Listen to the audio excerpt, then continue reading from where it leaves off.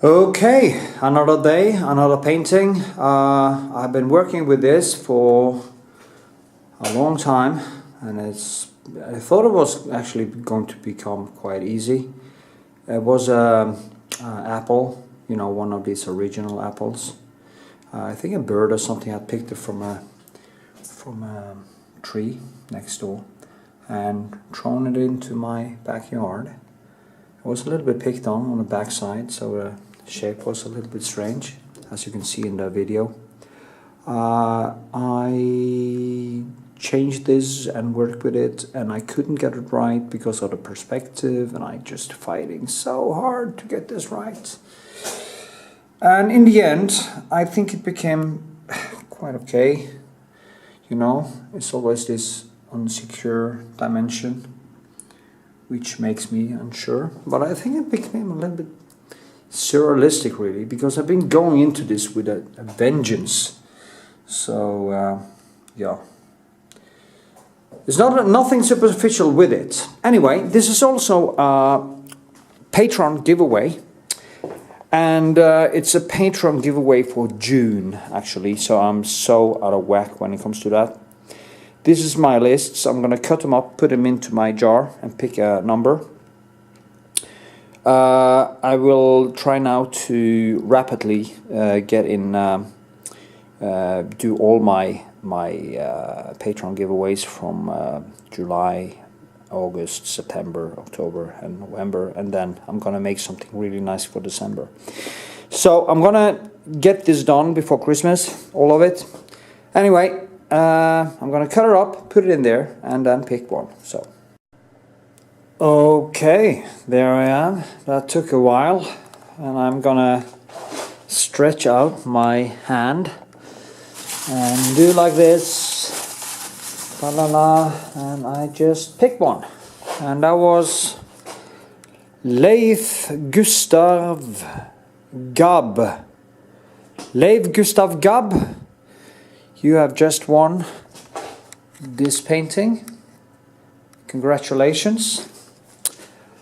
And I will send him a congratulation and the painting in his mail, and I guess that's gonna be great. So if you want to become a PATRON giveaway winner, you can join my PATRON for $5 a month, or you can just donate whatever you like, and you will get another one of these for every $5, which increases your chances to win.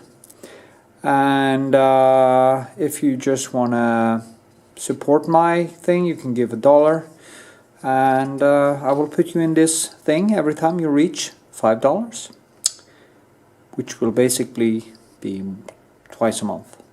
Okay, with this, I hope you can give the video a thumbs up, share it on social media, leave a comment, tell me what you think, and put the notification bell on. It is so important that you put the notification bell on and that you see my videos. And even if you don't want to see these long videos, to help my channel, just put them on, let them roll. Even if you don't watch, if you go to sleep, just put it on, let it roll, and you increase my view time, and YouTube then puts me deeper into the algorithm that makes my channel grow. So with this, have a great time, keep painting, and see you in the next video. Yeah, one more small thing that I forgot. In description you find hyperlinks, so you can jump around between the different segments of the video, and when you do, you can go back and forth to the segments you like best or whatever, and actually give me one view every time you do it. So jump around.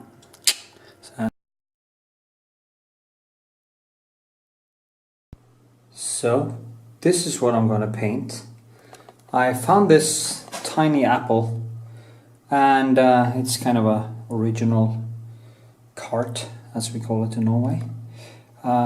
It's not evolved yet, but it was kind of probably a bird that brought it into my yard, and I'm gonna paint it on this canvas. I thought that apple was really cute, and I'm also going to try to, I'm going to paint it like this from upside and down, so it's a little different angle.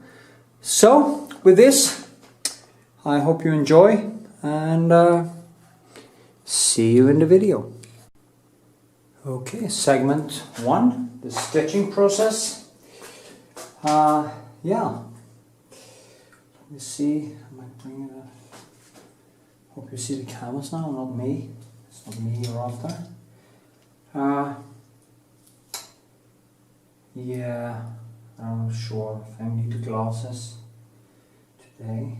But anyway, yeah, because it brings it a little bit too close to me.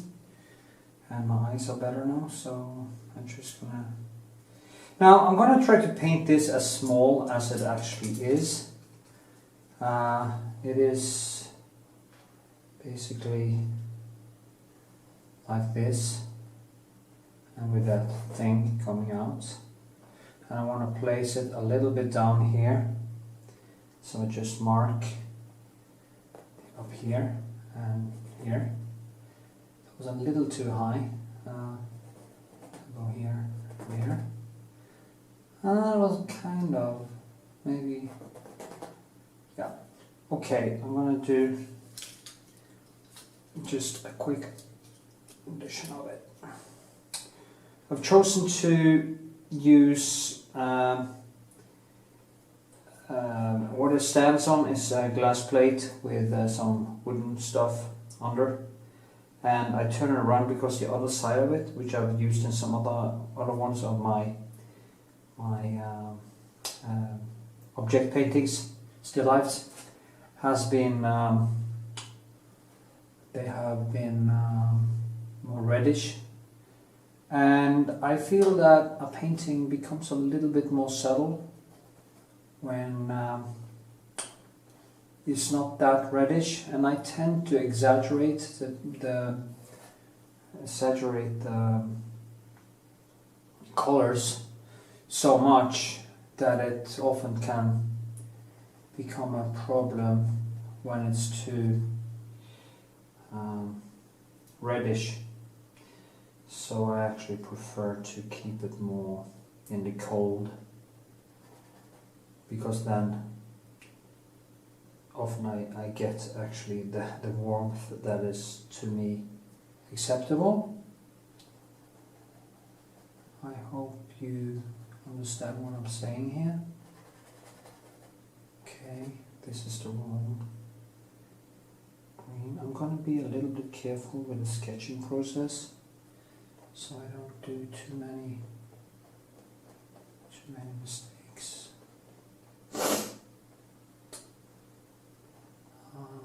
It's so cute, this apple.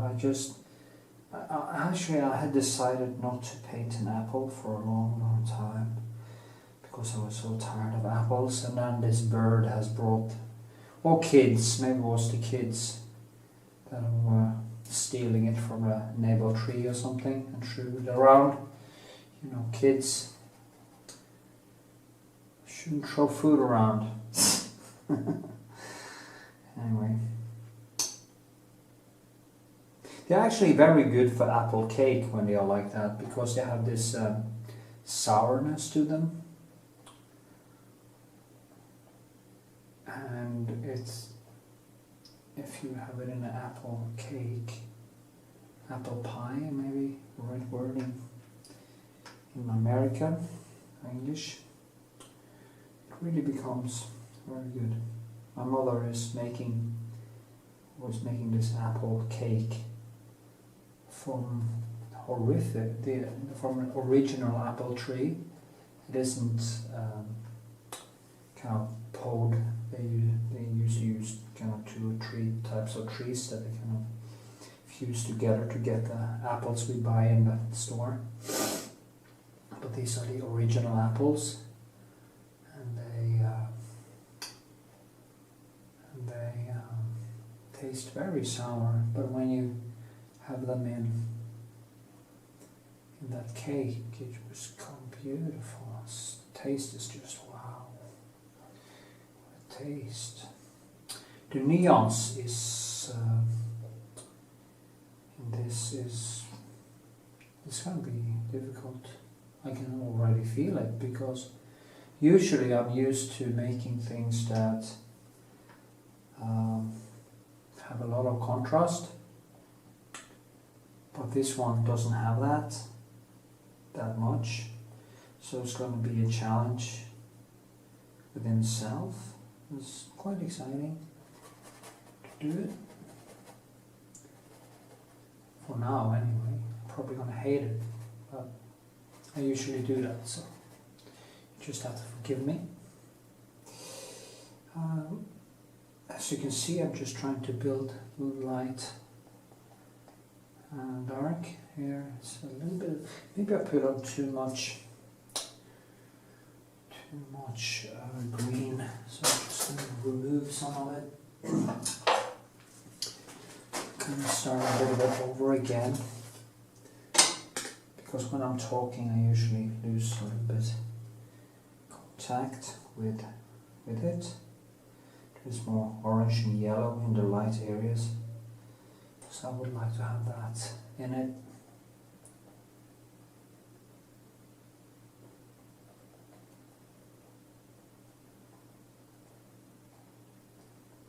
There's this, almost like a Death Star has gotten this bump, you know, and that's gonna increase quite much probably while I'm painting, so I need to put it in the fridge between every go, so it slows down the process.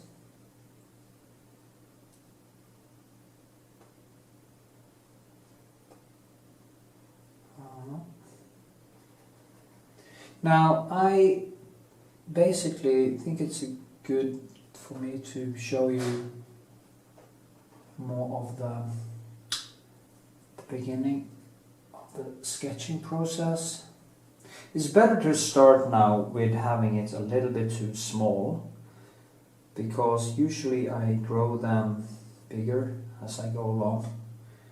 It's so annoying. Yeah.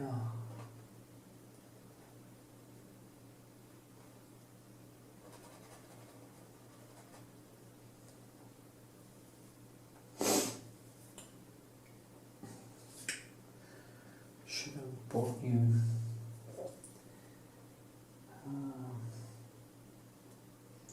pencils actually, because I am using pencils a lot. I also want to try to keep it a little bit down. Don't put on too much texture in the beginning, because I have a tendency to do that too, and often becomes a problem down the line. So I'm going to try to be more careful this time, and yeah.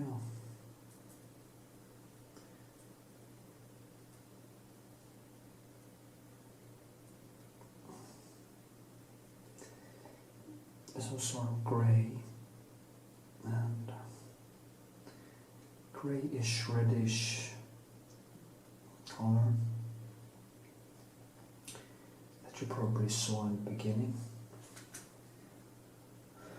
There's a shadow here, so that's going to explain the shape.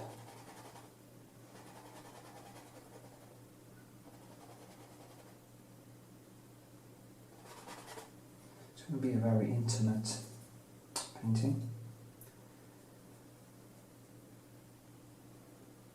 So, yeah.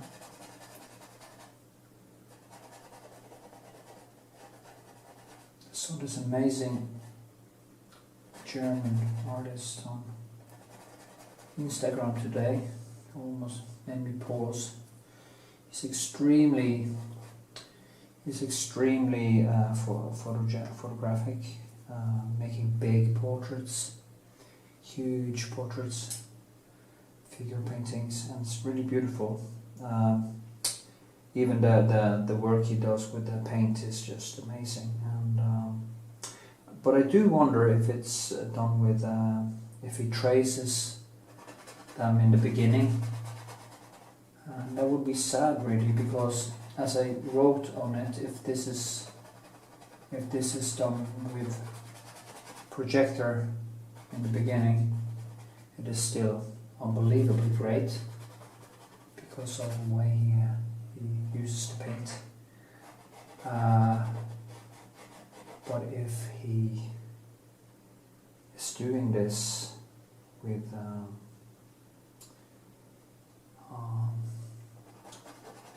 without the help of projector, it is like godlike. It is just, I think you have to be some kind of Asperger type of person to be able to focus that intensely. It is just too amazing to be. Actually, I want to go and find his name because I'm talking about it. So.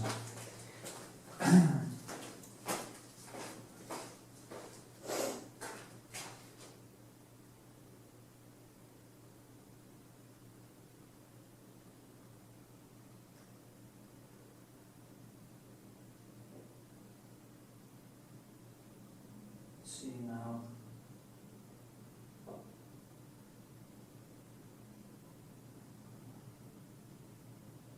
If I can find him.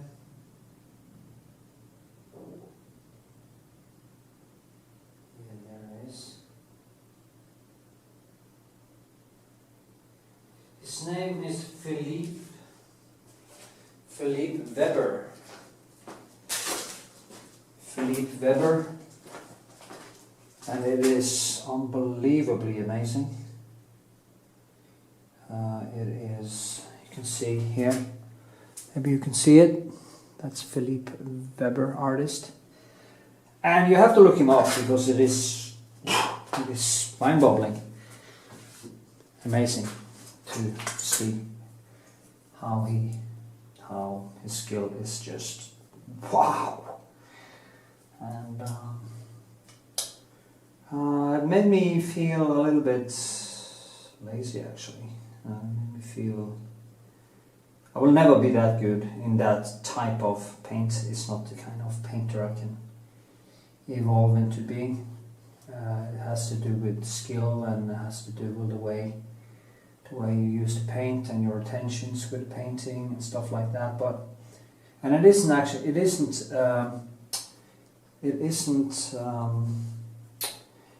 Rembrandt classical painting, and it isn't Vermeer classical painting. It's more like those things plus an enormous clarity, almost photographic clarity. And of course he has used the same techniques as the old masters, but then he tweaks it so much that much of the Rembrandtesque paintedness can't be seen that much, but it's there. You just have to go closer in a way and see. I would say that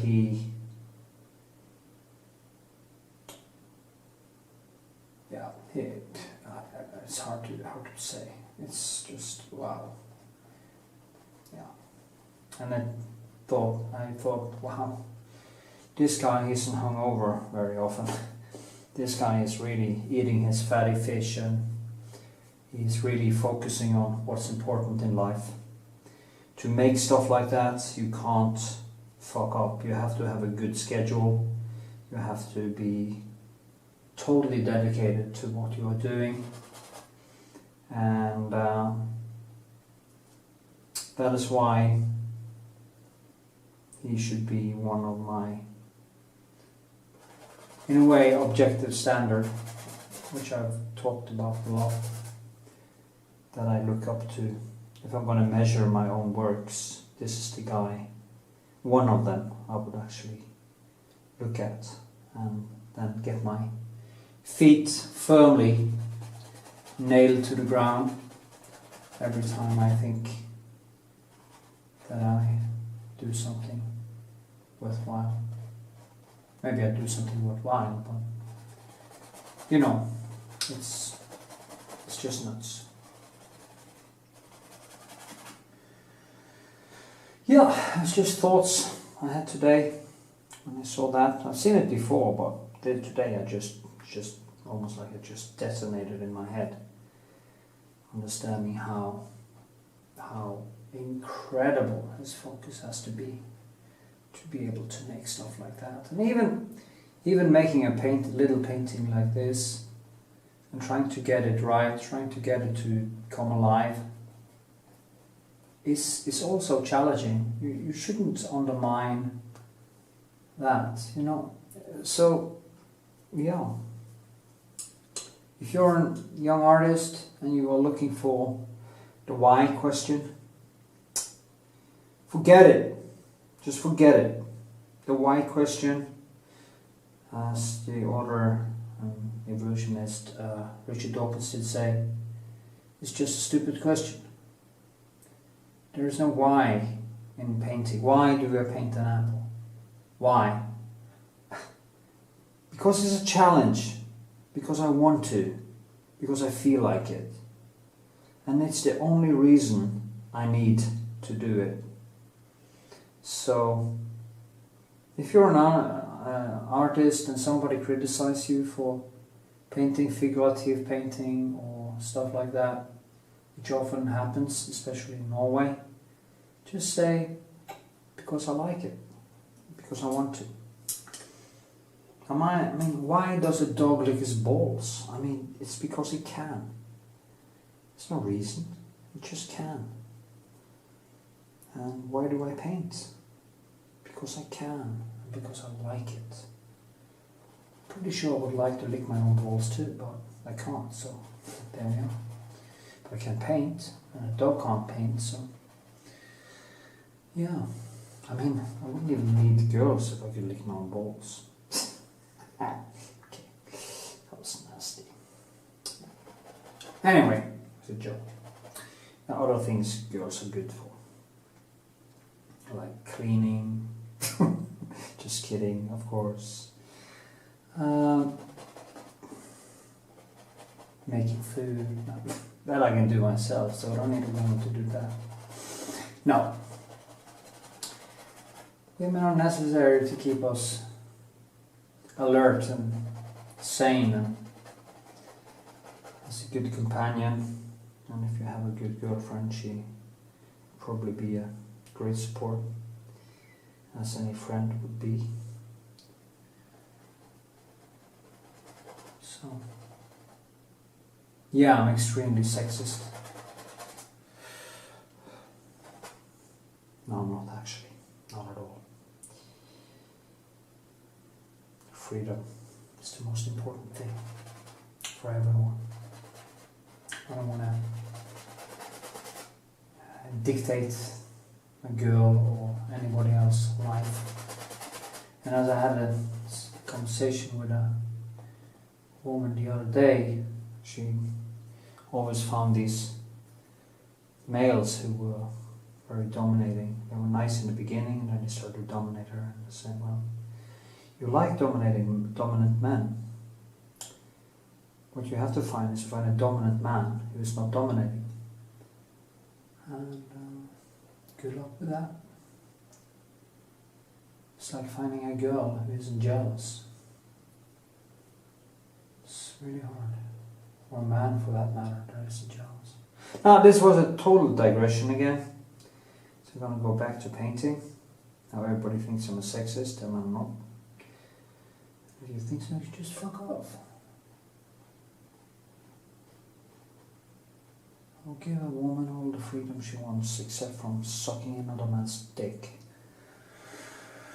Or having sex with him, of course. Despite that, I really don't mind whatever she does.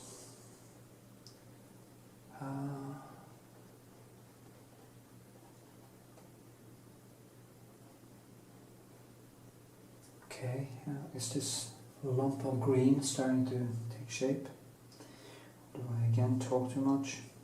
Probably. Anyway.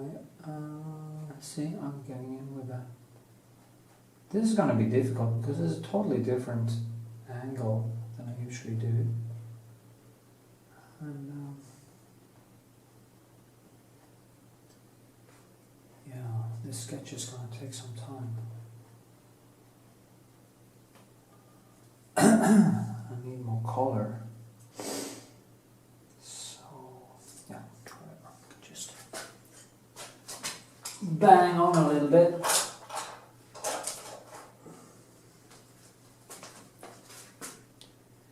See, oh, yeah. Okay. Have some medium.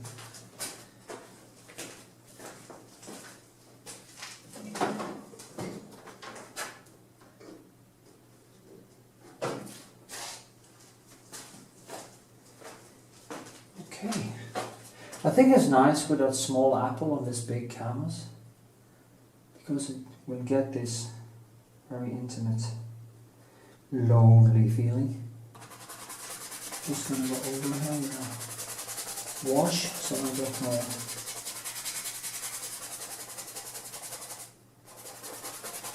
This medium is just 70% turpentine, a turp as it's called in some countries. So it is not that fat, and you shouldn't paint fat in the beginning, because you can actually it can actually crack later. It's just going to be a wash around it. There won't be a concrete background here. I'm just going to focus on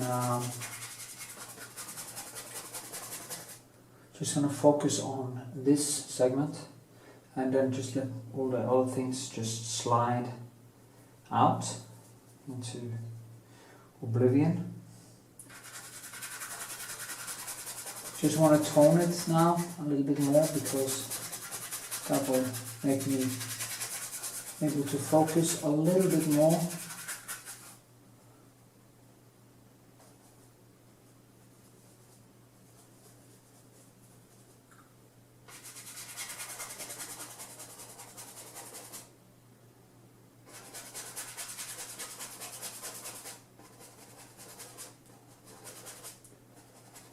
Yeah, I need to put on some more paint on my palette, so just going to try.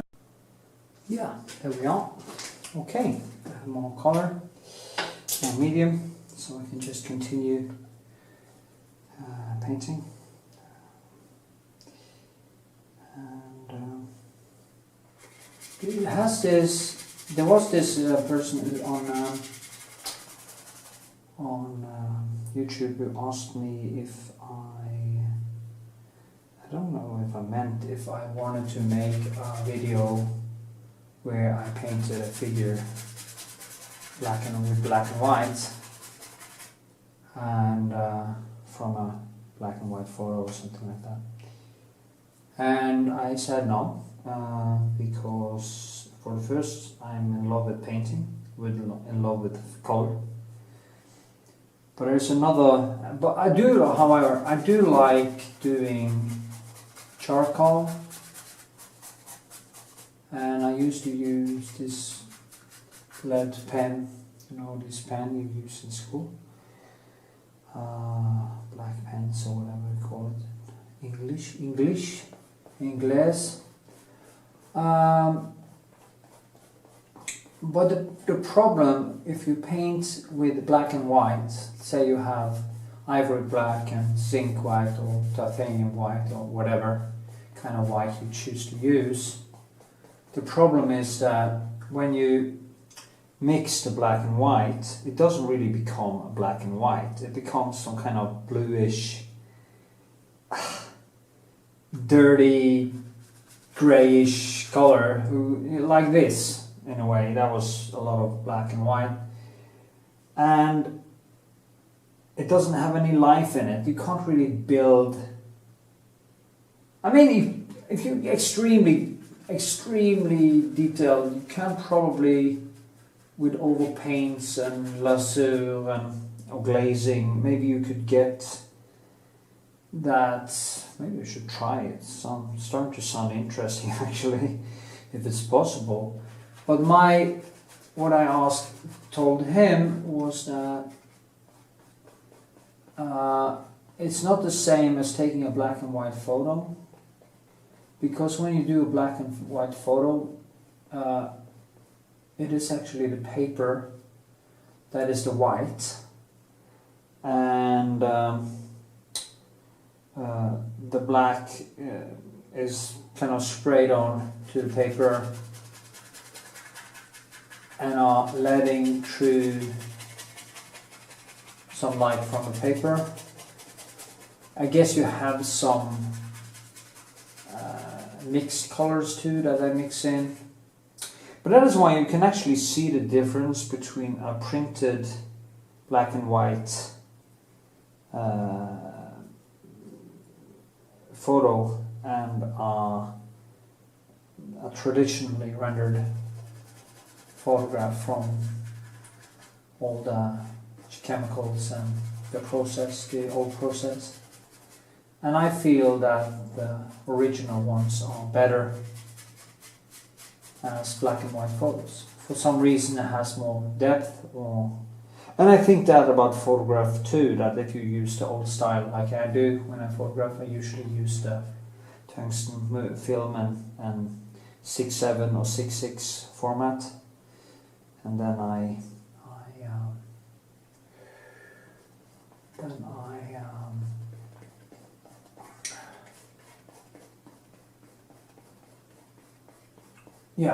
give it to the, I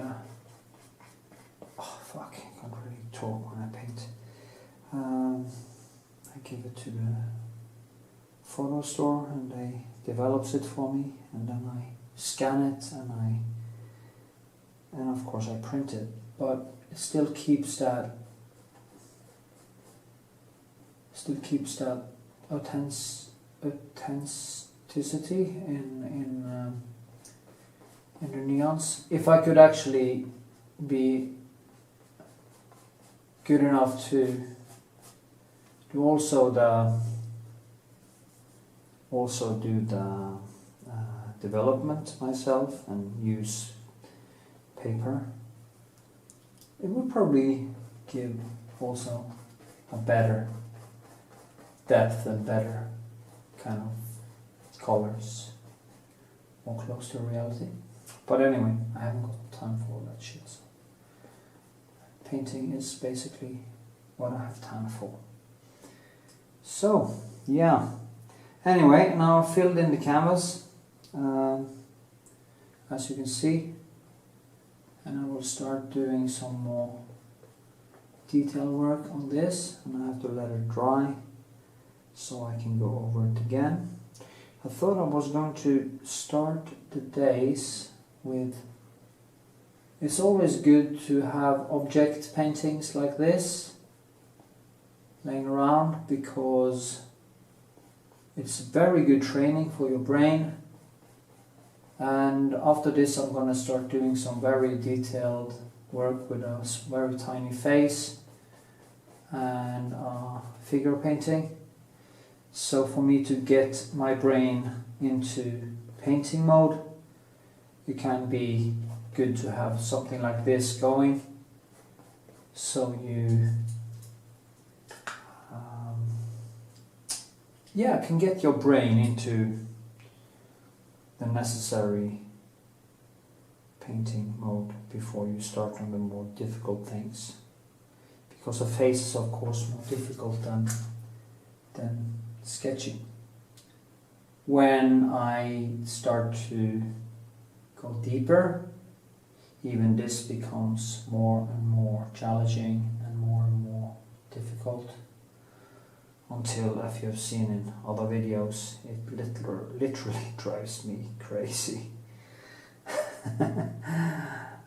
Small things like this nuances is just so difficult. And yeah,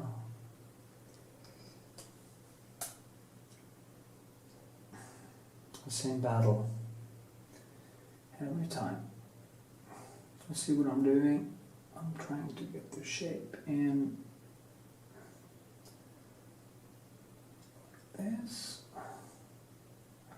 And behind here, it actually just disappears into the background, and it will probably be a problem later. But I have to. That is why I chose this background, because I didn't want to. If it was reddish in the background, it would be way too easy. Not too easy, but it would be. I think it has to do with the color of this apple. I want it to be more subdued. Subdued. Is that the right word? Subjugated.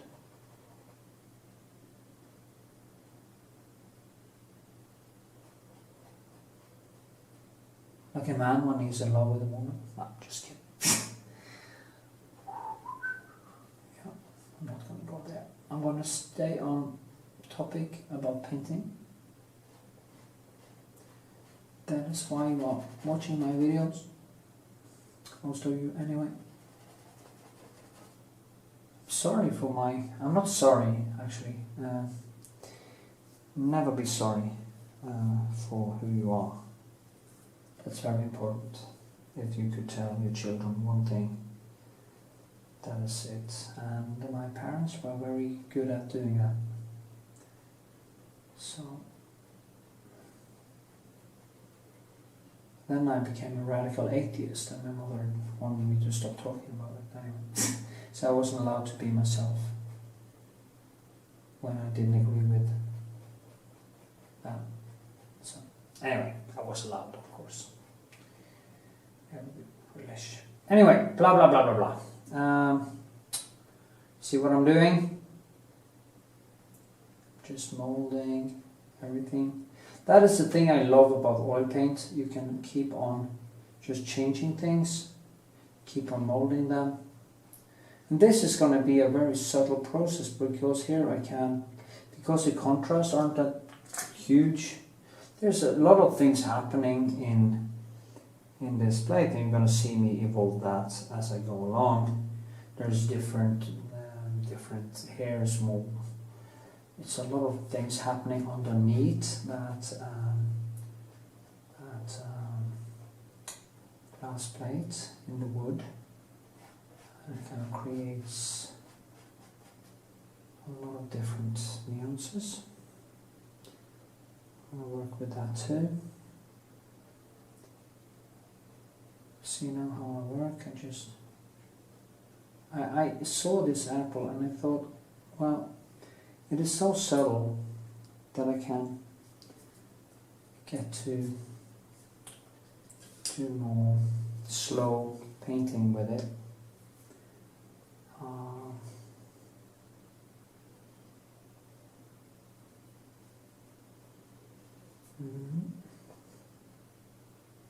Saturday night, and I feel absolutely no need to go out. It's strange. I just want some peace and finish some work. And that's a good thing. That wasn't how I used to be. I used to be restless and to go out all the time. Now I'm more relaxed. That's a good thing. I need Prussian blue. Prussian blue. That's what I need.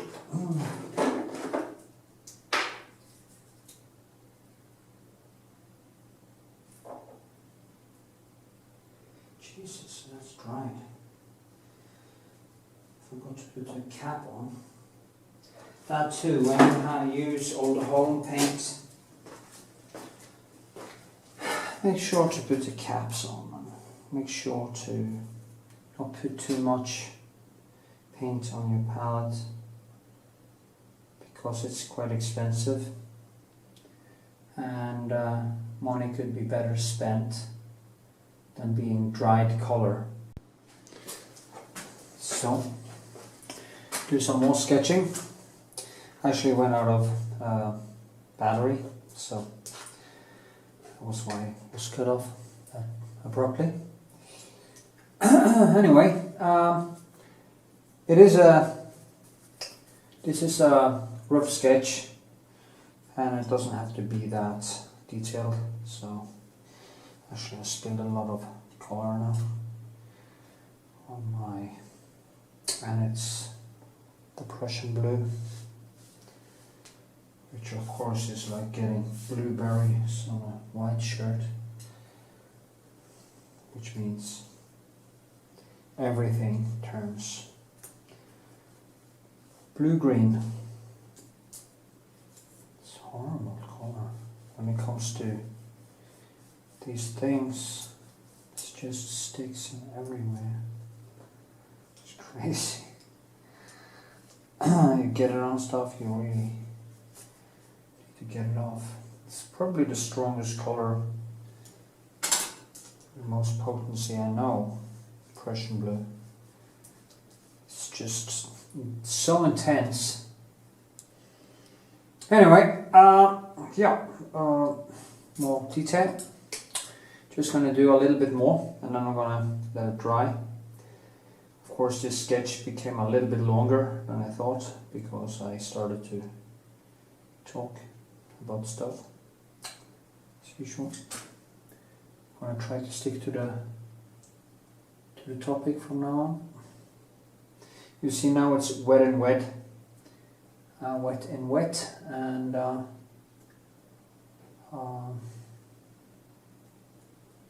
gets a little bit harder to paint. I'm really looking forward to the next layer. Hopefully it dries quite fast.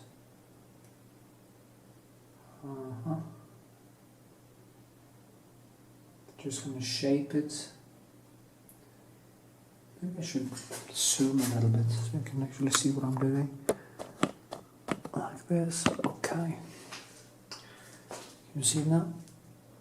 Probably. It's kind of a you do it is sort of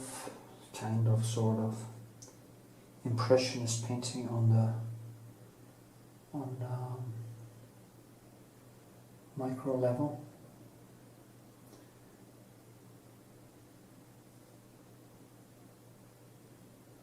Now I just put colors in, the yellows and the... I hope I'm going to be able to give it a thing that I fell for in the first place, and that is not going to drive me too crazy. Like this, and there's actually some reddish inside there. It is a these apples, I actually painted a couple of apples last fall.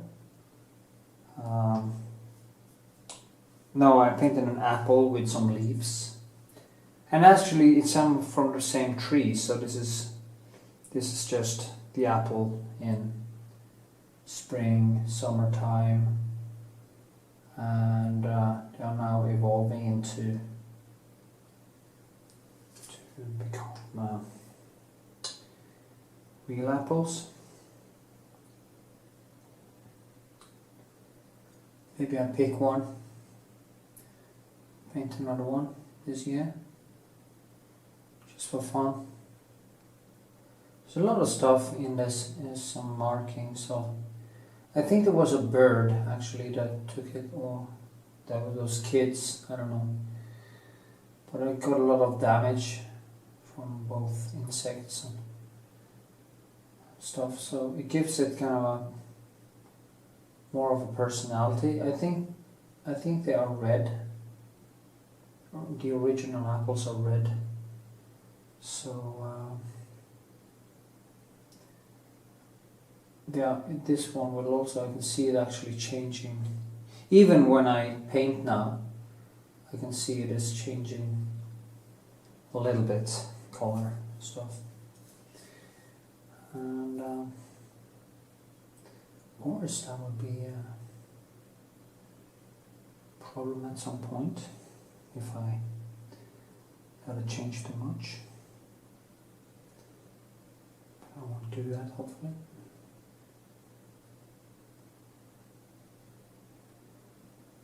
That was too much. I also put the glaze on before the next level. No, next, probably put some glaze on. I'm not sure. It depends. Maybe I even paint on it tomorrow. Just hang it over an oven and see if I can make it dry, surface dry, quite fast, or just become a little bit more sticky, so I can add more textures and work with the shape without actually glazing at all. So we'll see what happens. There's so much to do these days, and really crave going home to my mom and dad. Miss my childhood home now, actually.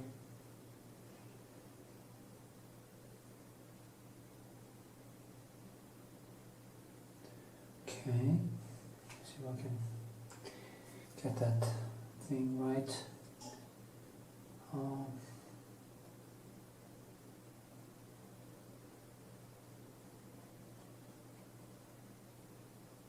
See, for once there's a little light on it, so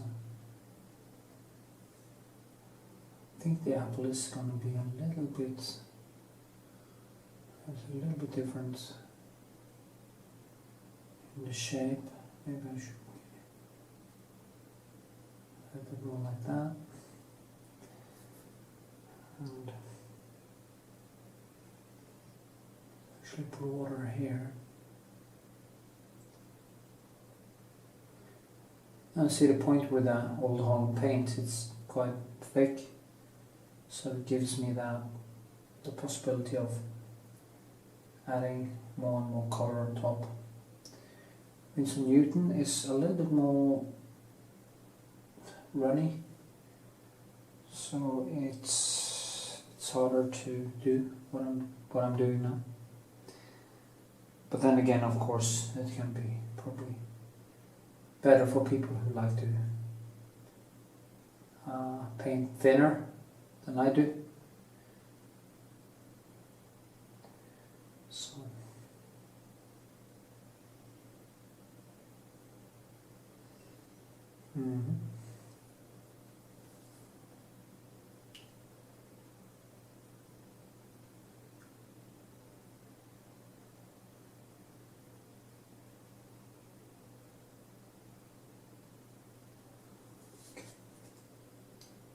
see now if I can get approximately right. Just mark it first. Now this comes out from here. There's a shadow. Now it's higher up. And here there's a shadow going over there. So it goes up like this. Out here. Yeah.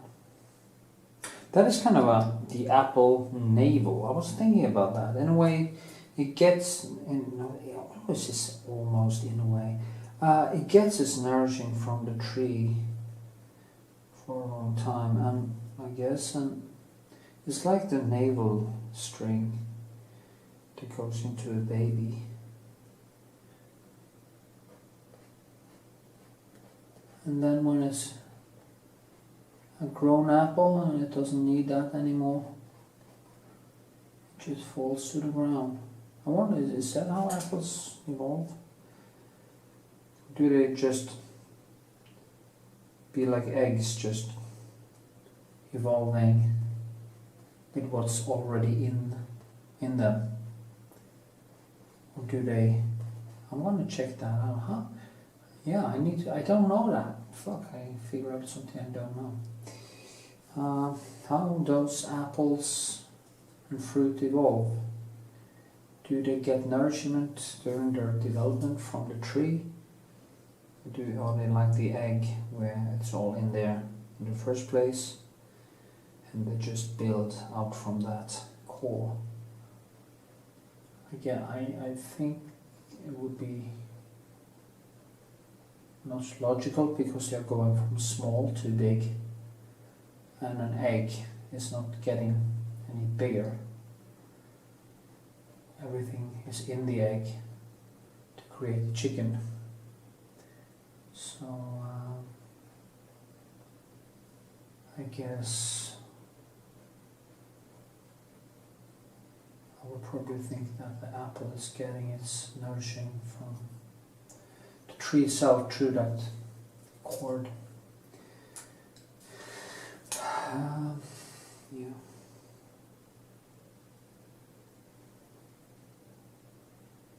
But I'm gonna figure that out. I'm gonna Google it, because I'm not sure. I don't like to be wrong for longer than I have to, or ignorant and for longer than I have to. Ignorance is not bliss.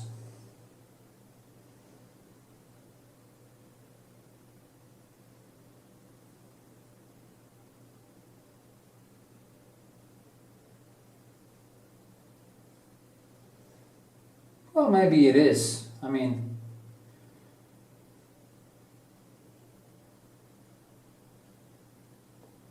it is more positive in a way to believe in things that comfort you than not believing in the stuff, I guess. For me, it's kind of tragic to think that I'm not going to be here in not so long time. Did you know that only 60% of us reaches average age, which in Norway is now around 80, 79 or 80? And it's not great odds actually. So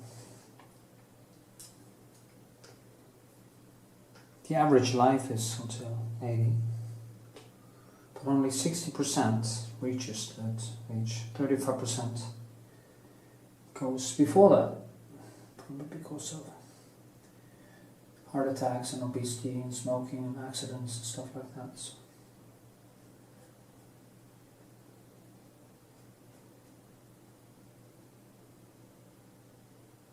I'm going to try to stick around as long as I can, to get as much as I can done.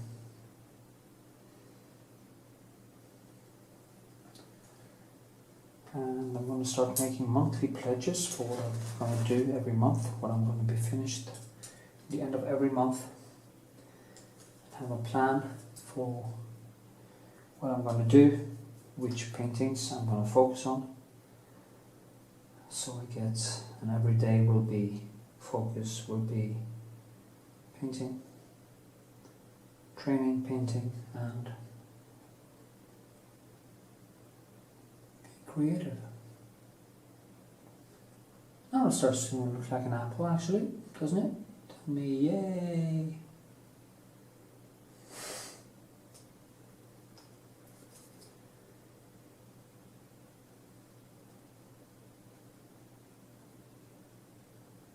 So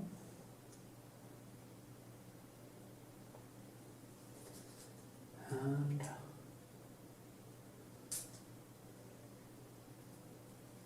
it's nice with that little red thing that has some reddish in it, because it's a good contrast to the green. And yeah,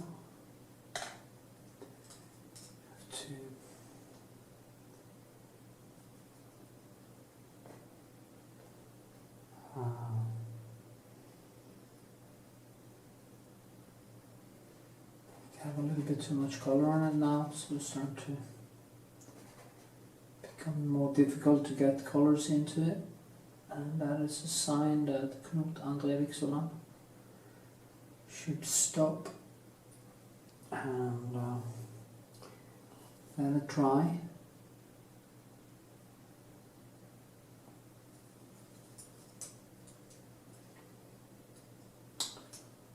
Yeah, first one, put that one in. Which actually comes all the way up here. And that's a very good thing because it balances out the composition. I saw that I put it a little bit too much to that side, maybe, or is it? No, this is going to come longer out there.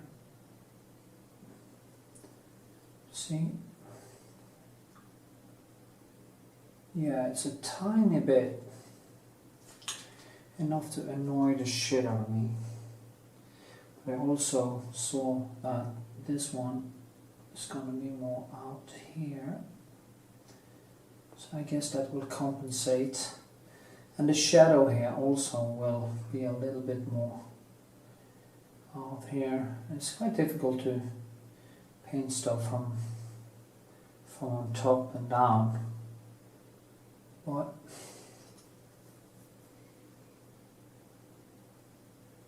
as I said, that's the challenge. There's a shadow here that goes over, but I can't get it in now. Because it's too wet. The cord goes in there, it's very bright. And it kind of goes up here with some colors in it.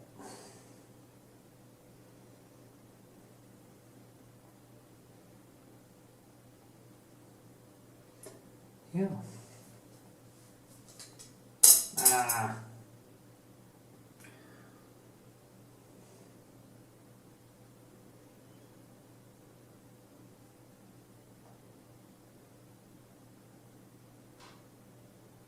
Yes. And there. And there's something down there too. This one goes like this.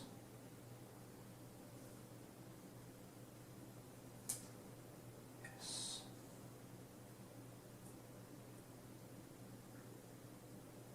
There also some orange in it. There's this orange thing going all the way down here. There's a lot of things happening within that apple. And it's kind of harder to see. But then you have to kind of work with it to see it. So. And maybe so. Or maybe not. This is going to be a struggle. I can feel that how the struggle is now starting to start already.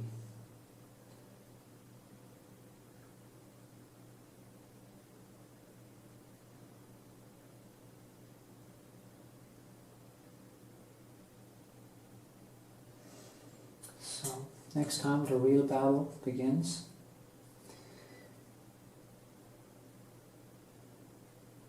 And it's going to be a fascinating one. A little bit more texture on this side. A little bit more light. And yeah.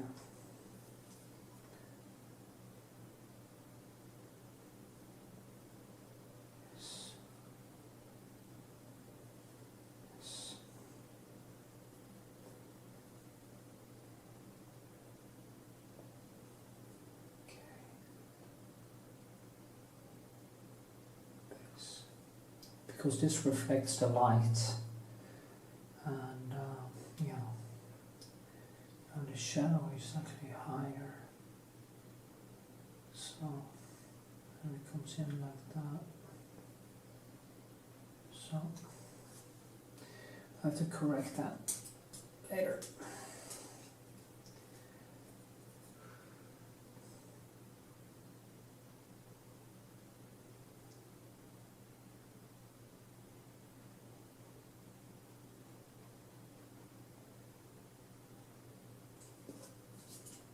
So,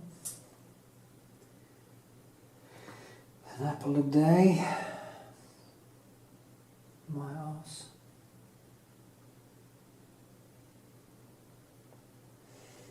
Okay, so, and this one is very important, it comes out with this, because it actually confirms the perspective.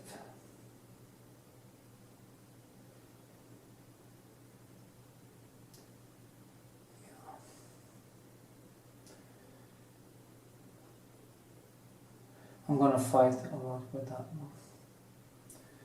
I can see that now. But anyway, and we want some more textures and stuff, want some more color in the foreground to give it that schwung. So I'll just give it some more here, and it will be darker and darker as I go along. I also want to paint this way because I can see the texture under the glass thing. I can also actually see contour of the apple in here. It's very, very weak. It's just almost like this. But I will work on that because I placed it. If I placed it a little bit different, I would have seen more of it. But it's right over a bright spot, so that will be that. But I can see it, kind of see it, just a little reflection of the apple, that glass thing. And I will work more on that later.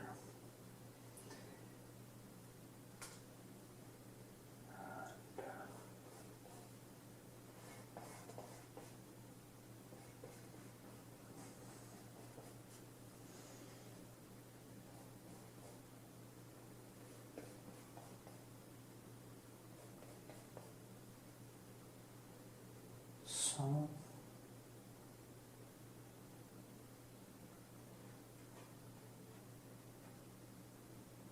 this one actually is small. I want just figure it out later.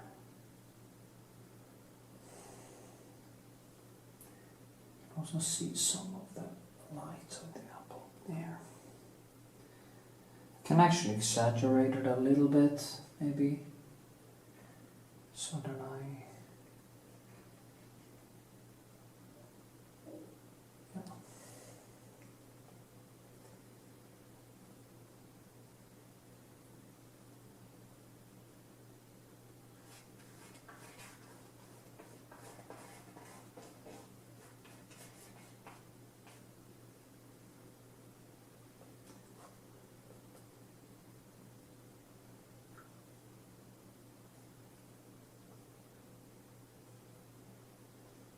have another 8 hours of paint in front of me. It's 6 or 7. Try to finish a portrait, a small portrait today or tonight. And then I have another one the first days during the week. Hopefully I'll get it done, and then I can take a small vacation. I'll also bring some work with me to my, maybe I'll even paint a painting in my home studio in Kame. They actually also are drawing a mummified cat there. I might try to finish that one.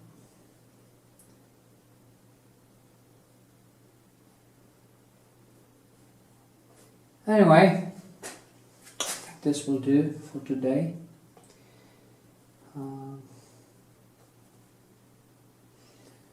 Just give it up a little bit.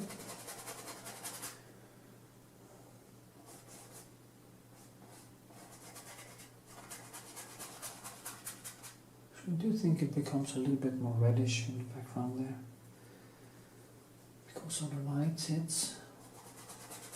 Can add that too.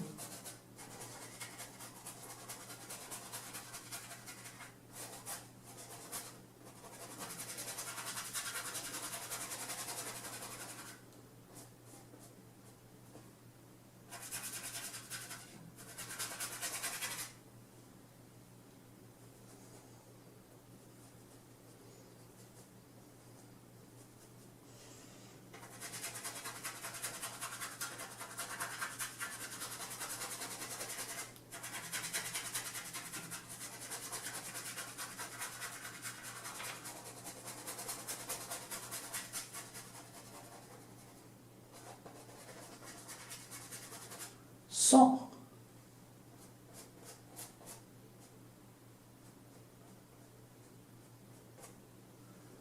tiny apple.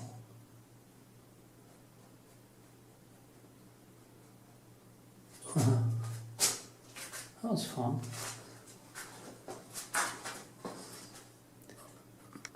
Okay, like this. Cool.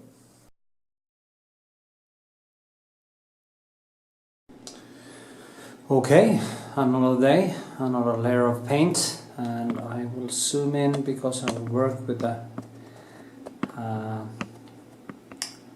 apple first, and I think that's good. Just, yeah.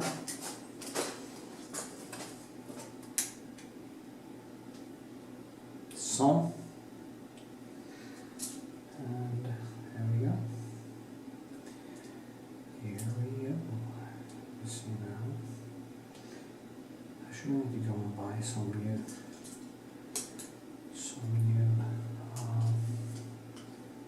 pencils tomorrow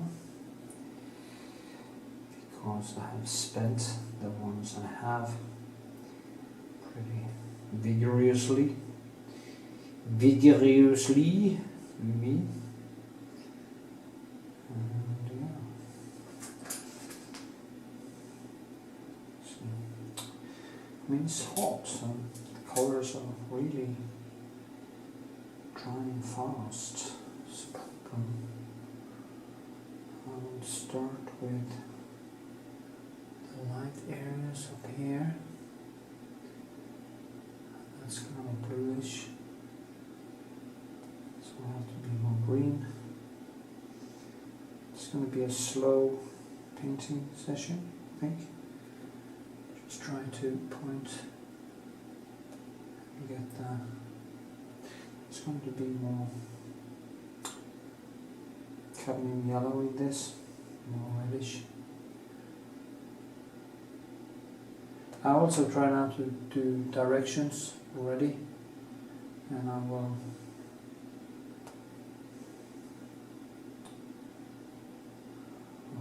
I haven't glazed this. Maybe I should have done that, but I actually just forgot, so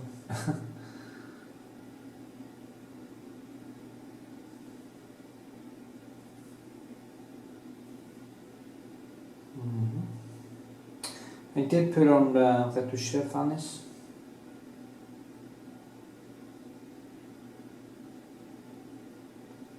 So now, getting more yellowish into the.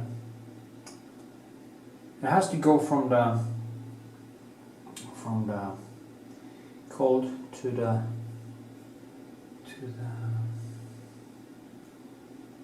very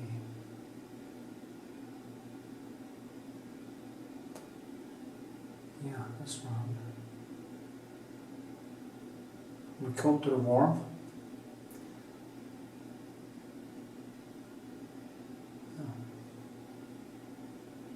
The warm is this on top there. Actually it's starting to turn a little bit orange.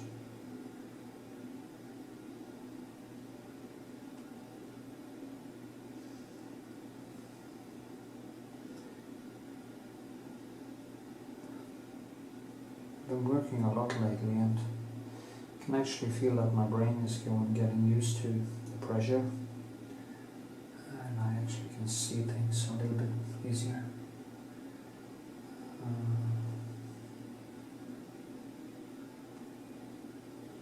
That's a good thing. The more you paint, the more you train your mind. So,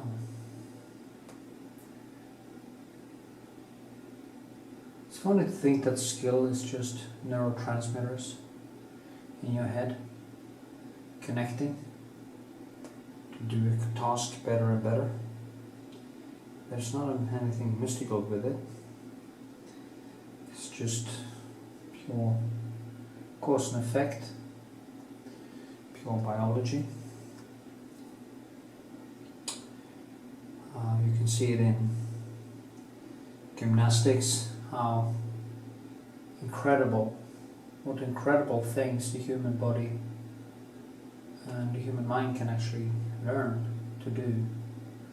Things that for normal people would seem almost godlike and like superhero stuff. It's amazing. It's very amazing. That is why it's so important to use the whole spectre. And hopefully I will at some point start playing the piano to increase this thing, learn new things, play more chess, even with a computer. It's not the same as playing with a human being, because playing with a human being is different because you don't want to lose. You don't care that much if you lose to a computer. So, anyway, just to learn the patterns, it's quite important to do. But I tend to get hooked on playing games, so probably would get hooked on playing chess too, so I should be careful with that part, because my brain is particularly good to get hooked on things, and usually it isn't good stuff. So, and painting should be more important than playing chess, and maybe even doing the piano. Well, then again, I love music. So.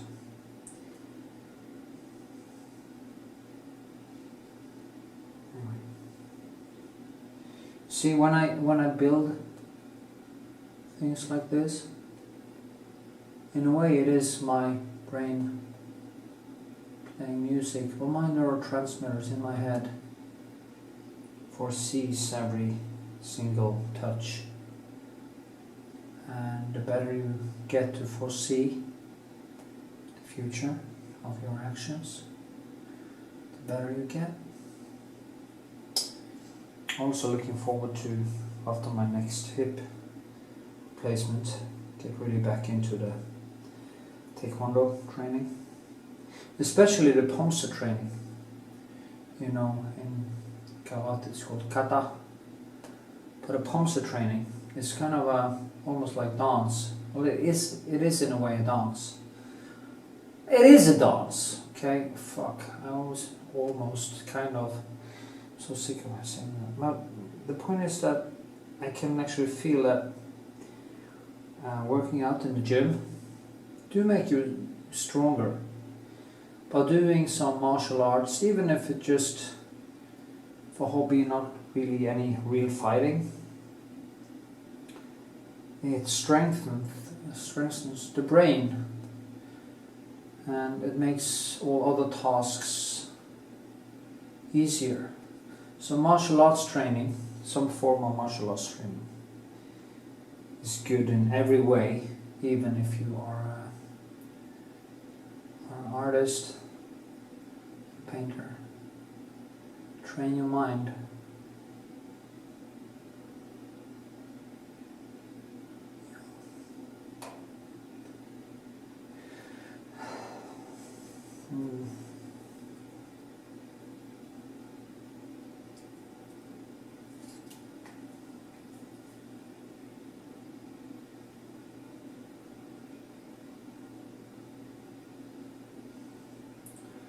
See, I'm gonna put in some warmth. It's way too light. Here. So I differentiate.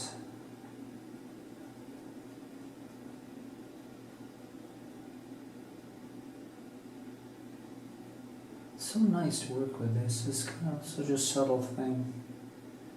Makes me a little bit happy.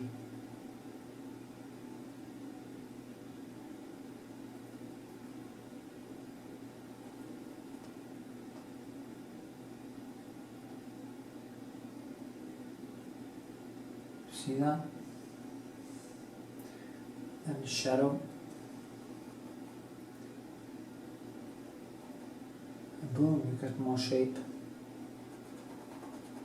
Also try to work in directions here. So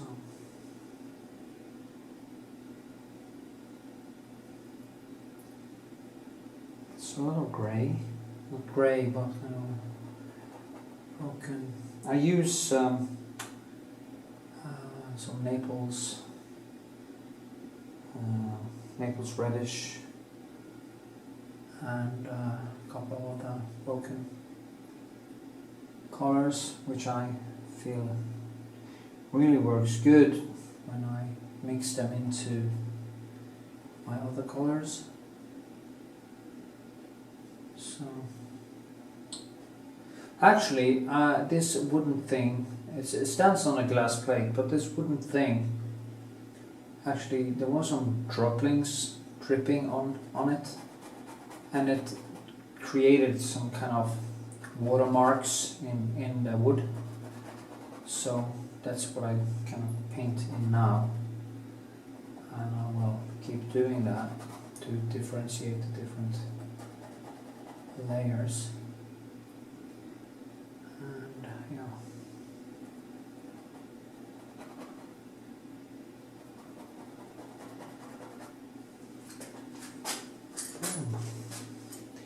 You see, I'll zoom out a little bit so you see better. So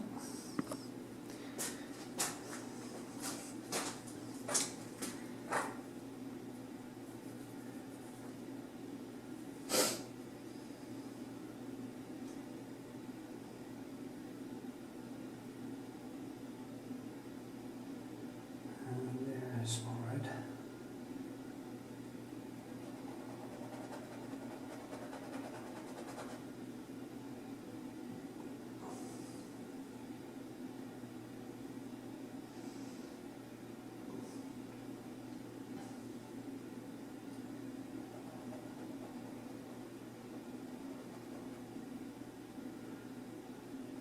Funny, I bought myself a little bit of chocolate and I ate it basically an hour ago, and I can actually feel that I'm sweating carbohydrates. It's not a good feeling. You shouldn't do that mistake. It's horrible.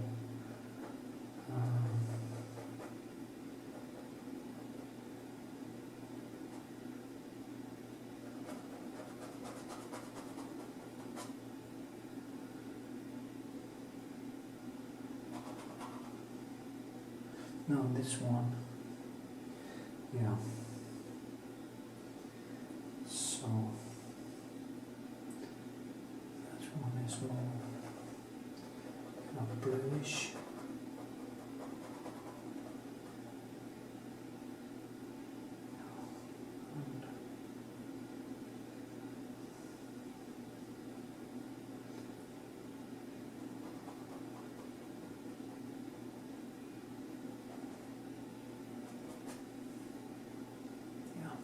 all this will be worked on the very subtle level, sorry. And yeah.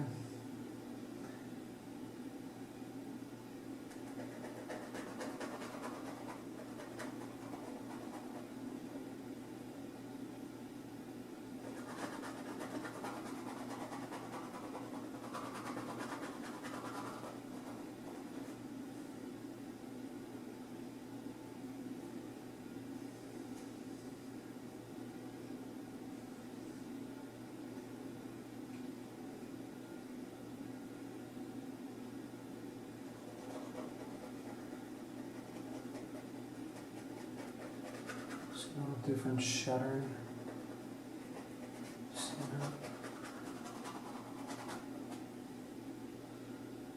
And here too.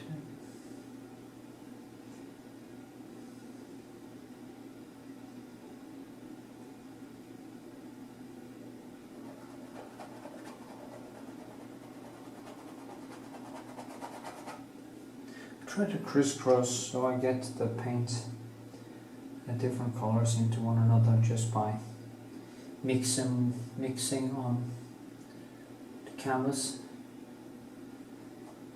and work wet and wet. First one has to kind of wetten it up a little bit, and then you can start doing these things layer upon layer. And yeah. Back to paint an apple a little bit. Might be a little bit more interesting for you.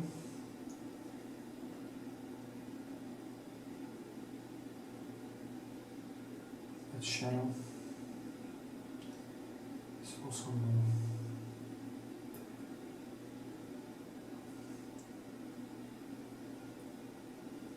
it's kind of bluish because of the surface it hits.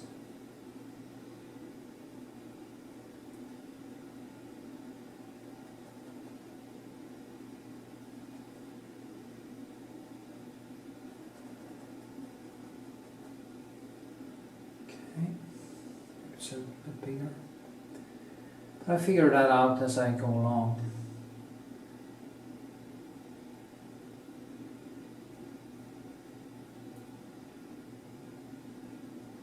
Getting these things perfect or exactly as it is freehand is quite a task actually. It's not that easy. Our brains are can easily trick. It is funny because I saw this documentary about the Renaissance and how they rediscovered perspective and stuff, and it's kind of rediscovered perspective. It is so obvious that there is this perspective, or that it's hard to understand that I can figure that one out without reaching back to the classical scripture. From the classical culture. So, anyway. I mean, everything is built on everything else. Even today's figurative paintings are often way more realistic than Rembrandt could do, because of also because of photography. But it also has something to do with the way we see the world. If you're not a kind of a pre-Raphaelite kind of type, or a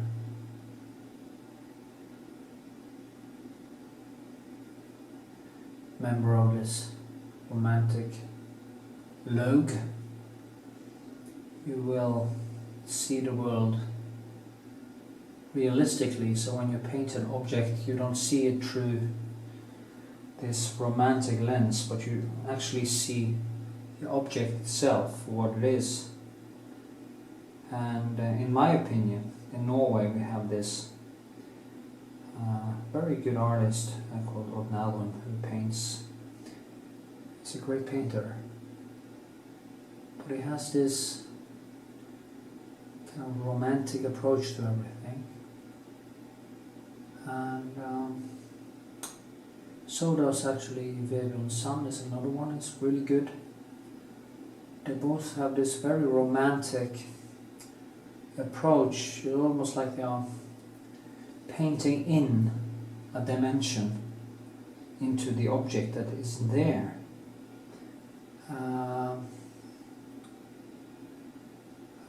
And I don't get it because, I mean,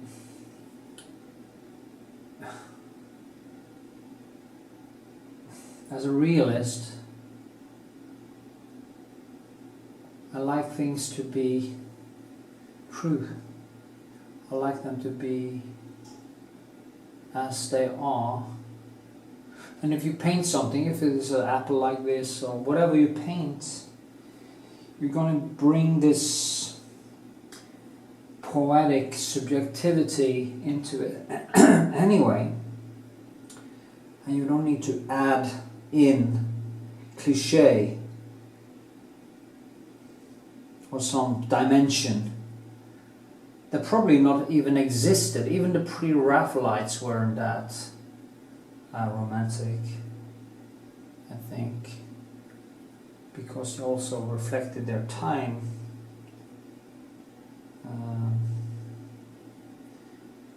You might say that Art Nouveau, which is one of my favorite styles, is over the top, pompous and too much. But still, it feels natural because the ones who created this really meant it. You know, they really. But if one tried to add in some romantic rhetoric, it very often falls on its own sword in a way. It just becomes way too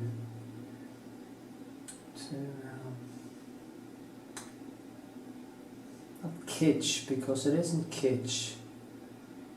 I think it's the wrong word, because it's not that they are using a lot of time on these pieces, and it's really good work. So it's good painting work, it's very good technical stuff, and the way they shape the paint and everything is really good. But it is this romantic dimension. And a lot of people do that when they start painting. They want to be artists so bad. Oh, I want to be an artist so bad. And I did it too. I made in the beginning. I want to show you someday all the pompous romantic stuff I did. Actually, I'm going home to my home, Iceland, and I'm going to do. I think I'm going to do a big thing why I became an artist video from my barn studio in Kame, and I'll show you some of the things that big started it all, just for fun. And you will be surprised how bad it was, how much you can actually learn. The learning curve is always fastest in the beginning, and then it kind of flattens out, and every step becomes more difficult. It's like sports. It's like gymnastics. The first pirouettes, doing the backflip and all that. Anyone can actually learn that, but to do it on the high level that the gymnast does, that isn't done in a heartbeat. takes an enormous amount of effort and time to get to that point. And it's the same thing with painting. The first steps in the beginning, you have this extremely good learning curve, and then it starts flattening out. Then it becomes really, really difficult, because you have to put in way more effort for every step in the right direction. But at some point you become so confident that you can actually quite easily reach that deep, deep, deep flow. And the painter's high, or the runner's high. To reach runner's high, or boxing high, or whatever sports you do, you have to have a set of skills that makes it possible for you to get into that deep, deep, deep flow. And when you do that, things kind of starts to live its own life, and the learning curve becomes more fluid, and the struggle isn't that hard anymore. Oh, see, now I did some. It's always difficult. I always have problems with these things.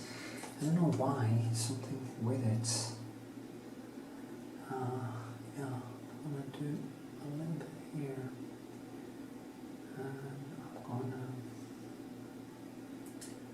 Yeah. Now. Okay.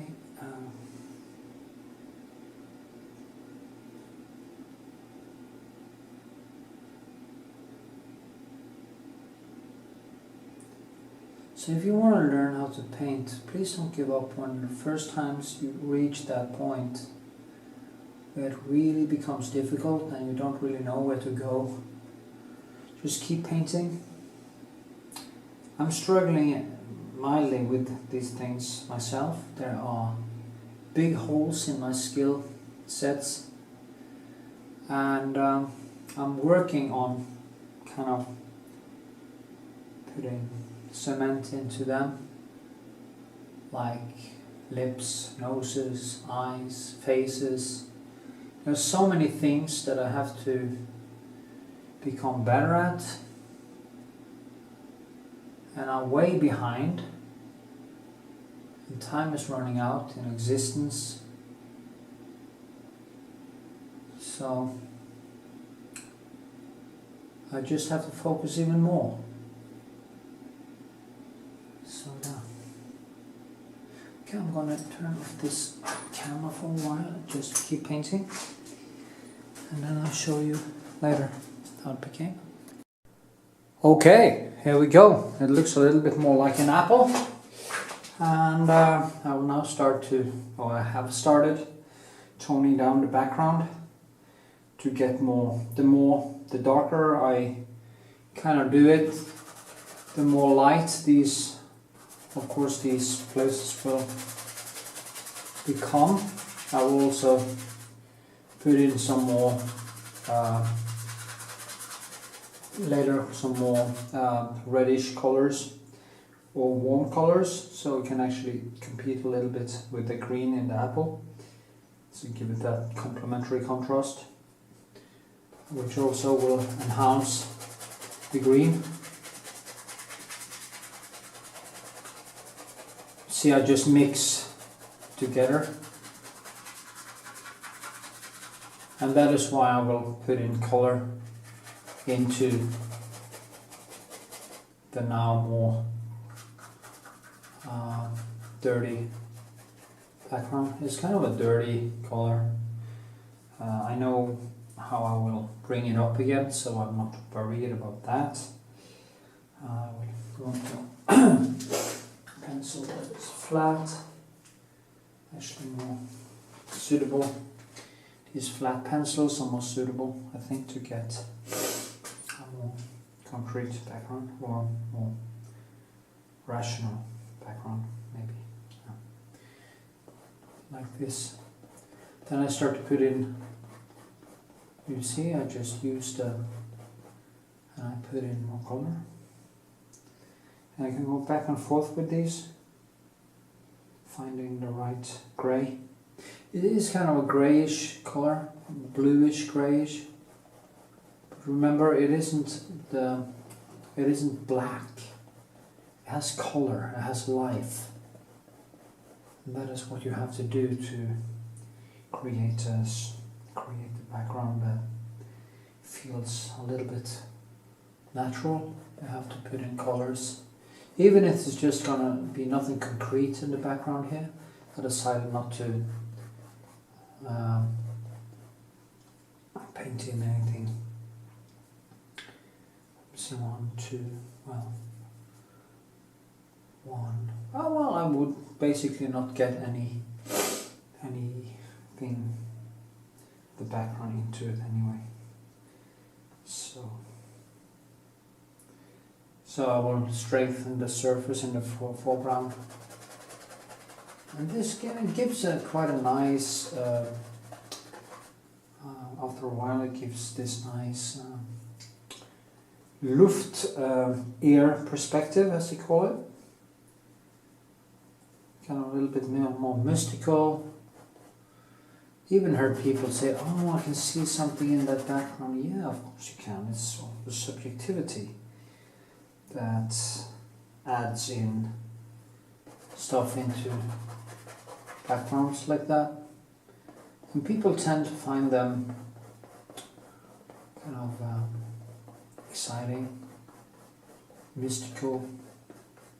It's actually a trick, you know. It's more difficult to paint something very concrete and let that become subtle and not stiff. But everything has its own difficulties, I guess. Here I have to find the right hue, and suddenly it was too red, and I have to push it down again. And here I think it has to be a little bit more greyish towards some reddish.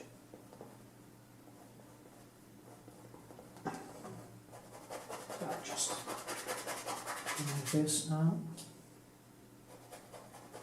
I also want it to be a little bit more, have a little bit more blue in that background around here, because that will actually enhance the orange or the warm colors in the apple.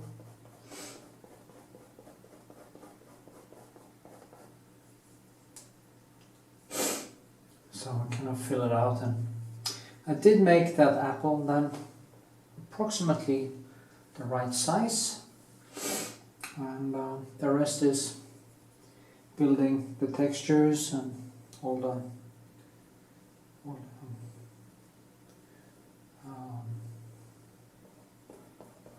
different hues.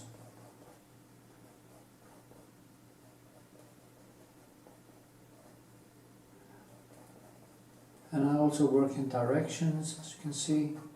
Maybe in the background here I will also do this way. But in the foreground I will go more this way. So you also differentiate the different colors and the different the ear perspective by doing different directions.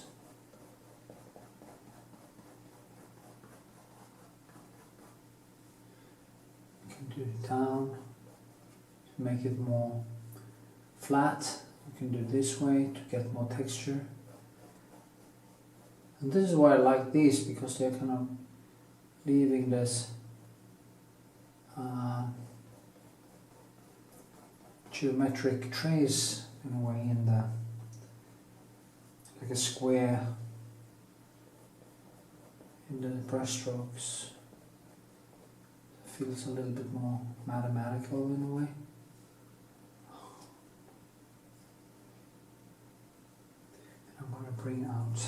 foreground, or because it is closer. You can also put in a little bit more texture there. So now the surface are basically the same, but as I've been saying before, what is close to you has more detail than background, and that is also the way to create that ear perspective. And just do this so it becomes wet, so I can actually make it easier to mix the colors into one another.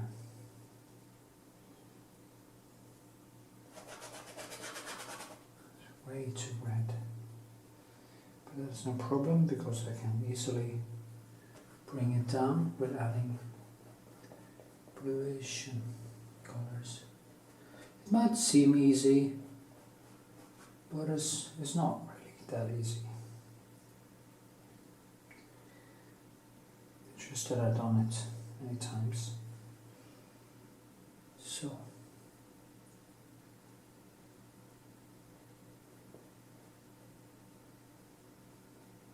now I don't want too much texture in the background here, because I want the main sculptural thing, I want that to be around here. So I'm not going to overdo the texture in the background. And there is not much texture. I have to think that it stands on this glass thing. So yeah. Shit.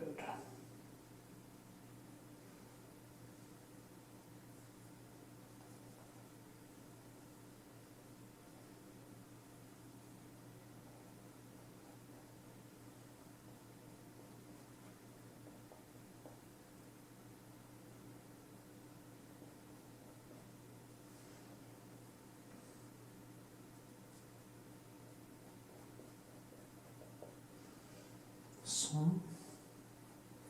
on this side is now more reddish, and on this side I want it to be a little bit more in the blue, so it orange and blue, reddish, bluish. It's kind of I don't know exactly how I come to the different colors, but I have quite a good color vision.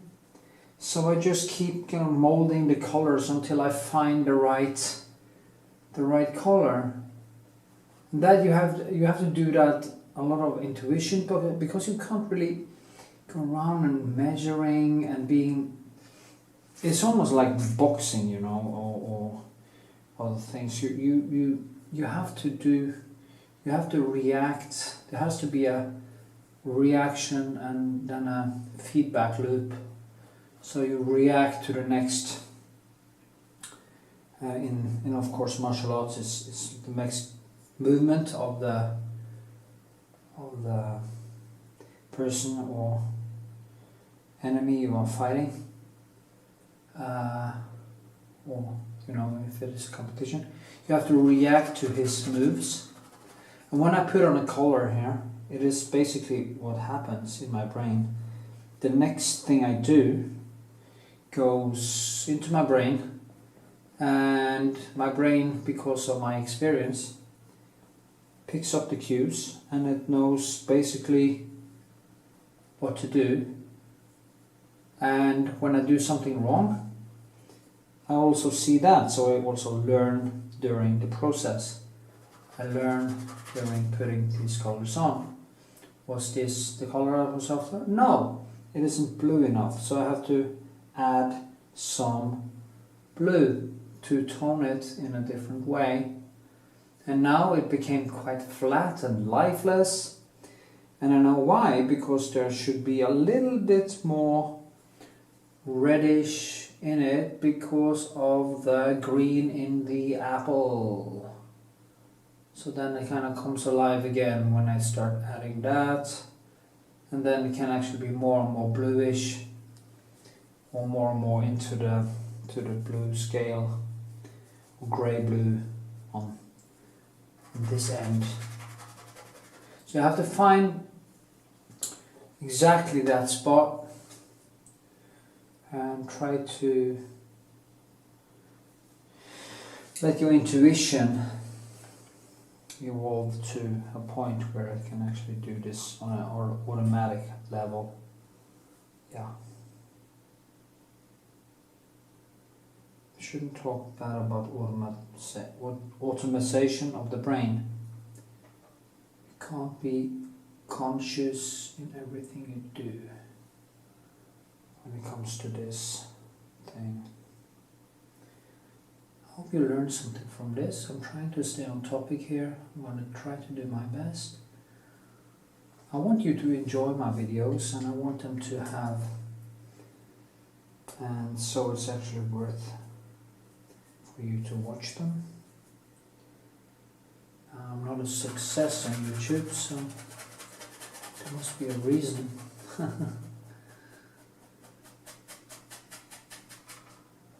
And I'm not making cool videos with a lot of you know, cool stuff, you know.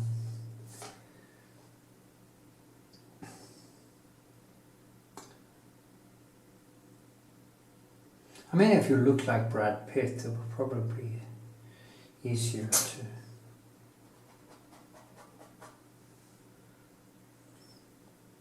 or a pretty woman. Or people actually go for that stuff. You see on Instagram and everything. You have a nice butt, you can get a lot of followers. Anyway, that's also a digression. I'm not going to go there. I'm very happy that I have some people who really like my videos.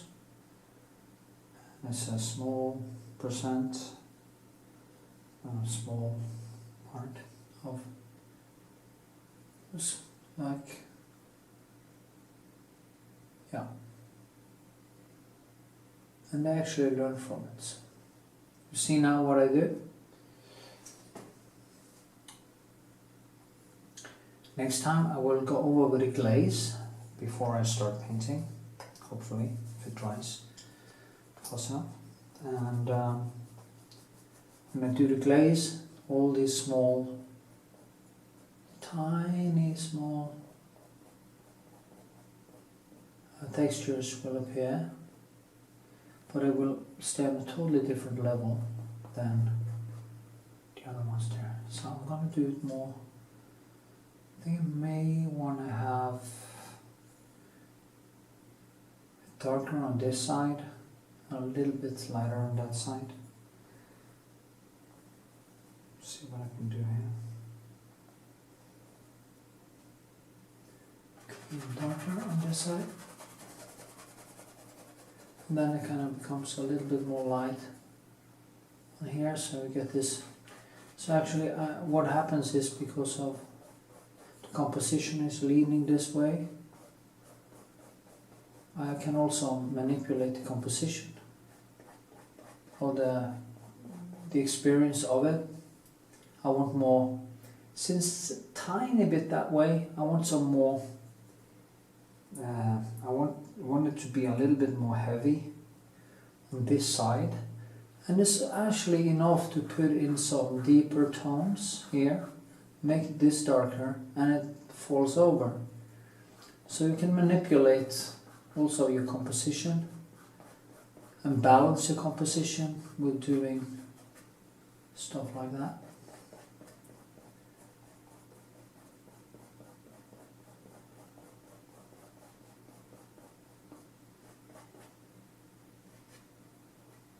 And I will drag this out, pull this,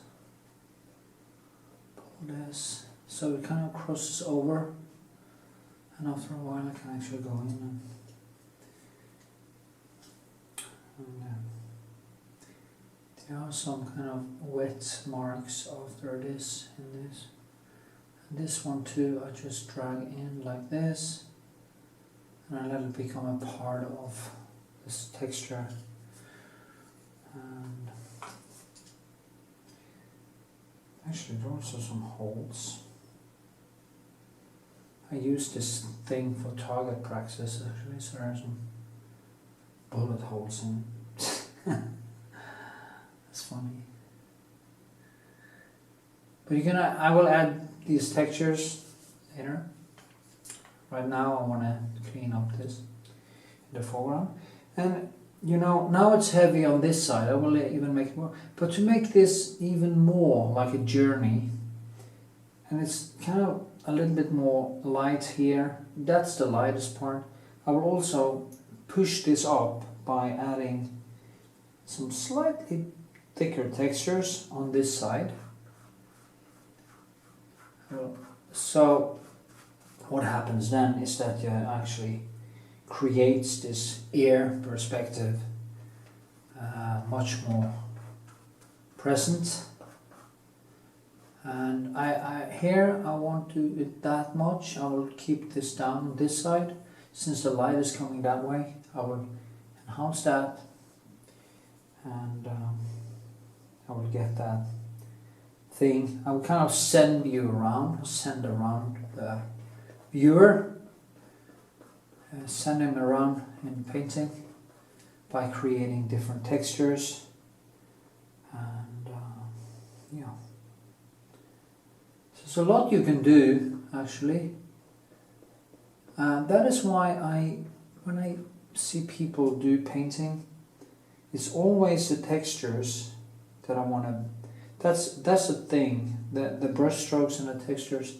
That is the thing I want to bang on. You know. That is the thing I want to teach them. You have to start focusing on your paintings, not as a motif, but as a painting, this is painting. You know, these brush strokes, all the choices you make, these are the things you have to kind of focus on. Think directions, think how to create a lively surface without going off the deep end. And yeah. For every layer, you will come a little bit closer to it. So what I did first down, then is to keep it inside. I will add some more light on the apple, and I will clean up this, and I will call it quits for today, because it can again just dry. And next time I do more detail, come a little bit closer. Every time I will come a little bit closer. First I drag it this way, then I go down here, and I can go in there, and because I don't want it to, I want the surface to kind of disappear, but I also want you to have a sense of it being there. I want to try to round it, and that is also always the difficult part in my paintings. That is where I hit my skill wall. It is exactly in stuff like that where I try to kind of get the meeting between this surface and this surface. How do I create this feeling of basically infinite roundness? Because there is no real point in reality where, well, there is a point where the light, but it's on the, basically if you go further down, the difference between the two surfaces, you know, where this becomes, glides over and rounds into the, goes around, it's basically down on atom level. So you can keep on trying to round it and round it and round it. I go back and forth, and then boom, it becomes a line, and then I have to kind of repair that, and I have to find. So I will go back and forth with this again and again and try to figure out how to make this thing for every step become more and more round. Yeah, and that is where it can really become a struggle.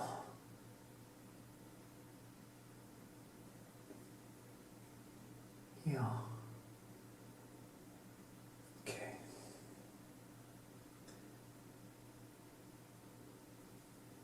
Struggle. Okay, there's something behind there too. Yeah. And yeah. Yeah. There's a strange shape behind there because the apple actually on the other side is a little bit chewed on by some animal or something. So I'll show you later how it looks. So that is why the shape here is a little bit odd. And that will also be a struggle because I have to create a surface I actually believe in. Sometimes when something has happened to an object that is not totally natural, it can get this unnatural feel to it, and you don't really believe it. That you can actually see, sometimes when you see an evening sky, you can see colors that are so incredibly fantastic that you almost say that, fuck, this isn't real. This doesn't look real. It looks like a... You can't even paint this because it's almost like nature go all out cliche.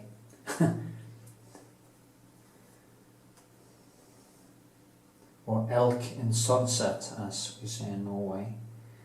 You can't really paint it because it's too beautiful. You won't believe it. You won't think it actually was too much color and too much cliche almost.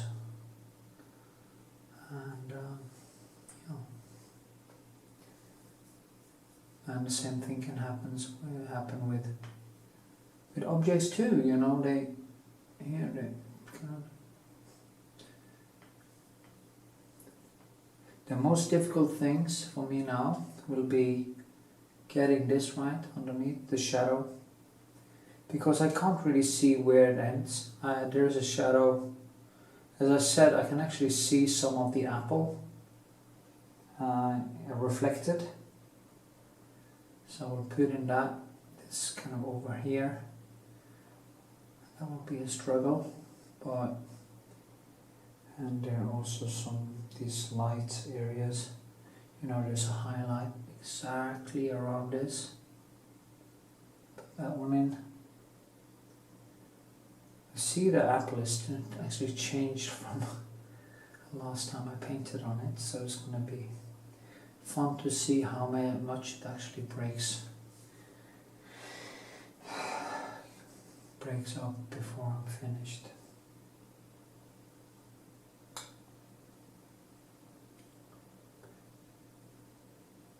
There's some tree mushroom or something on it. Kind of some stuff that is stuck on it. It's probably some kind of mushroom.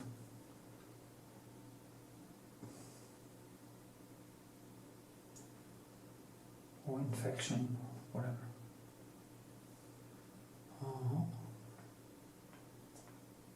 I hope I'm going to be able to make it look really alone when it's done.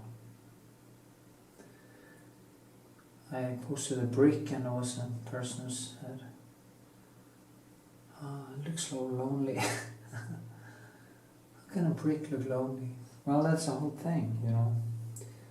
Create a mood or use the colors or the composition in a way that it kind of reflects some, traits of the human mind. And yeah, there's more dark here. Just put in some more texture. this thick brush stroke here. I want to drag this up. It's going to dry, I'm going to work over it anyway, so just want to give it some more texture.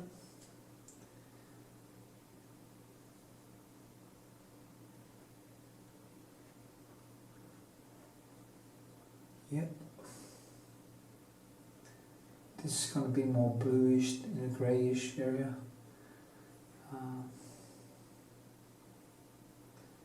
So, yeah. And here is something. There's more red in it too. So the light actually comes all the way over there, but it's more reddish. You have to think redshift. Like the closer you get to yourself, the more hot the colors are. Further apart, the more cold it gets. So there's a lot of stuff to think about. I mean, learning some physics can actually be, or how the universe actually works on a pure mechanic level, can be quite smart thing to do, because you can start recognize the different the different traits of the universe and the natural laws in the painting you do, patterns and stuff. Yeah, it's quite interesting. So I would recommend like Wonders of the Universe and learning about quantum physics, how textures and structures are built by the natural laws. It's quite, when you start understanding it, you start seeing it everywhere, and it's helpful.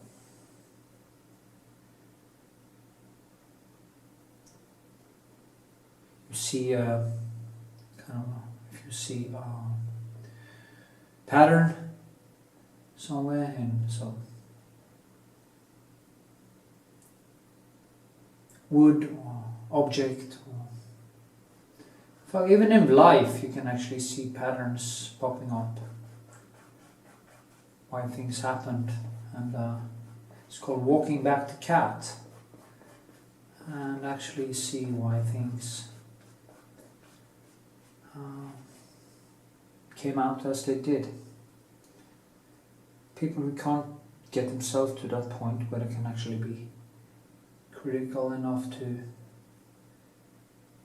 walk back the cat, you can't really learn anything. So I highly recommend, as I say, I highly recommend studying consequence thinking.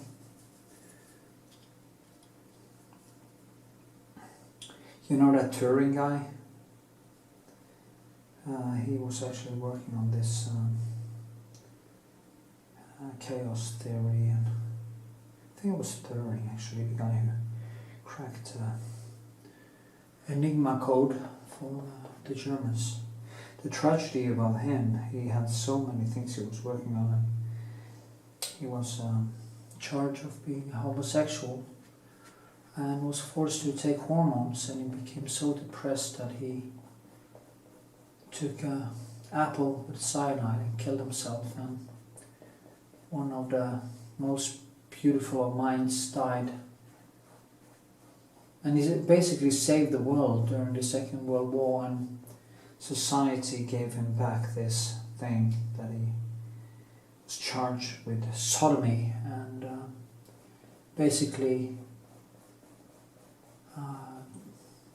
forced to perform chemical castration, which is so horrible to think about. This mind who actually saved the world from the Germans. It's so sad. And there was a movie came out a while ago about that. But he had so many other projects too, and I'm pretty sure if he kept on working with math on that level, he would have solved some of the world's most interesting things. But, you know, prejudice. I mean, who cares who people have sex with? I mean, come on. It's their life. The problem is the irrational, and it usually comes from religion. I don't think anyone would actually care if it wasn't for the Judo-Christian Islamic religions that condemn homosexuality. Nobody would really care who people had sex with, or how, for that matter. As long as they don't abuse children or stuff like that. Which I guess people do anyway. Yeah.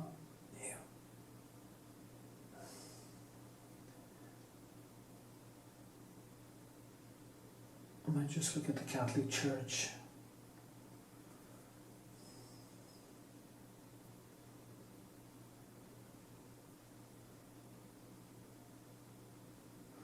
Yeah.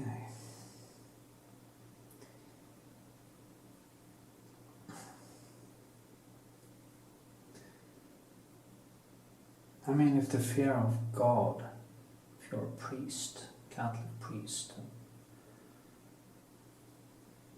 I mean, if you really believe that, I mean, the fear of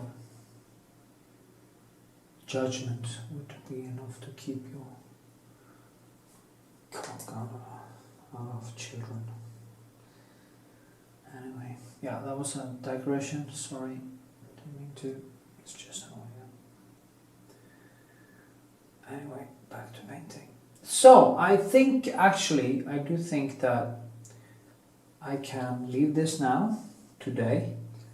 Just want to put in a couple of strokes in the foreground here. And then I will let it dry. I will keep painting. Yeah, lots of nice, you know, to bring out. I don't actually see that, but I do it to create a dynamic, lively surface. And these are the things you would do if you were doing abstract art, abstract painting. And good abstract painters are always occupied with creating beautiful surfaces.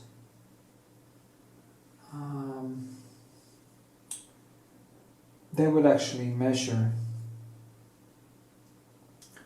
brushstrokes and colors. That is why I don't think, I mean, I'm also an abstract painter.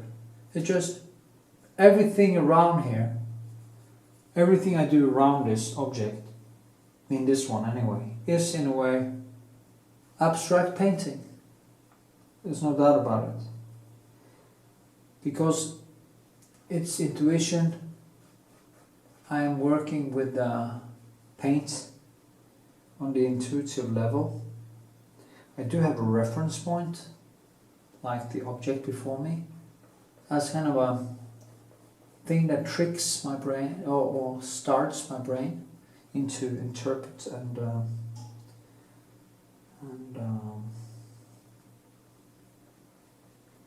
use it to create something aesthetic or textures, stuff. Yeah, you know what I mean. So in a way, even figurative art, on the good figurative art, if you look at the textures of the way Rembrandt and these people have take a portion of a painting of of toner and you look at the textures it has created, and you see, wow, it's a painting within the painting. It's not a motif. It is the painting is actually it's actually not the motif here. It is all the small choices you did. That's the real painting. And that is sadly what people are missing out on a lot, because they don't have the capability to understand paint on that level. Anyway, thanks for watching again, and I think this is going to be quite nice actually. I start to like it. Zoom a little bit on the apple. Yeah, okay. Stay.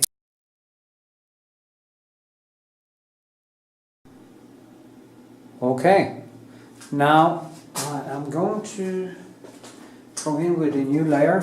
I put on my Retouching Varnish first, and I'm going to do a light glaze with my Kraplak or alizarin and blue, the French ultramarine. I just go over it like this. I noticed that when I put on the Retouching Varnish, actually the terp in the Retouching Varnish dissolved some of the brushwork, but it doesn't really, because it hadn't actually had been drying for a couple of days, but I guess it wasn't enough, and that can happen. But on this level it doesn't really matter anyway, because I'm gonna paint over everything I painted anyway, so it just kind of gives me, you see here too, it's kind of just dissolves a little bit, and then I can kind of get the light out again after this. So the reason why I use, as you can see, a little bit more bluish in this, it is because of the surface actually is kind of blue.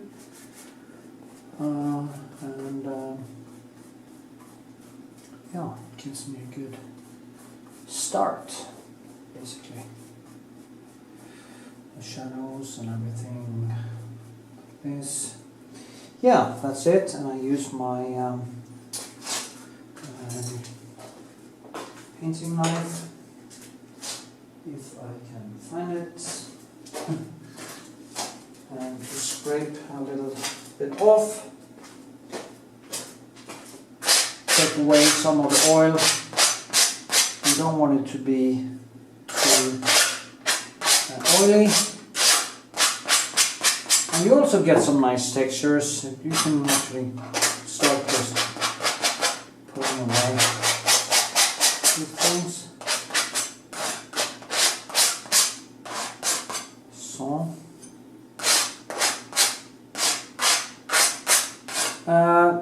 As I said in other videos, the reason why I use Retouching Varnish before I put on this glaze is because it makes... there's also turpentine in the medium I use. It's just basically self-made medium from turpentine and linseed oil, cooked linseed oil. There's actually some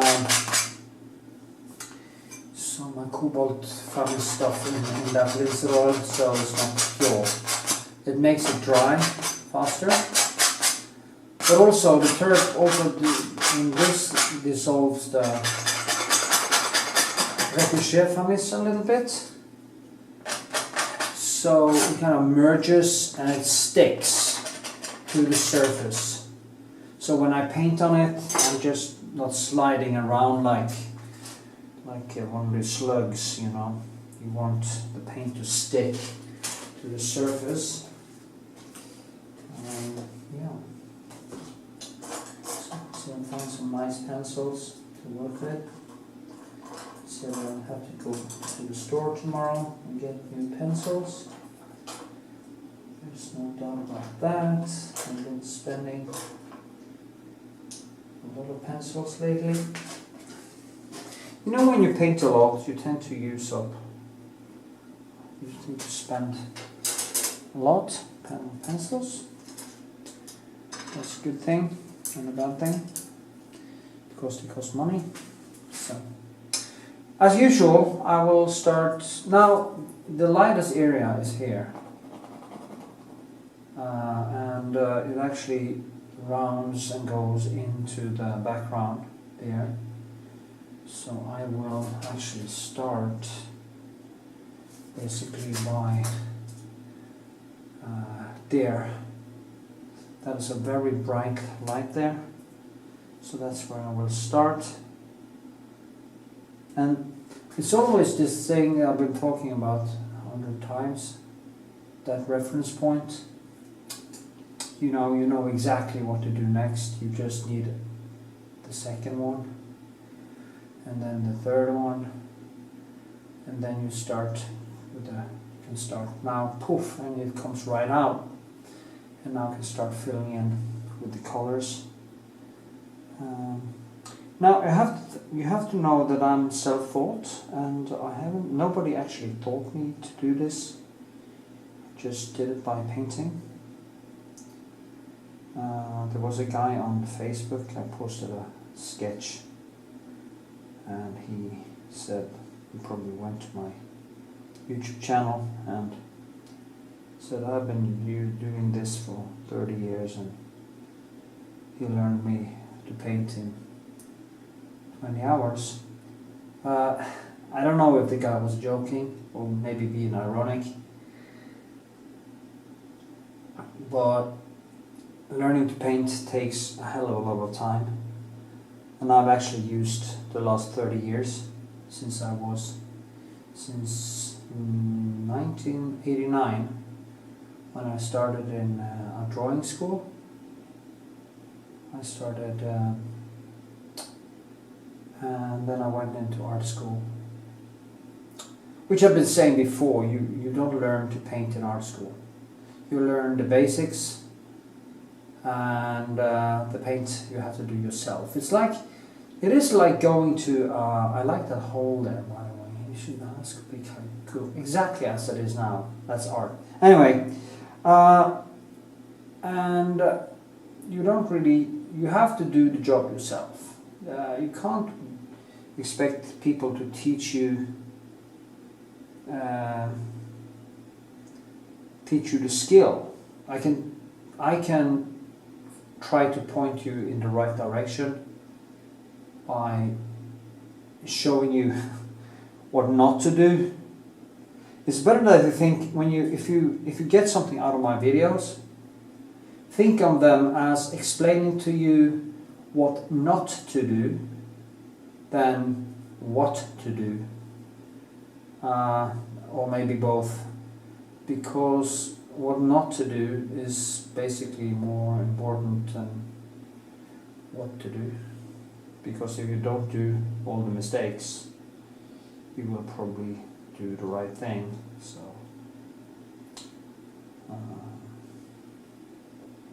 like, do not use pure black as shadows. Do not look at white as a color. It isn't. It has all colors in it, but when you put it on a canvas, so pure white, it won't actually give you light. It will only give you white. So that is why you have to keep mold. When you put on some white, you always have to put in colors into it. You might have a single spot, a tiny spot of light somewhere in the end, like in a pupil or in some, like exactly there or something like that, that you can actually do more pure, but it has to be a very small point that is absolutely white, just to kind of pull out the last shape. Light is nuance and color. It is shaping things with the use of directions and directions, colors, nuance, everything. It's quite a lot actually. It's a reason why it takes a while to learn. Because there's a lot of things happening at the same time on many levels, and there is only one way to get better. It is to keep doing it, because getting better is actually connecting neurons in your head, neurons in your brain. You have to connect your brain so it gets easier for the brain to process all the data. And if I could give one advice, if you've been painting all night, all day, and you're going to sleep,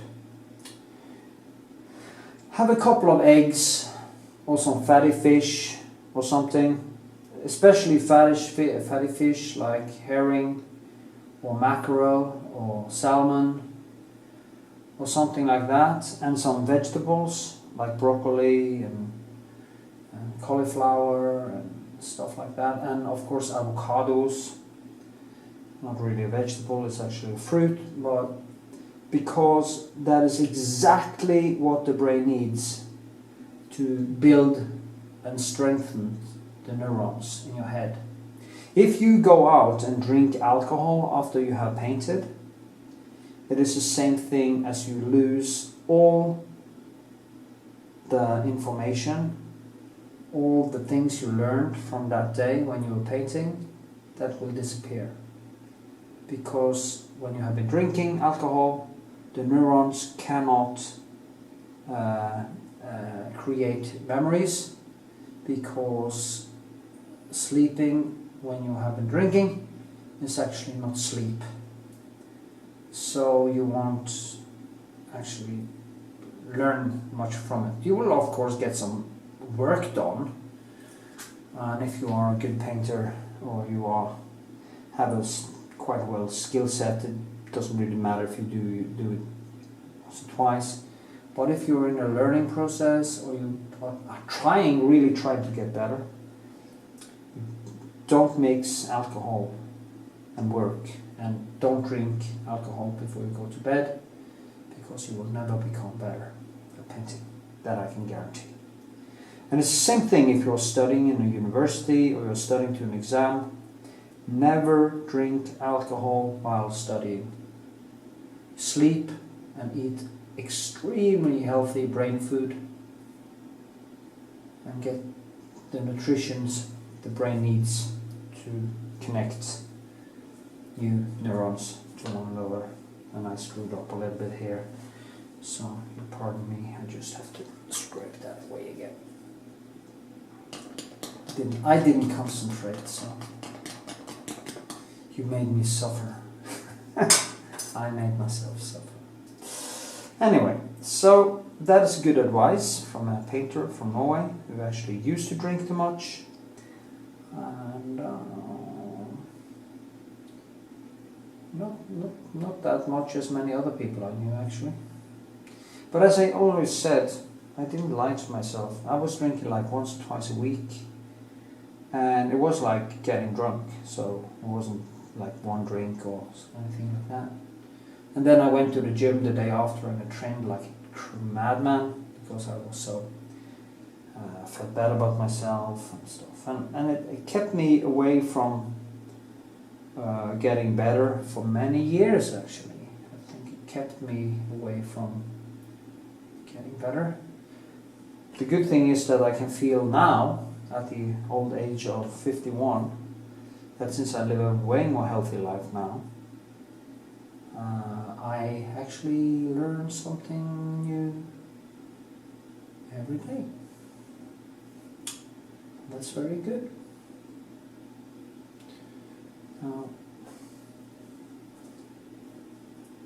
Okay, I'm kind of fooling around a little bit with my hair. But I'm just gonna... I need to find that right color for that. It's like this is actually falling into the background in a way. So not in a way. I'm so sick of saying that. I remember a friend of mine used to say, there is no as such or as if. There is only things are or they are not. And that is true. It annoys me that I keep saying that. But that's language for you. See now, if I do, okay, I have to go down there. So annoying. You see, it mixed in and became a mush. So I have to do something about that. A mush between means something that doesn't really do anything but disturb everything else. Not good.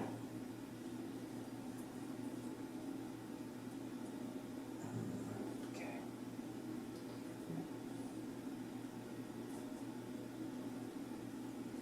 This pencil was horrible. I don't know why. I'm just gonna get some. Now you see this horrible pencil.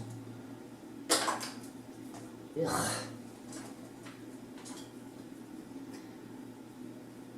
If they stiffen up like that, if I forget to wash them or anything, it really becomes a problem. That's why it's so important to... that was better. You see it's more dynamic. And,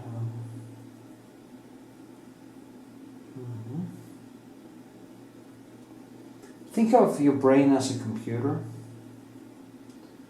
and you have to strengthen and clean up the hard drive it's like what do you call it when you defragment. Now sleeping for a human being is like defragment the hard drive to put all the files into where they are supposed to be. And if you don't sleep enough or you drink too much alcohol, that process won't happen, and everything you do will become more and more difficult until you basically can't do it anymore, and everything feels like a heavy lift, you know. And since painting can be quite painful as it is, and the brain actually experienced difficult things as it was pain, if you increase the pain by not sleeping enough, by not eating the healthy food, because you can't really focus when you do that, the pain of the process will sooner or later be so big that you will probably quit doing it. And that is what many people do. I've seen people from my art school more and more stopping doing stuff because they went in and started using drugs or drinking too much, or especially actually the people who were using a lot of marijuana or hashish. They really tend to lose focus and go into this passive motion. They can't really get anything done. And I've seen too many people become also psychotic on those drugs. So don't fuck around with your brain.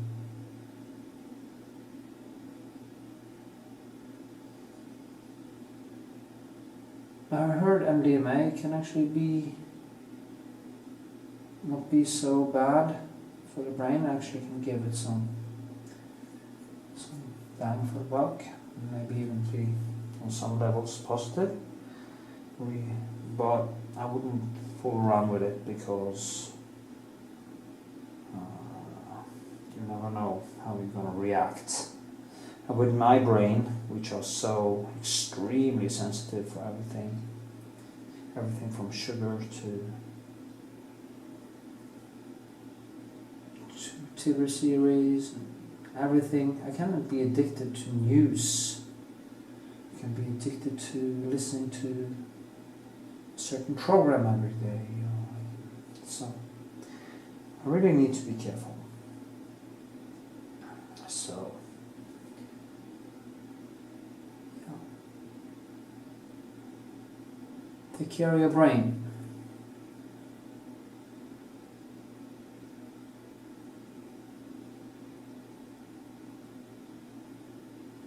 Trying just to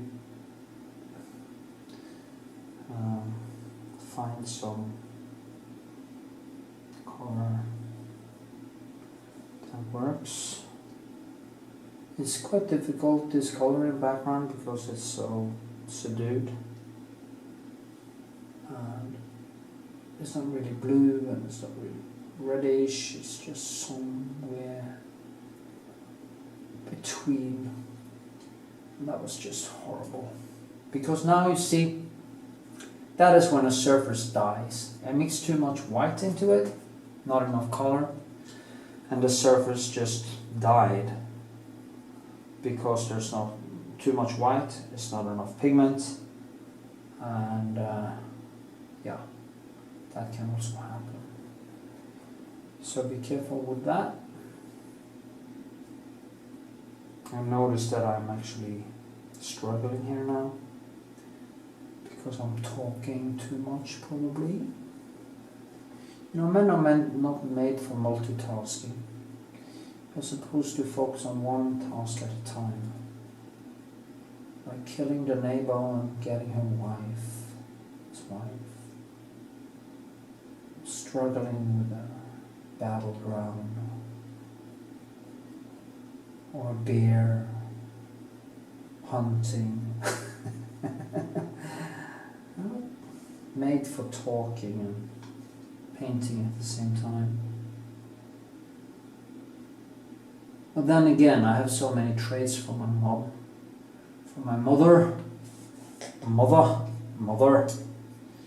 that I probably have some traits from her.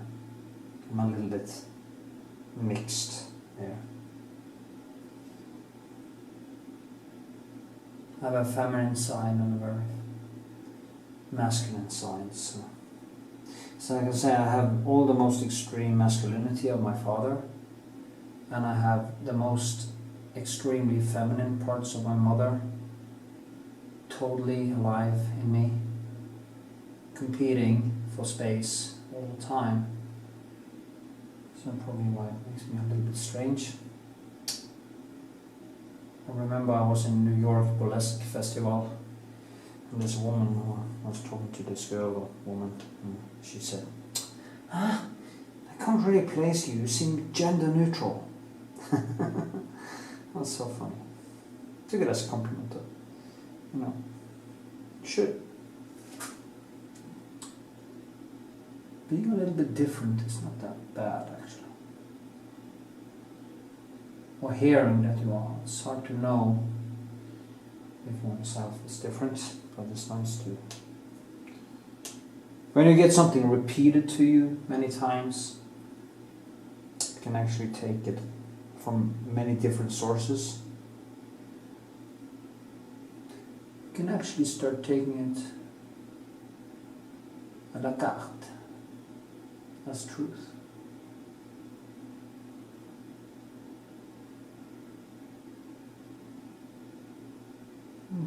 Isn't that nice? Say yeah. It's starting to get nice. That color, kind of shimmering. Kind of. Down here is more green blue. It's more in the Prussian blue. The Prussian blue. I was actually watching some videos on YouTube now about excavating on the battlefield from Second World War, and it's amazing how much weapons and helmets and personal stuff laying around in the battlefields, and stuff that are actually intact. There was these people finding a lot of weapons in a swamp, and because the lack of oxygen in those swamps, the gear was just almost like they took up helmets that was basically looked like they just put it in there. It's just amazing. Yeah, that was also a digression. So what I was thinking about is, like, for Christmas, I think I'm gonna buy my father a metal detector, and we can go around and see what we find. Could be fun. Must be some shit laying around from the Second World War in my home Iceland, can't we? Yeah. Anyway, that was a digression of dimensions. Okay, I hope I have been talking, making sense, and I will cut off this now and do some real painting.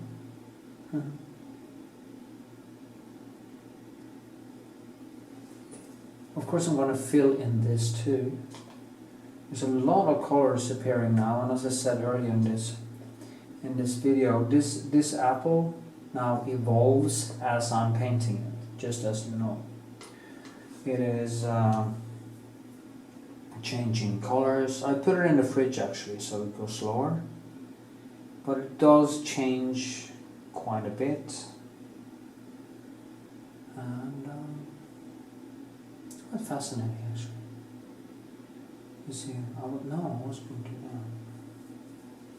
I was going to do, yeah, I want to, yeah, the foreground. Just want to show you the foreground. When I bring that up again, like this. You see, I just bring it up again. And now the surface is basically as sticky as I hope. To see the brush strokes a lot kind of just lay down because of that Retouching Varnish and that medium that is 70% terp and 30% linseed oil, and it kind of mixes in. So the color sticks to the surface when I put them on. It's almost like clay-like feeling, and that's also a thing. I think I never read it anyway. I just figured it out myself. I had no idea actually about the long term, how it will be long term for my paintings. Maybe it cracks in 20 years. I don't know. Never know. But hell, the people who do restoration shouldn't be out of. If we painters do way too much of a good job, those people will be out of a job sooner or later. So it's a good thing that we do mistakes. Just kidding, of course. Yeah, I was too right.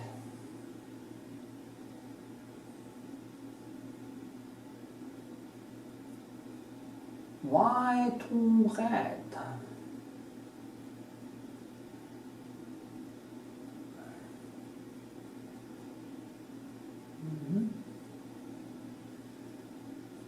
Not red enough. And this is what, back and forth, back and forth. Here's two way too painted. I need to whip it up a little bit. And then I saw, oh, I lost it again. And then I just go back and try to pinpoint the place I want more white. And that is how I go about it. Over and over and over again. every day, till the day I die. It's nice to know that as an artist, you're not gonna become a pensioner.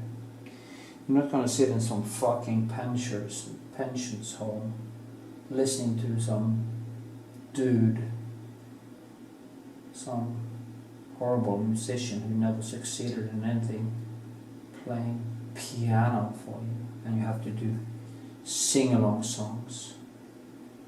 No, I'd rather be dead. As an artist, you should work until you die. And when you can't work anymore, you should just kill yourself, because there's no point in existing. I hope I'll be able.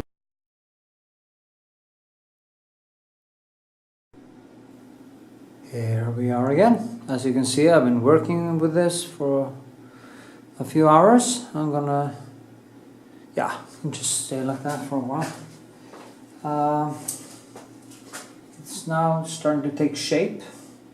I've noticed the most difficult thing here is actually the fact that I'm looking a little bit down on it, and to get that right perspective on freehand has shown to be a little bit difficult. Yes. But that's life, I guess. So just need to figure out,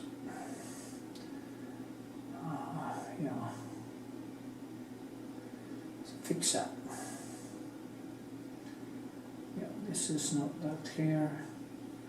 There's something happening behind there in it, so kind of a bump behind there, because it's actually eaten on a little bit on the other side, some bird or something.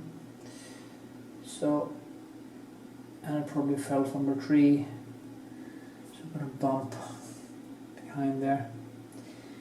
Now there's stuff here that keeps moving a little bit. Is it me that keeps moving? I don't know, maybe the apple is alive. Well, it's probably a little bit alive. Anyway, there's a spot I didn't see before. Oh no, this was paint. Yeah. Okay. Oh.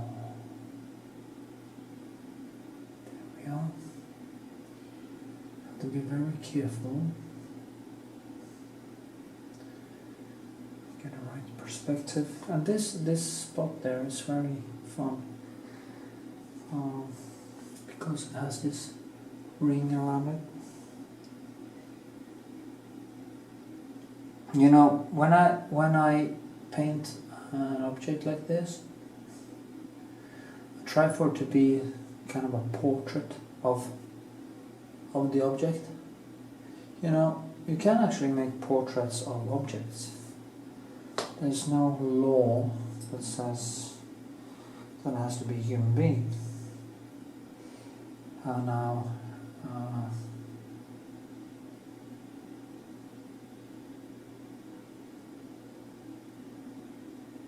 was this group called the Portrait Group or something on Facebook that complained a guy with him?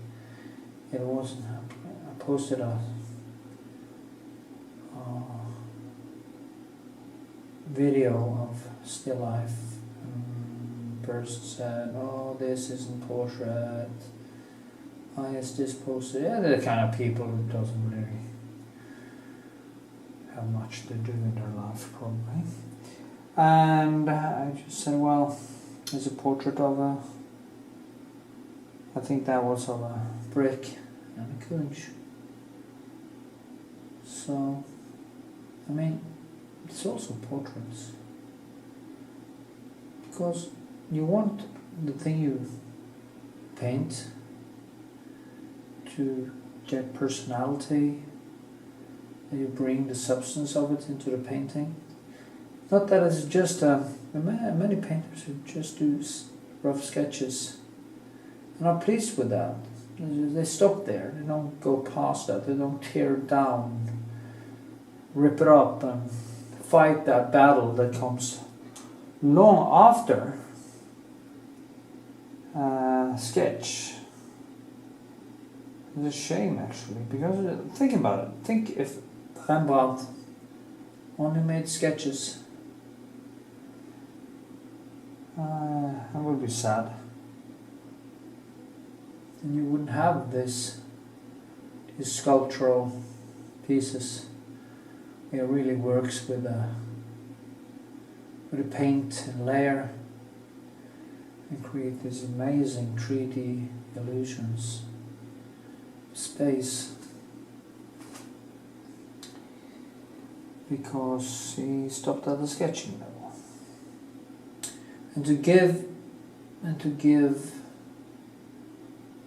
painting that sculptural dimension, he really have to bring in, basically paint in gravity.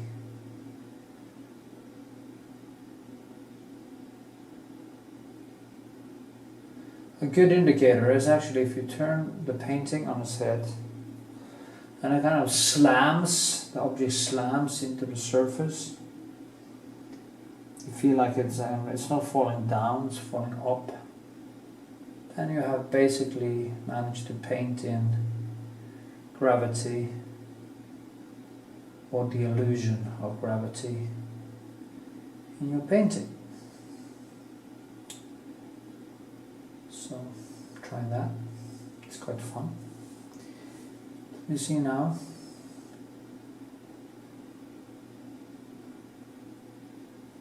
okay, it's starting to look like an apple, huh?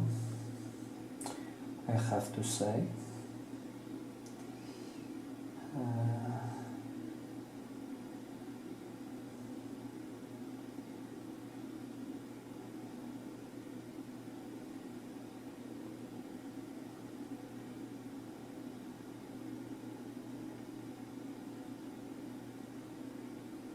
Yeah, okay.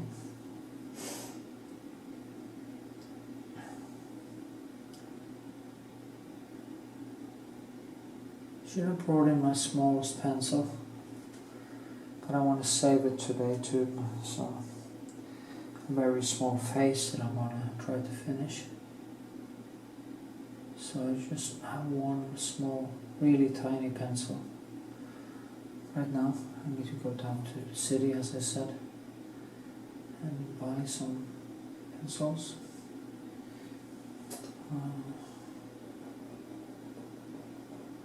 This is always a difficult thing.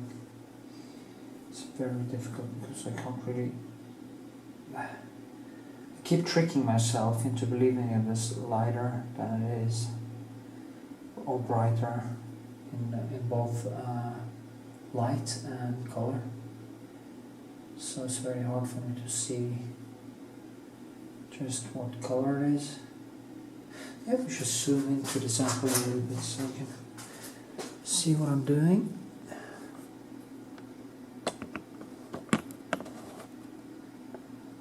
Okay, nice, better. Yeah.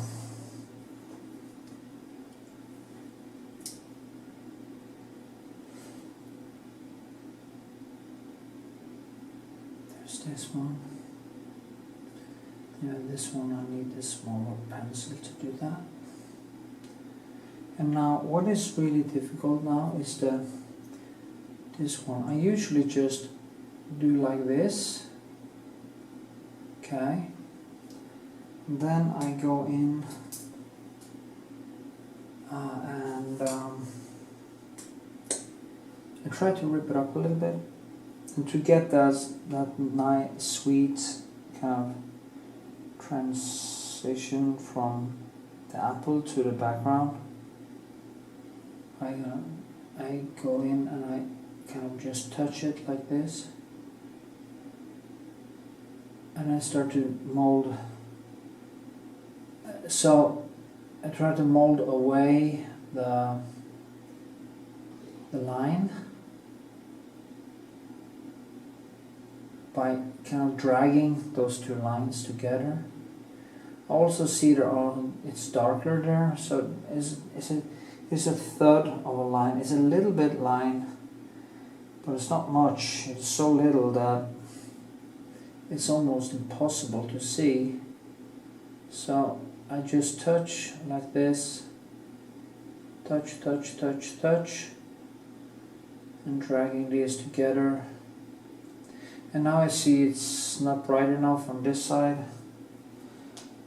So to get that thing that I'm after, the sculptural thing, then I need to go here and I need to get that up from the darkness. Or I can also go in and then go back in to do what I just did. I can show you that. So, you know, I do like this and then I just drag it towards the apple. You see that line starts to, or it starts to look like a line. It's not really a line, but it starts to look like a line. And then I go in and I start strengthening that again. Yeah, like this. I can do it in two ways. I can do it in 2 ways. I can do it with the color, so that it's kind of bluish there. Then I have some green. It's hard to see exactly what color it is because it's all broken colors. You can get it up with some green and yellow. No, that was yellow. Maybe cadmium yellow is good because it's a little bit warm. And you see it's warmer. Now it's more orange yellow against that bluish background. And that is how I will keep on working back and forth until it drives me insane. Until I stand here for hours and hours and hours of doing this. For no other reason than I manically, intensely want it to be right or look natural. Despite that I'm using basically a lot of clean colors, that again makes it very hard to create something that seems like photorealism.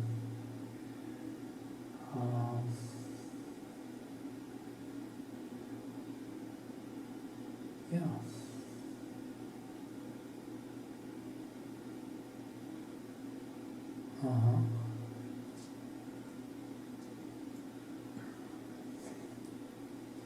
It's a very thin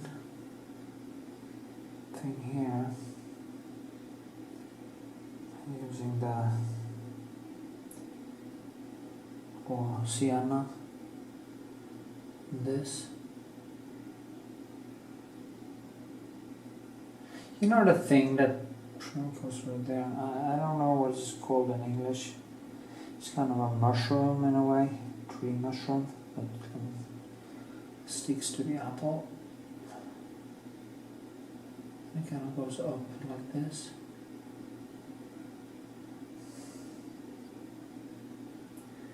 And it does have that line there, which is so subtle that I almost can't see it.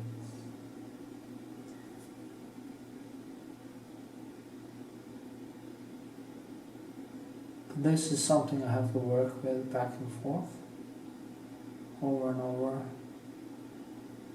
very slow, until it feels natural. Yeah.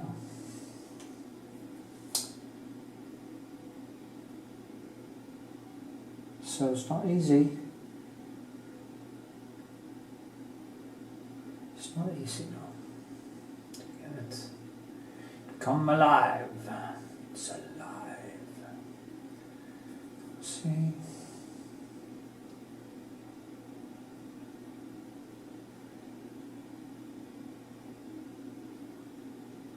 Some red here. Not that red. I think I have put in so much color in this now that I should actually just get some rest, and it will be easier for me to continue when it has dried once more. But I do want, I need to do this that I'm doing now.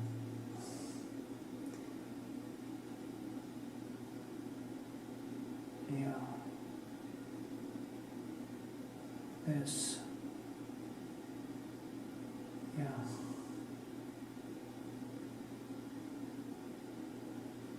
Okay. And here it is a little bit more toned down, so because there's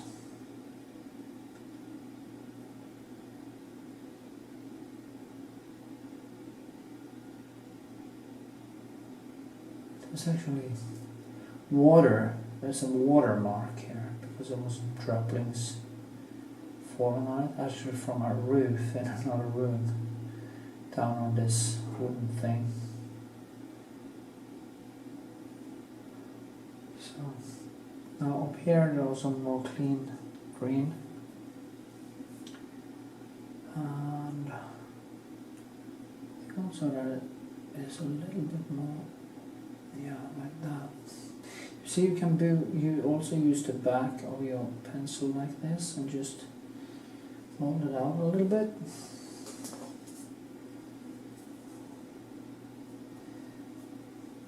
Use the tools you have. Try it out. Use your nail. Turner, William Turner, was known for having long kind of thumb nails because he used to dig into his painting with his fingers. And it was famous for being having such dirty hands. Maybe not what do you want to be famous for? Well, he was famous for that. Just slob.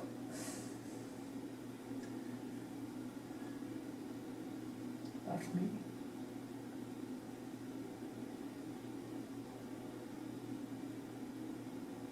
A little bit manic people tend to be a little bit more slobs than others.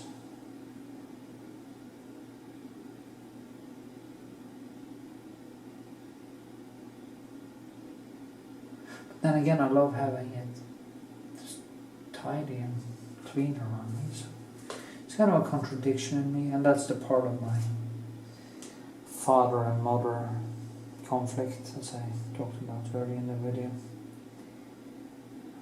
where it's like my mother is trying to clean and my father is trying to mess up, because the father is the kind of guy who doesn't really see the dirt around him, and my mother doesn't see anything but dirt around her. So I guess, or dust. She tells me when it's Christmas, she tells me, oh, I'm gonna clean for Christmas. Is it clean? What the hell am I going to clean? So clean now, you could eat soup from the floor. Not dinner, but I mean you could lick the floor, and it will be cleaner than anything you could imagine. She talks, oh no, it's dust in it. What? Where? So funny.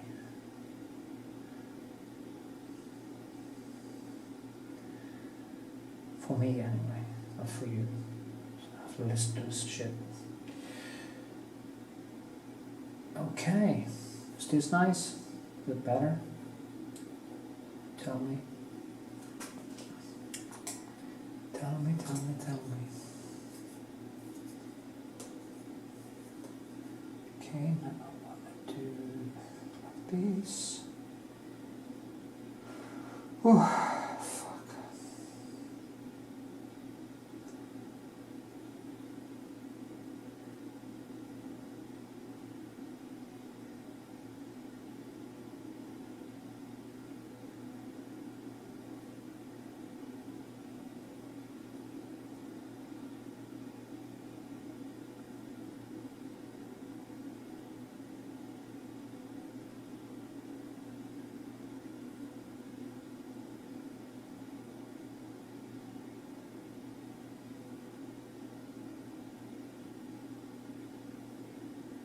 I'm gonna,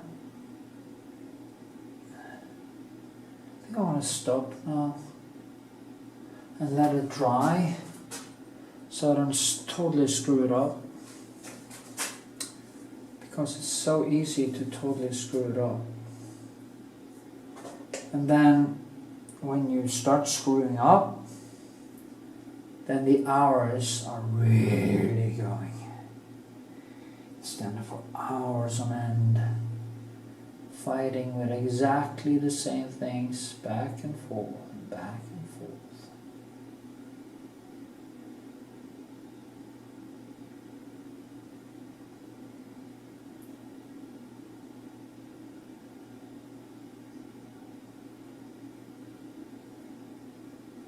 Trying to just to get the shape in correctly, and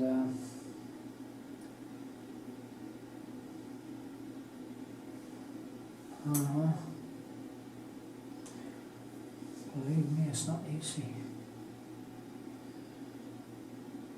Maybe that is one of the fascinations I have with these Apple things, that I never really get them right. I kind of get close, and then boom, just goes away. It eludes me, as it's called. And, quite funny. No, it's not funny. It's not fun at all, actually. Okay. Here.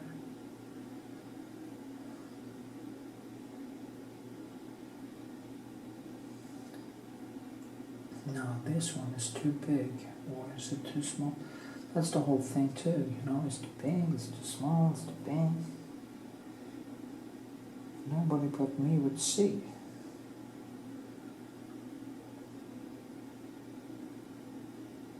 Yeah, I'm just gonna build the basis for the next layer. Flat around it. Sometimes it's so annoying because I think I'm gonna, this one I'm gonna be able to finish fast because I can see, understand it, understand the shapes, understand this and that, and boom. Not so much.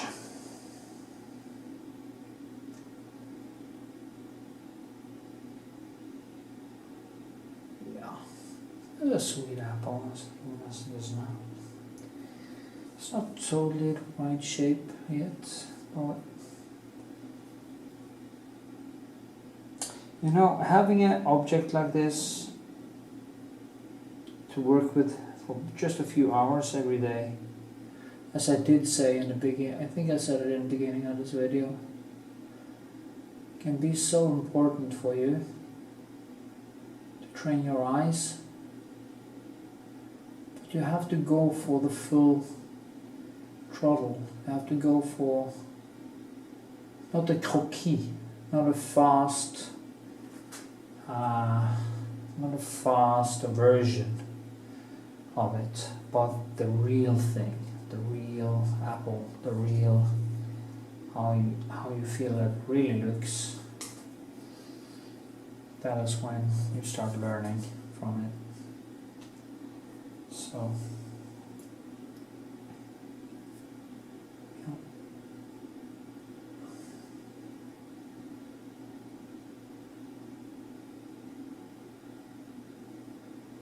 Also, when I put all these colors together on top of each other, I very often get a very natural light in my paintings, and livens up, and basically comes alive. And remember, it is the lights and the colors that very often tricks the brain into believing that things are even in motion when you look at them.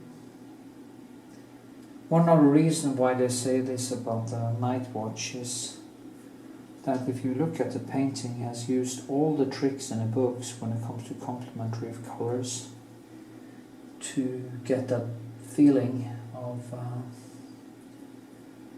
it being alive. And it's also because now I have never seen that painting in real life, and that is really a tragedy. I have to do something with that soon, very soon. But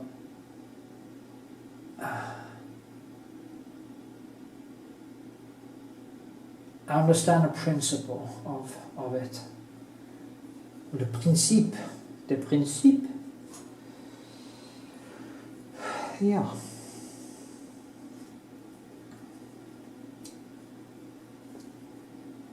I put all these colors up against each other, and they are battling on the surface.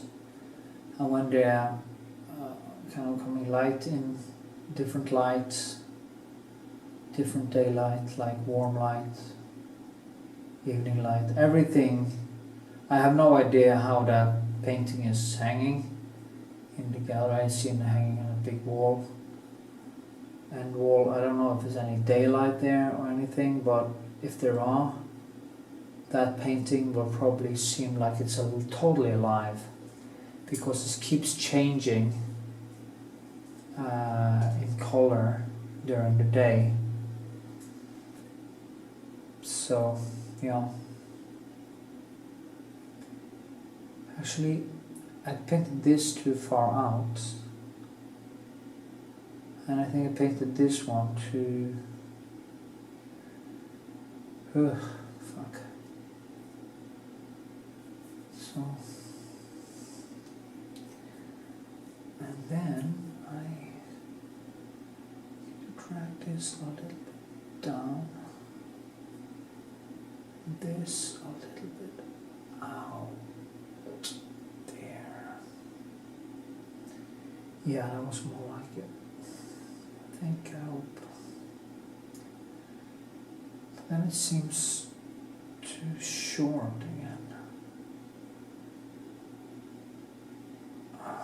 Yeah, that's maybe more like it. See, now, this is how you start kind of making it bigger when it's not really. You can actually measure 1, 2. So this should be approximately I think I actually did it a little bit too wide now. Instead of pushing this in, I actually made it broader. It's a very typical mistake.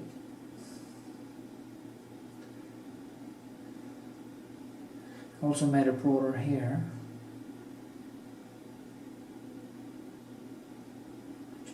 You see, I can actually use this color to just push it back in. Yeah, that was better, much better. And it's so little thing. It's not much. It's almost impossible to see it. That is what happens when you keep working on your artwork after the sketching process. You get into the real, where you really need to evolve a skill, where it really, really, really, really becomes difficult. When you have to absorb all the subtle shapes and all the things that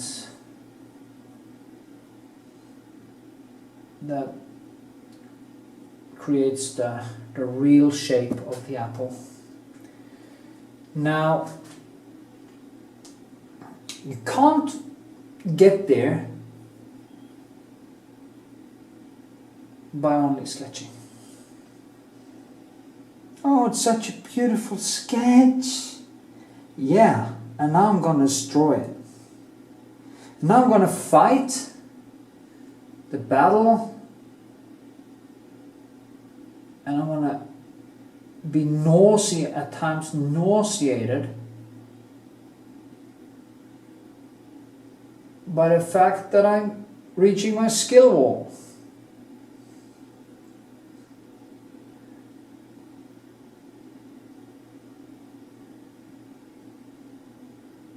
And then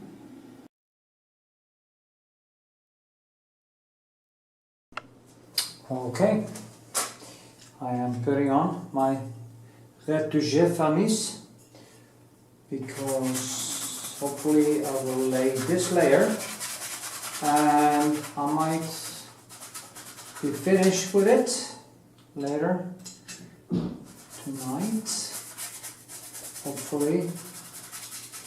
As you see, I just put on this to get all the shadows, and as you know, and I said many times before, I do it also to get the stickiness when I put on the glaze. So yeah, I guess I have to repeat it in every video, so just in case people haven't seen my videos before, I can actually learn from it. So yeah, okay, then I wait a few minutes and I'll add the glaze. Okay, here we are. I'm gonna put on some glaze and start painting. I simply forget something all the time, which is of course nauseatingly annoying.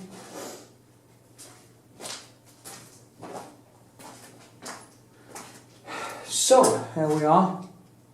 Of course I'm using my pig bristle or boar bristle, whatever they call it in, yeah, whatever. Yeah, that was nice. So here the usual suspect is French ultramarine in Kraftlack. For some reason they are giving a very nice violet hue. Now we can see how the textures are just popping out. And that is one of the things that I, as I say many times, one of the things that really makes painting worth it, when you see these beautiful textures popping out. When I'm in these huge galleries in the world, or even at the art museum in Oslo National Gallery, I always go close to the painting, and look at the textures, and to find the artist and basically communicating with the artist. So now I just take away, and yeah, start to get a little bit sticky, and that is what I wanted to be, and that's what a Retouching Varnish does with it. And I put my medium on, which is 70% linseed oil and 30% linseed oil and 70%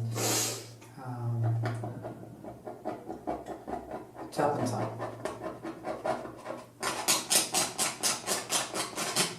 That wouldn't be nice if I gave you the wrong information. Your paintings would become really oily. I kind of like this.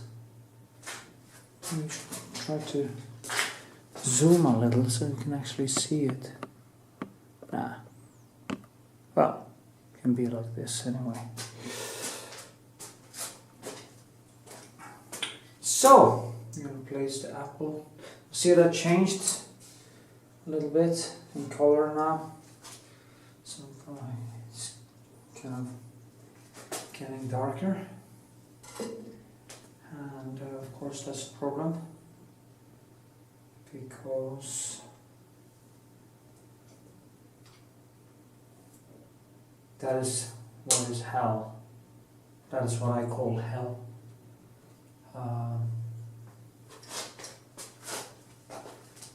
When I don't use, I should have been finished with this a few days ago, but I had so many other things to do, so I can do it and place the apple in the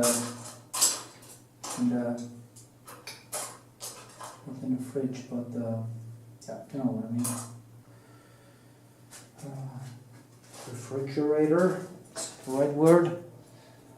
And now it kind of tends to change. But anyway, hopefully I just have one layer left anyway. So if I have more, I have a problem because fuck, I forgot that. I need Prussian glue.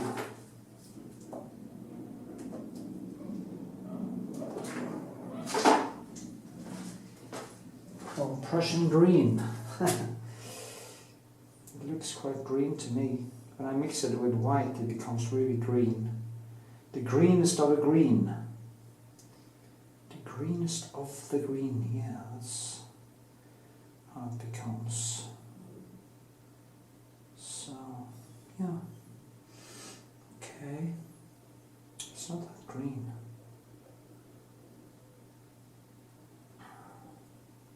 It reminds me of it, the Prussian blue reminds me of what happens when you eat blueberries and you spill blueberries on you. Become really strong color, bright, this extreme color. And why is this so dark now?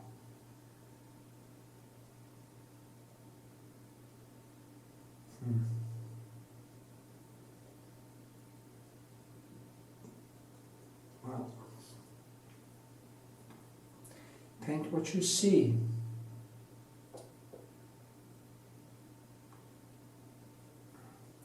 I just need to get what I need to get right is the kind of curving in it.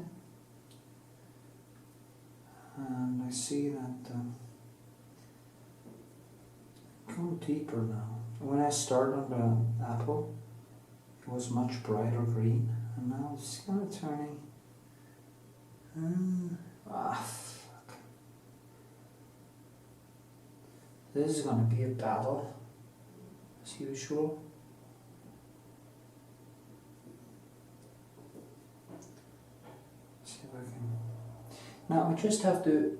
You see, I put the color on now. And I try to figure out, I try to mix the color on the canvas now. Also have to remember now, the green and the yellows I put on always automatically mixes with things with the colors I had in my glaze. So they also react. So there is a kind of a double whammy here. But it's a good thing. I just have to calm the fuck down and then just try to figure out exactly where and how these neons is going to be placed. And it's quite exciting actually. I hate these glasses.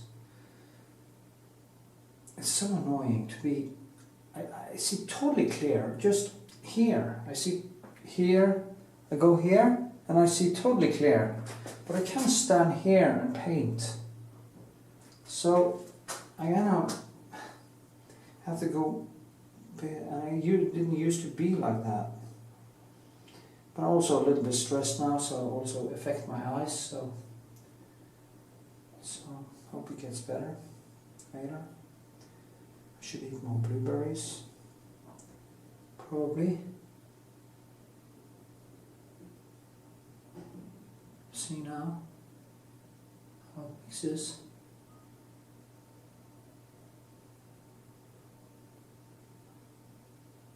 I think I want to get closer with the camera. Yeah. So here a little bit closer, so you can actually more see what I'm actually doing, how I think and how I put on the colors. It's a very slow process, and I try to do the directions.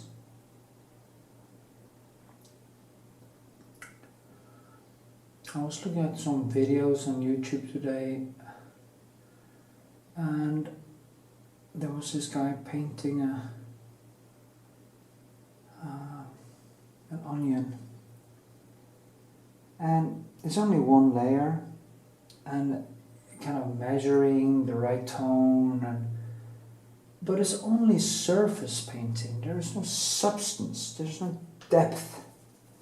That is what makes it so boring to me, because it looks nice, but it doesn't have any balls. It doesn't have any depth. It's not like Rembrandt that worked through everything. He created sculptures, and I don't understand why these videos are so popular. Now it's kind of more easy to digest, of course, because they are shorter and more to the point. But I mean, there's so much more to painting than creating a superficial surface that looks like something. Now, it is when you get into the substance of things, that is when it starts to become the thing. And that is also where it actually becomes different, because you go deep, you go almost under the skin, and you try to create a physical room instead of the illusion of a 3D rendition. In a way, I don't know if that's the right word, but that is what I feel, or what I feel I see, or feel. Yeah, feel. I don't like the word feel. You shouldn't feel too much, because you shouldn't don't trust your feelings, Luke. You know, when I was a kid, I was so fascinated by Luke Skywalker, and I was kind of 10 or 11 when I saw it the first time, and it just blew my mind. Of course we hadn't seen anything like that, but anyway, I remember, use the force, Luke, trust your feelings. And that is some instances a good thing, but I would say, and I would like to scream that out loud, don't trust your feelings, because they have an extreme bias, okay? Trust your reason. Trust the thing that makes you the most objective. And if you're gonna kill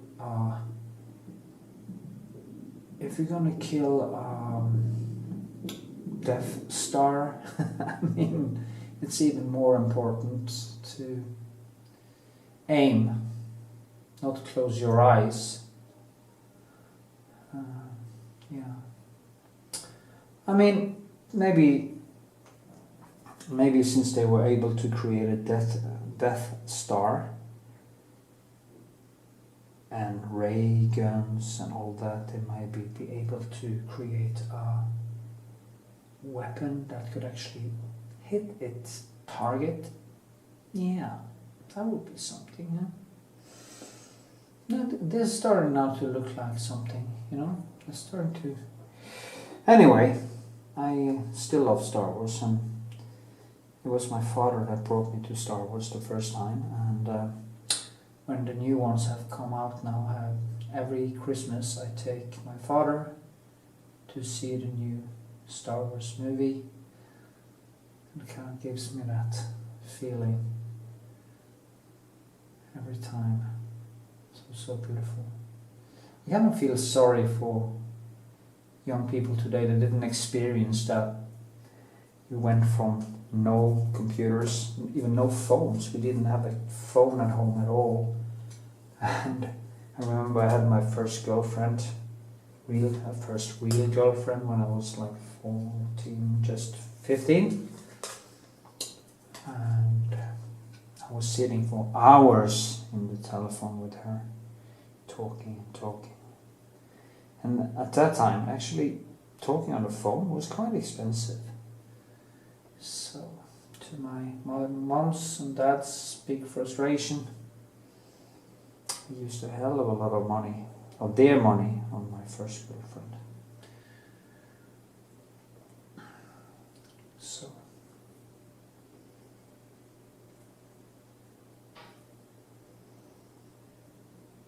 I still have, in a way.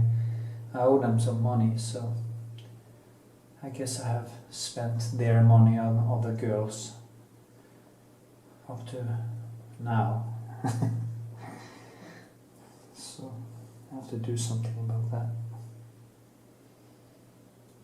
Anyway, that was a digression from don't trust your feelings too much in the painting. And yeah, try to be objective and see it in an objective, subjective way. It has to be both at the same time, both subjective, and try to be as objective as possible. And that is not easy. You have people who think they are way better than they are, and you have people who think they are way worse than they are.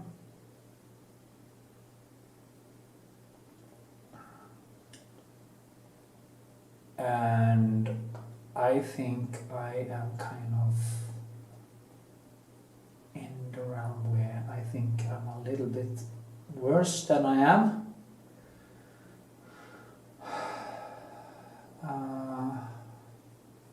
But I can't be sure. You can't be sure about these things, and that is a tragedy. You can be totally blind to your own capabilities. So, yeah, it's a strange color, wasn't it? Well, it was a little bit too sticky right now, actually. But fuck it.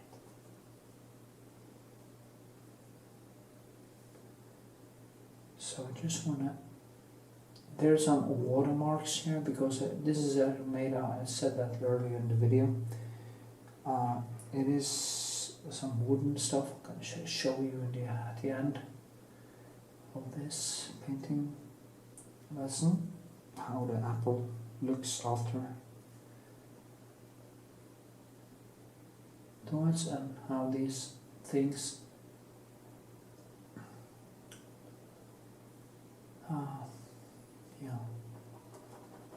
kind of here have been water and here is more dry, or hasn't had that watermark, so it's kind of a little bit different in the colors. But then again, I'm always exaggerating colors. I see colors very bright, and I don't think most people do that, because you have to train your eyes to see all these nuances, all the different. It became quite 3D now, actually. I'm starting to like it. Wow, that's impressive. Me liking something I do. When I say sometimes in the end of a video that I think it became quite nice, it is because it reached maybe a little bit over 50% of the attention, 50, maybe 60%, and I think that is quite nice.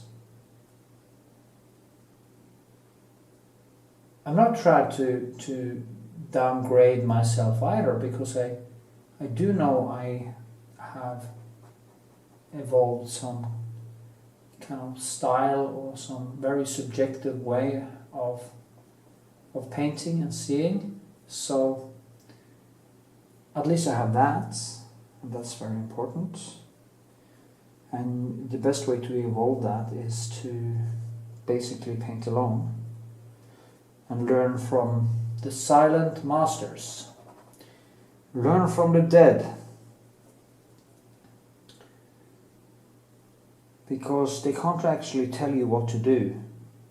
They can only guide you from the grave. If you have a master or you have a teacher, they tend to become so self-absorbed in their own way of doing things that you don't have the freedom to evolve yourself, and you just become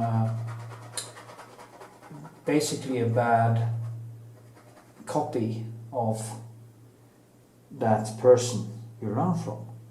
I've even seen that in some people I have learned to paint, that it kind of the colors they use and stuff starts to look like mine, but they don't have the time and the skill to make it work properly. I mean, I can't even make it work properly. So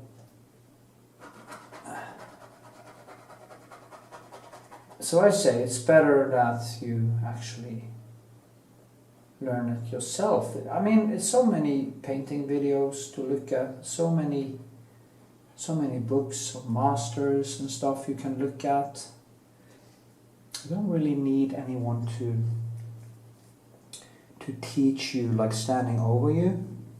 What can be a good thing, and that is what I try to offer to people, to patrons and stuff, is that they can ask me about basic stuff, and I can help them jump over some hurdles that would take a very long time if they should actually do it themselves. Things that took me 10 years to understand, I can actually make them understand very fast, so they can actually jump over some hurdles, unnecessary hurdles actually, things that just isn't necessary to struggle with.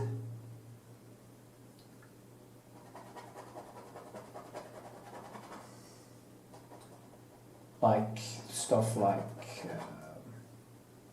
how to mix the colors, not to use too much black, doing still lifes, thinking like a sculptor, stuff like that, which I say again and again and again.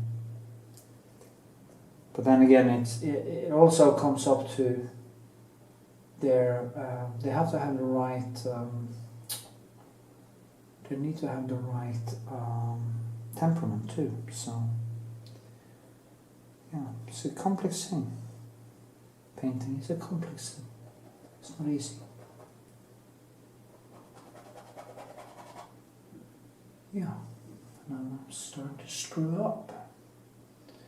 Maybe it would have been better if I didn't do anything in the background at all, that I just kept it totally open. But then again, I'm not that type of painter.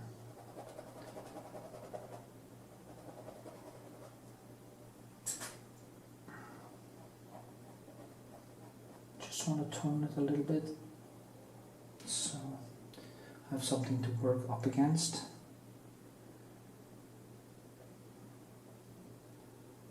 I have to do this, and then I have to do like that, as you saw earlier, and then I will paint in like this.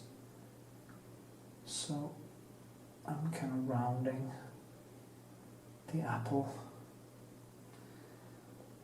It's so difficult with these colors because they are not bright. They are kind of grain-ish, dirty-ish,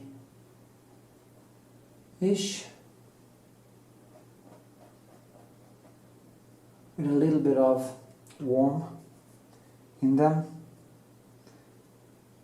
which of course makes me want to pour on warmth because that is what I do very often.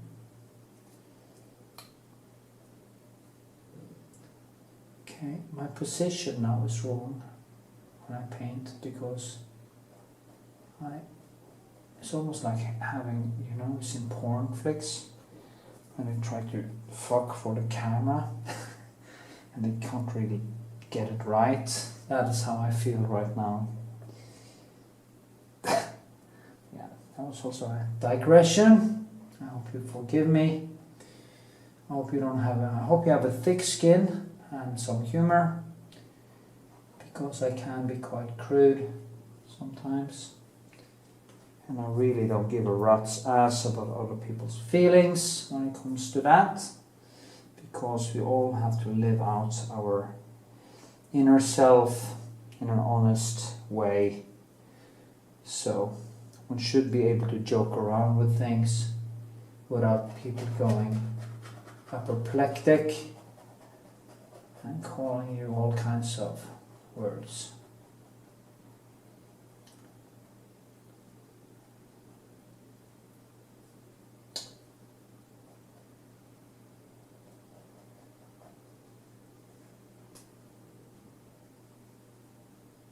I've been called a Jew-loving Nazi in the same sentence on one of these assholes on the left, because I used to be basically on the left, and in a way I still am. As a humanist I still am. But I also support Israel, and that is not acceptable on the left. So as I say, the left left me, and yeah, and I don't give a rat's ass what they call me or whatever.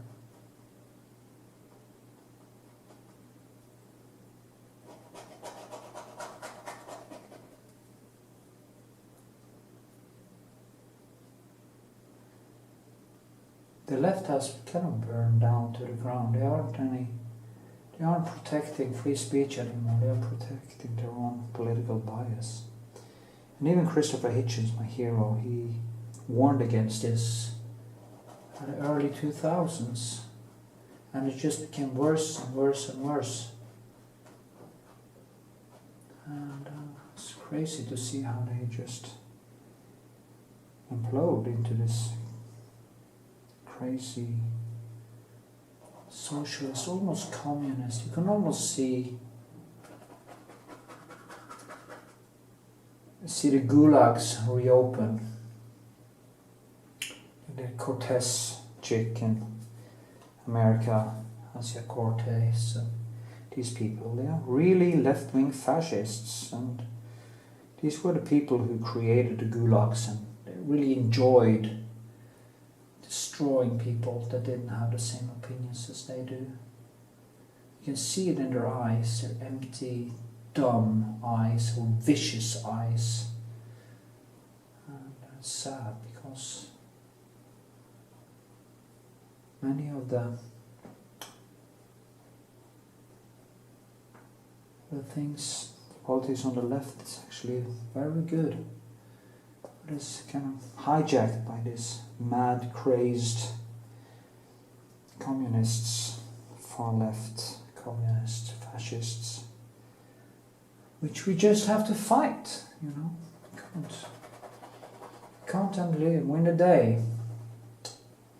Freedom of expression is the most important freedom of all. And never silence anyone. If you disagree with them, listen.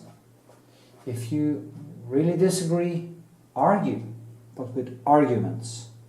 Calling people racist or bigots or xenophobes or blah blah blah blah blah or Nazis are not an argument. And it's also a disgusting thing to say when we compare to what actually happened during the Holocaust. So do not say that.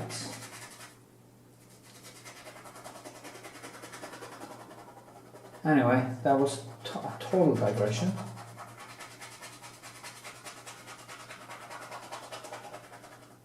I will say, like Christopher Hitchens, if you disagree, you can pick a number, stand in line, and kiss my ass. And I can't forget the talk about free speech of Christopher Hitchens.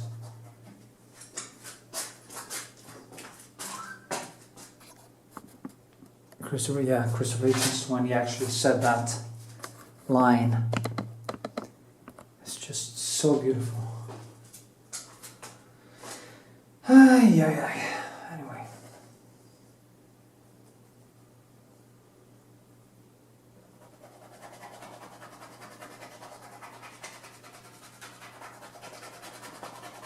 Okay, I think I'm gonna stop. You see what I'm doing?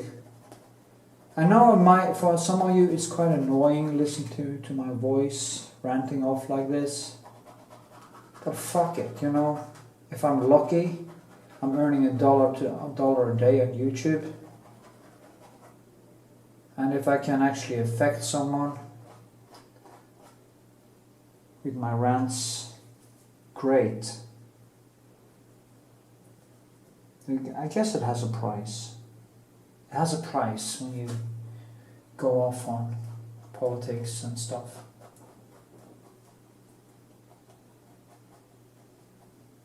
I'm an anti-theist, anti-religion, kind of politically anti-religion. But I found that I found religious people, friends, who are way better people than most of the left-wing atheists I used to know. And it's crazy. Of course we disagree about Jesus and stuff like that, but I mean there are many great people, good people. So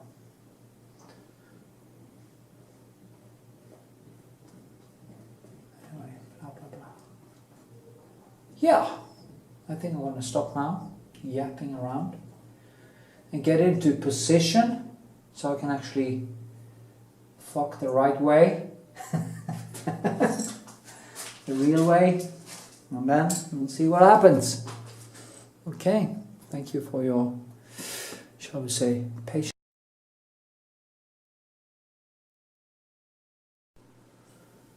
Okay. Just gonna put on some glaze, and hopefully today will be the last layer.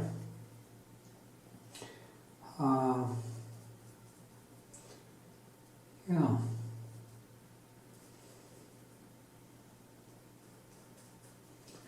So as usual, I just pour in some color into it to make it come alive. It's very important for me to do this. I don't actually always do it, but usually I do. And it kind of gives the whole thing some life. Also do some in the background.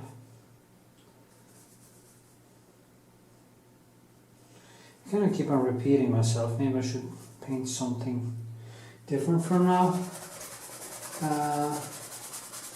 Do some more landscapes and stuff, maybe some political stuff. But I fell for this beautiful little apple, so guess I'm just gonna try to finish it off and keep on going. Yeah, I was gonna probably try a little bit. See, I'm trying to mold it into the surface now a little bit more. Then I will use the knife. Some lump there. So annoying. See how the knife is. It's a knife. It's not a knife, it's a spoon. It's almost like it's kind of shiny now. It's almost like it will. It's like keep it that way. It's not really mean to stop before. Actually, I went on a vacation at my parents' house, so that I didn't manage to finish it before I went. And I also had my hip replaced in between. Actually, 2 days ago, I had my hip replaced on my right foot, and here I am, almost pain-free. Okay, I have some painkillers, some good painkillers actually, but it's a little bit swollen, but I feel quite good and ready to start painting a little bit. I have to be careful because if I stand for too long I can actually swell a little bit, and I don't want to do that too much. When I did my right foot, my left foot, it was the lateral approach from the side, and there was some cutting in muscle, gluteus medium and one abductor, and which of course gave the muscle way more trauma than this. And this technique is the ones they use to me now is anterior, and I can see I feel the difference already. It's way much better. There's no well, there's less,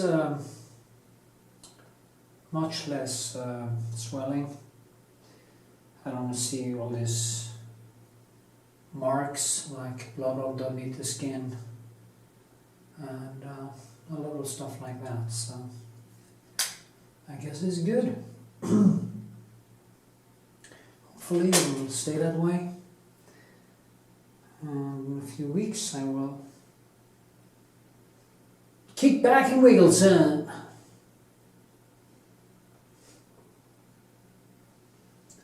So, yeah.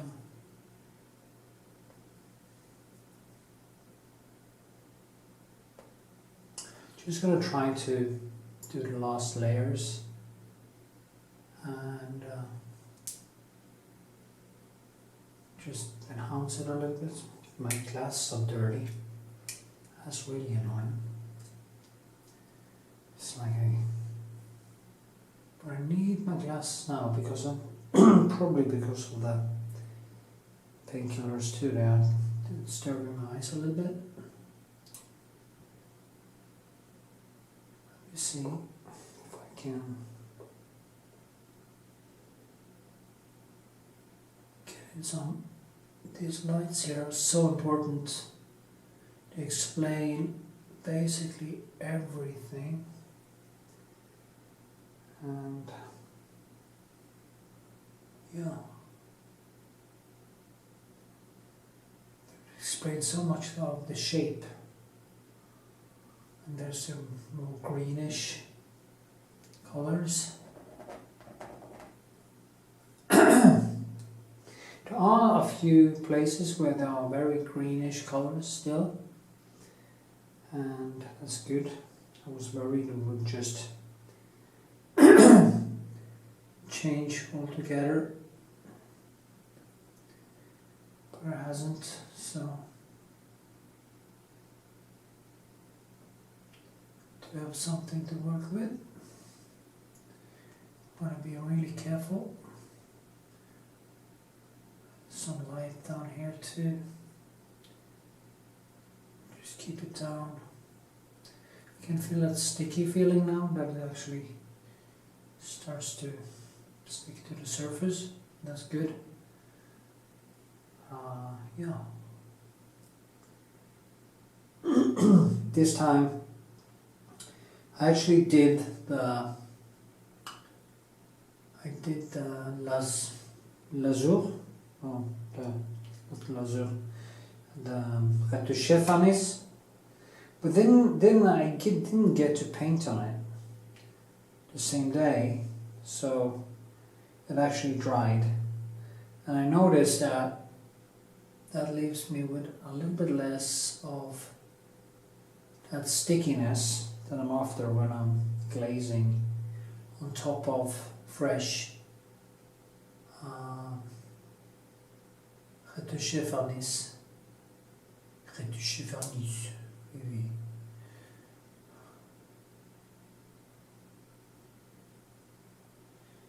So, yeah. Ooh.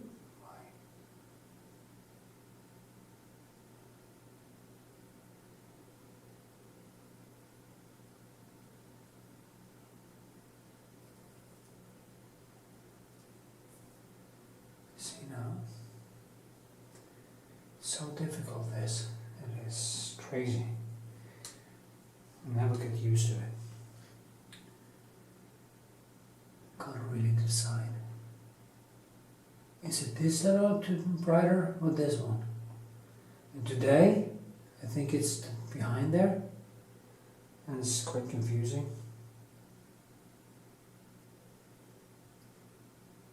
But I'm just going to keep on banging this drum until it's done. Yeah, that's what I'm going to do. See.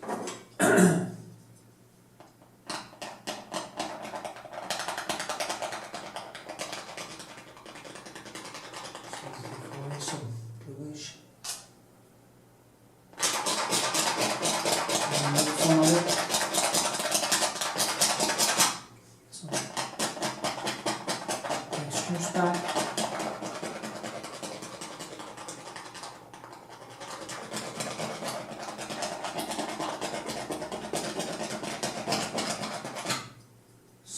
Maybe.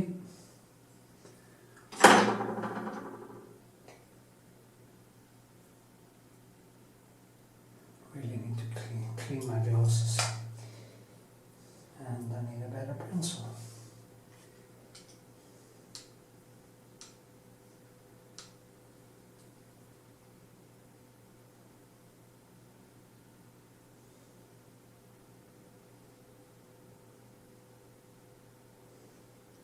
It's way too green.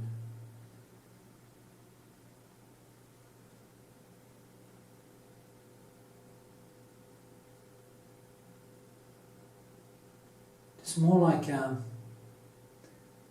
watercolor or gouache pencil, and it's much softer because I'm trying to get these glaze type of almost watery color nuances in. You can get this thing to, so that the lines doesn't become too brutal. I've seen this in Varnish actually. He used watercolor, no, the oil color, almost like liquid-like, and it's probably the last things he did with the paintings, the last layers, to get that beautiful, almost opaque, is Is opaque the right word? Translucent? I don't know. Maybe it's both. They're just kind of glides into one another, and all the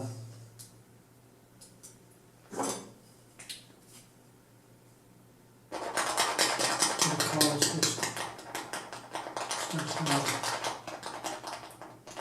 come alive. It's strange how important a thing like this can be for me. Getting it right is the driving force of everything I do, or actually trying to get it right. So, yeah.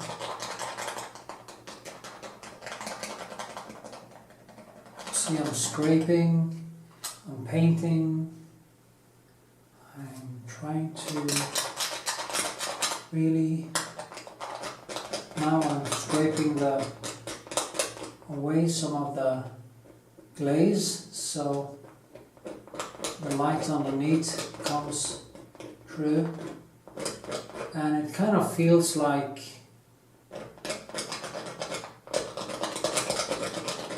true light, like the light is actually coming from the surface, and now it's not hitting the surface, but it's coming from the surface. And it's the effect you get when you glaze over brighter colors, and it's a very nice effect.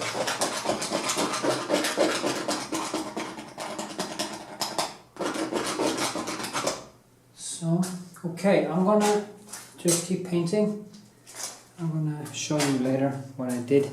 So, this video has become so fucking long. Okay, here we go again. Still growing strong. Maybe zoom a little bit so you can see better, like this. And just keep on doing some small adjustments to get the sweetness of it.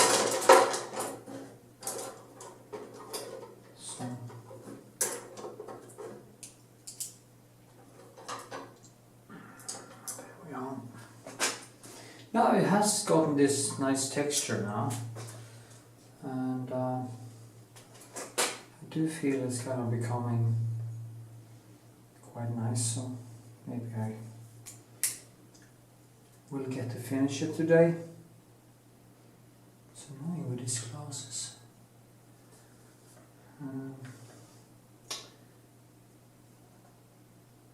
would like to have some pure reddish color over the white here to make it, but it has to be so subtle, just to give it a small bang. And then I can take the yellow and some Prussian and kind of pull it up a little bit, hopefully like this. Also need to, well, it's kind of toned down actually there, so this is actually another layer. I let it dry for a day or two, no, for a day actually. So it's not totally dry, that is why I'm not putting on the glaze, but it's dry enough for me to put on some fresh, thin glazing without screwing up everything. See now, it's almost aquarellish. I just try to get this translucent, it's very opaque color. Now there is a line here, not a line but a shadow, because the background is a little bit brighter. But then I have to brighten up the background there, so I can actually see the difference. that is exactly what I'm going to do.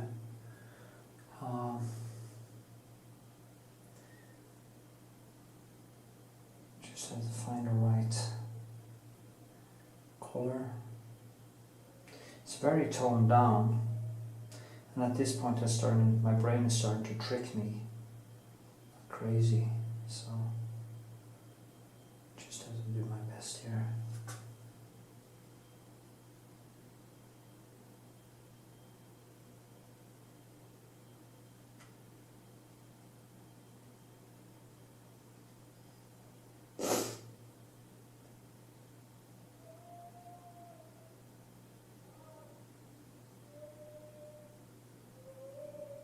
Drunk people shouting in the night. It's Saturday night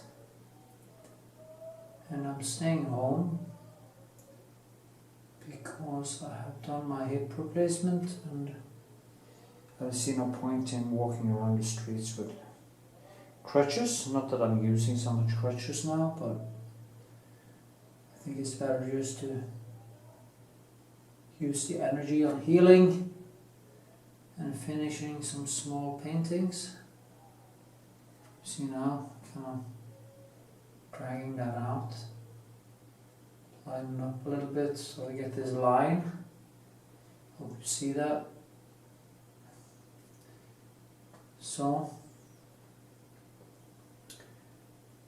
and a little bit more maybe.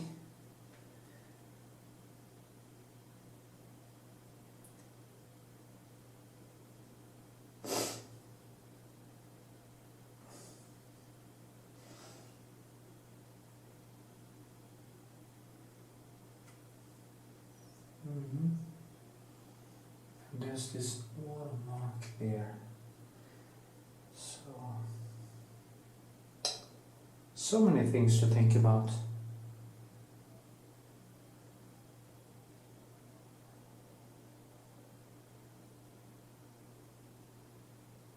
So like this. I think I'm going to tone down the background so we get more light in the foreground. I'm just going to paint over around it. Now I want to go in and I want to tone down this a little bit so I get more this curvature. And I need to find the right color for that. Seems to be kind of a deep greenish, more warm type of color. See now? Yeah. I don't want a line there. So it's very difficult to, here's the difficulty. I wish more artists went to this point, because you can learn so much more when you go this deep. Now pull it back up again. A little bit of yellow here.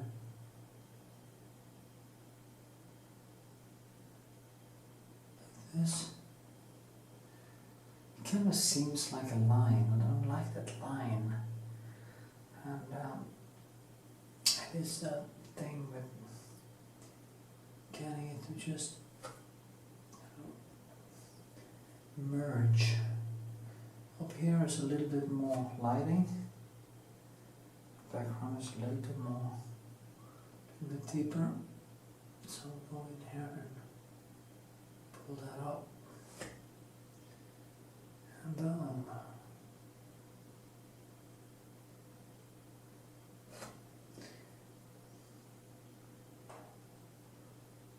this is almost like, it is like doing aquarelle actually. Because now there's some medium in this. And this is the only level I actually start using the medium more actively to get these effects.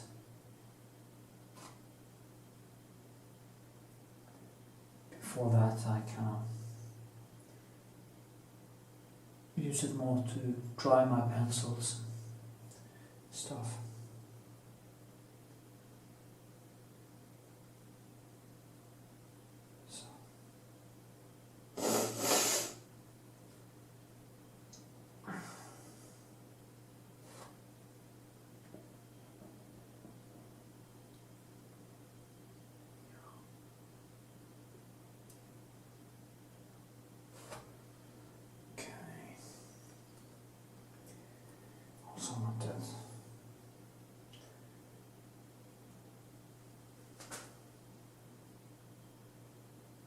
See, now the color is just kind of flowing into it.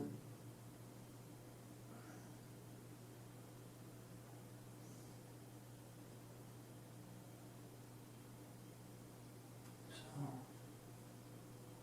it's hard to know when to stop and when to start.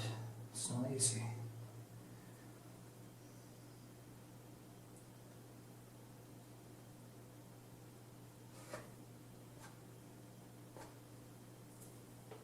I want to be a little bit more brittle here because it's this is where it gets difficult. Yeah, I've said that so many times to bore even me. So.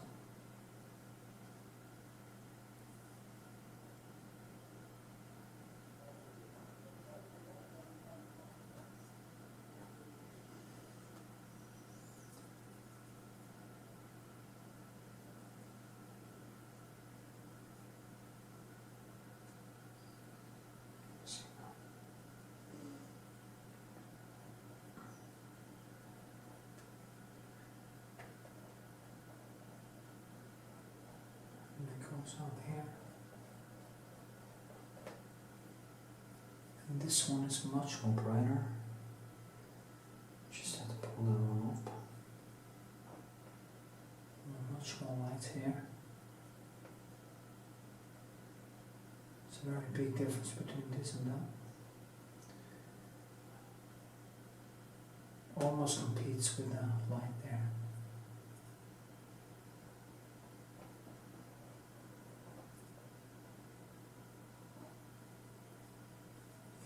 Does actually.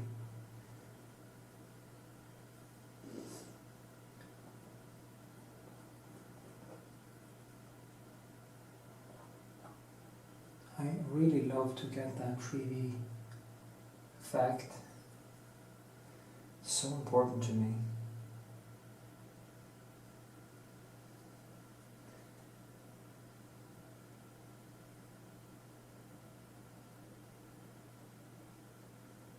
Need to lighten up behind here to get that shape, because that is how it is in reality, and I won't be able to get it right if I don't do that. So I just have to follow what I see, not try to invent anything, because I did actually try to invent something now and it always falls flat. You know, when you are kind of painting this, you can manipulate certain things, but you can't deviate too much from objective reality, because if the light hits there, it will probably also hit behind it, and that is how it is. I have to paint it how it is, or it just starts not to feel right, basically. Yeah. Just have to tone these surfaces a little bit different, and because in the background there's not supposed to be much texture to keep it down, or it will compete with the texture in the foreground, and sure as hell don't want that.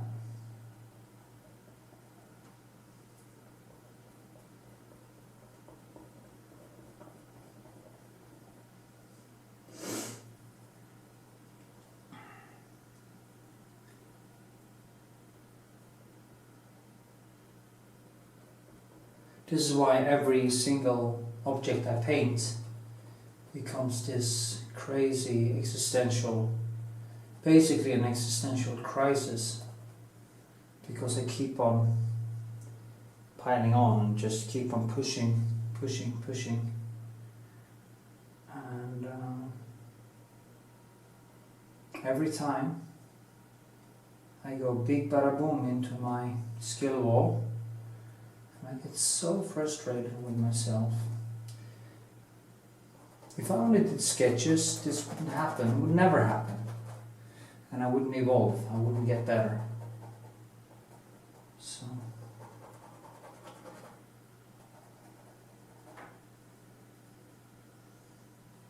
people say, oh, I'm a figurative painter. No, you're a sketch artist. Go deep. Go beyond. Go beyond your comfort zone and try to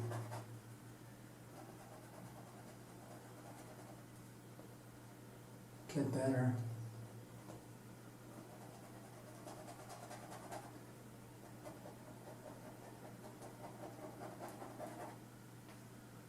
So now I can actually start manipulating everything again.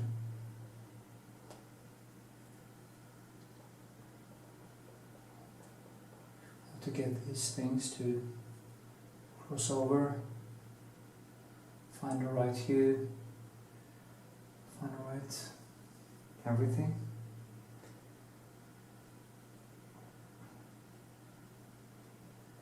That's what I'm doing on a Saturday. And that's fine. That's totally fine. I'm content. I'm pleased to be in a position where I can spend Saturday painting an insignificant apple.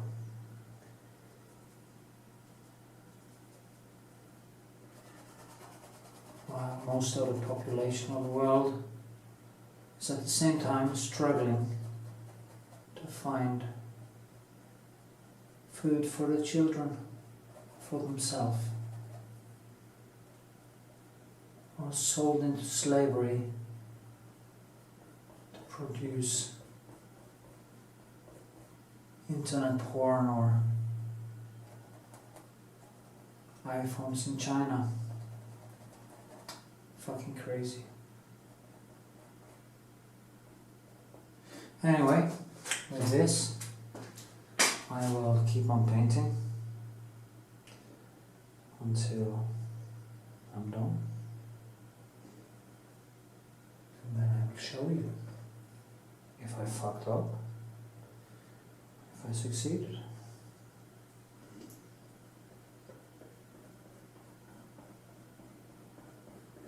This apple is becoming quite interesting, so for me anyway.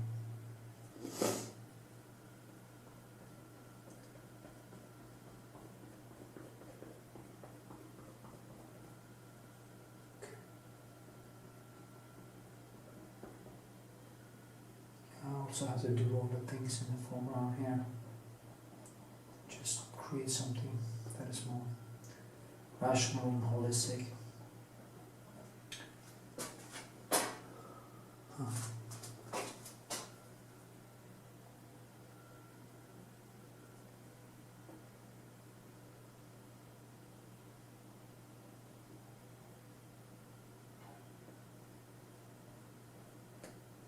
So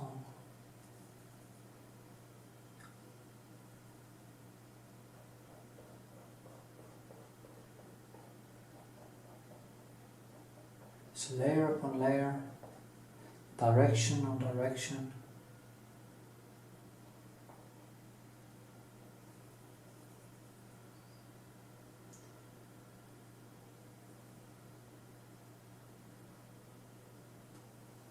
Yeah.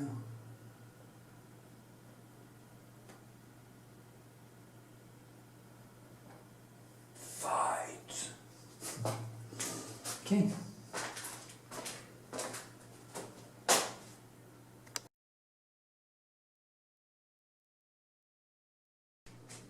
Okay, my friends, I have struggled, and I still do. I'm gonna try to get in the last layer today. I actually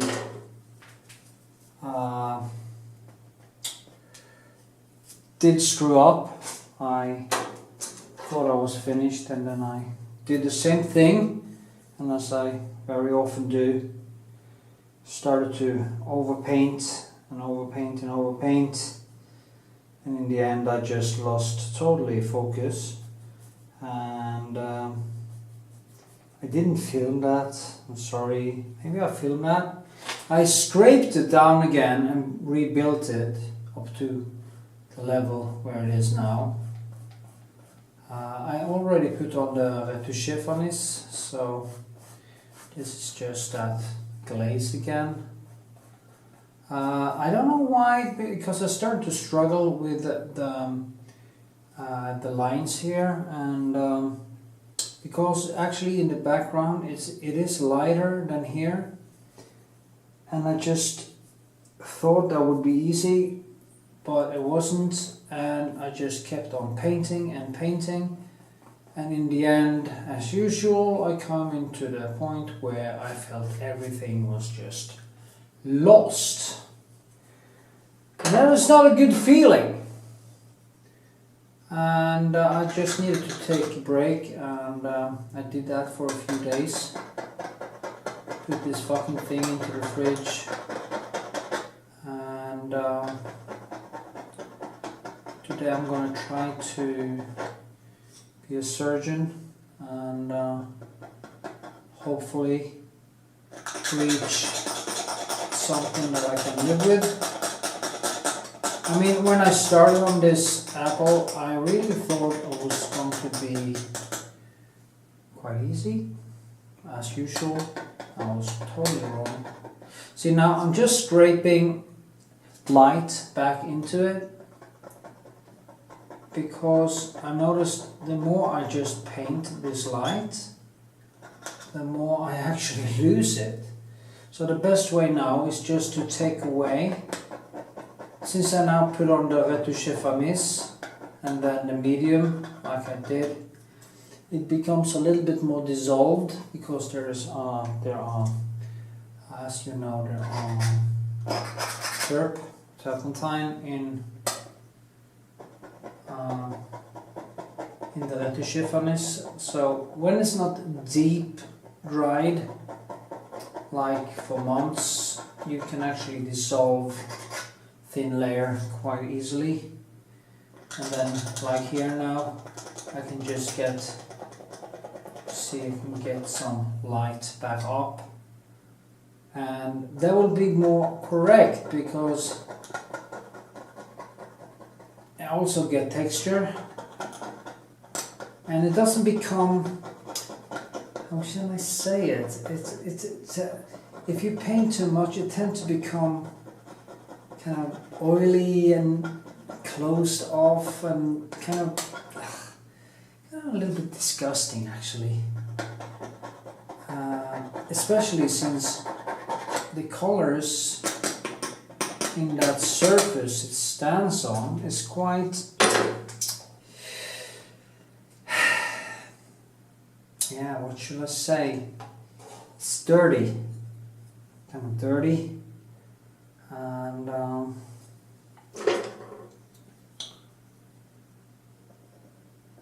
it's really hard to paint something dirty to make it come alive.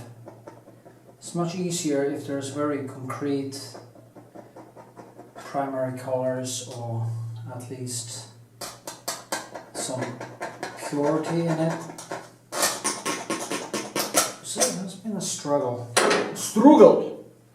And the lines here are very subtle. It is almost can't see them. Or the difference in hues is more correct, because, as I've said a gazillion times, there aren't any lines really. So just need to kind of find this subtleness in it. And yeah. And I also want to pick this up a little bit.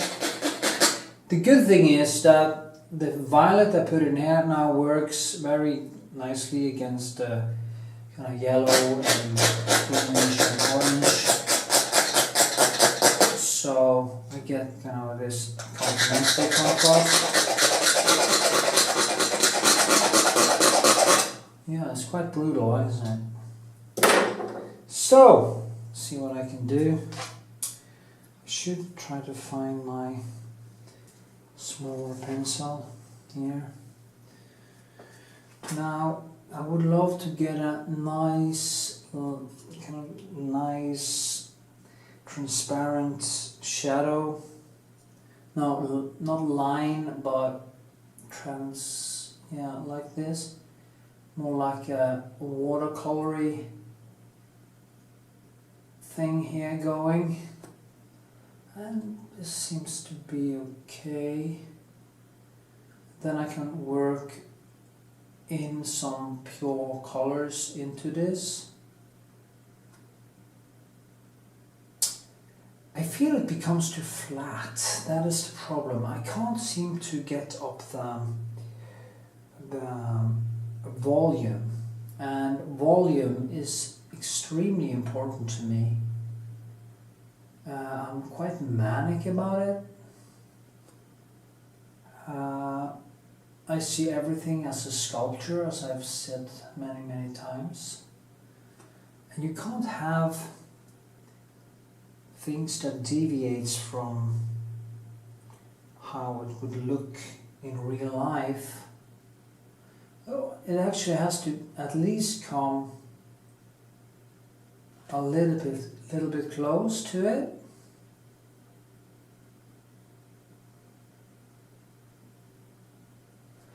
No, I think maybe that is that. Yeah, I gave. You see here now there is some. I need to flatten out. This is kind of. Maybe I should zoom a little bit so you can see better.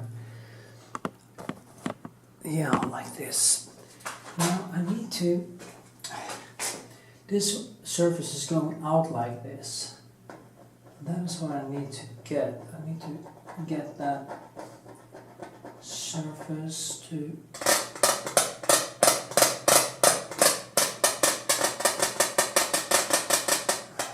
Maybe I have to paint in some new color there, I'm sad to say.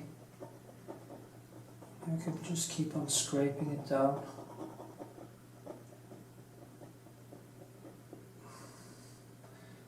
So this is the struggle I do in every painting. You know, when I paint my biggest paintings, I usually don't go this deep into detail on every single object, because it would probably, I would like to actually. So if I could increase my days, the hours I put in, to about 12 hours a day, 10 to 12, say 10 hours a day, at least, with effective painting, I could manage maybe to do a few totally work through paintings a year, and that would be great, because my goal is to come to a point where my paintings are basically, or at least reflect the tradition of Vermeer, or the clarity and I have a long way to go here on every level. But I also learn basically still learn like a child. So I don't really know what my limitations will be in the future.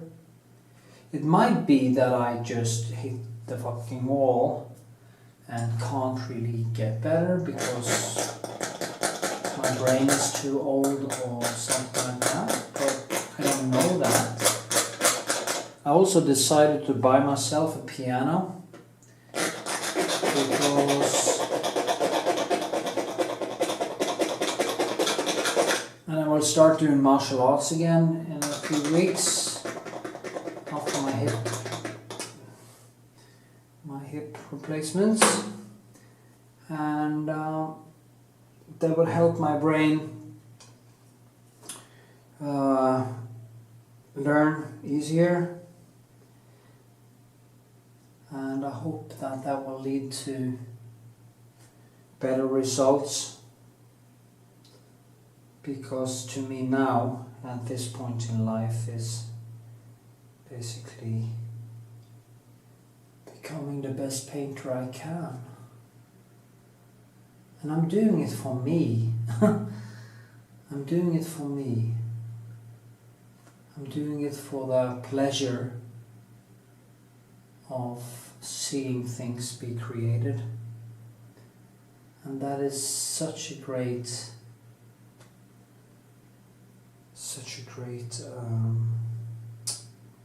place to be. And that is why you all of you should try to focus on to become the best version of yourself. Follow your own path.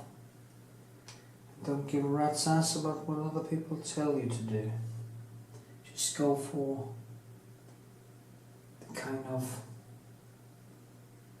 creative work or whatever you want to see done in your lifetime. Yeah. We shouldn't be concerned about being interesting. We should only be concerned about being the best version of ourselves. That's it. That is all. And if we can do that and be honest, I think we can actually reach quite far.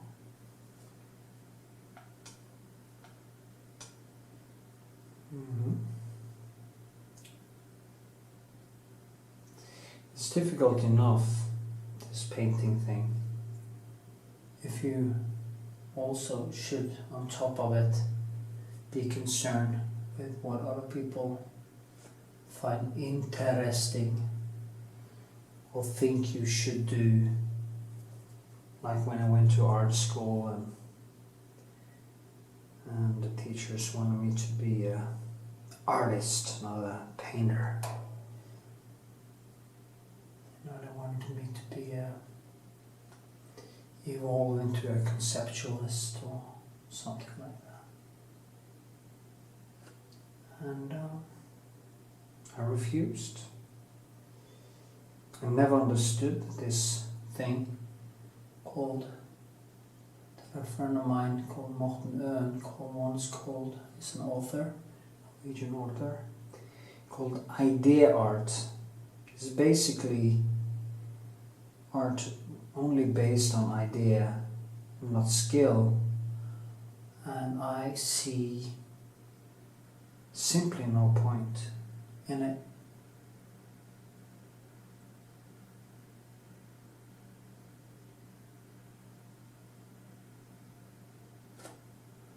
So, you know, this is now a little bit difficult because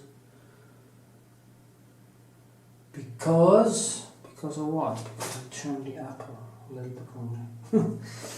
Well, I can see that I'm also struggle with line because of the textures and the overpaints. I painted over this back and forth now so many times that I start to build out this texture, and I always tend to, at some point, where if I can't get it right, it becomes so frustrated. It's just sometimes you just pour on some paint without thinking, and I let it dry, and it creates more and more textures, and in the end it kind of collides with the next layers, so I have to be more careful.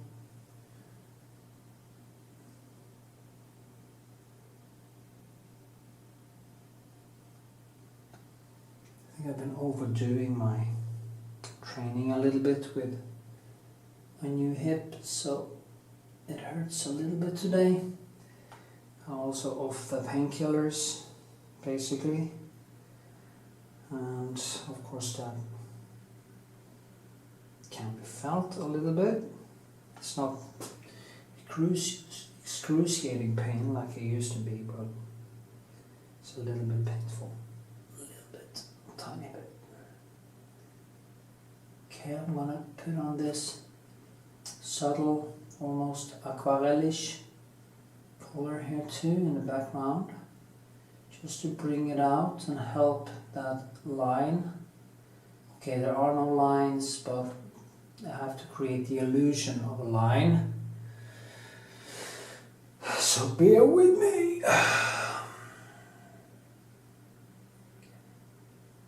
Now I get this shine from here into the apple, so it has to be a little bit more brighter there. These are the things I really struggle with, finding the right colors. It's really hard.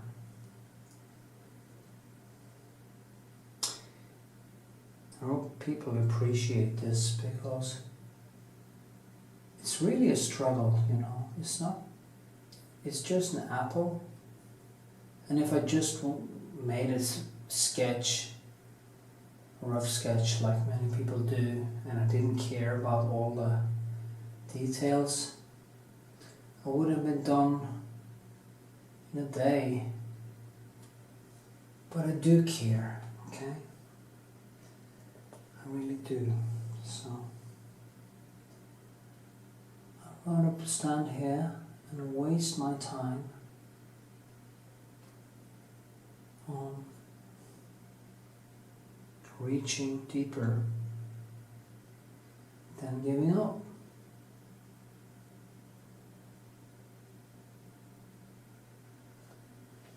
I remember I had a friend once. I've had many friends actually.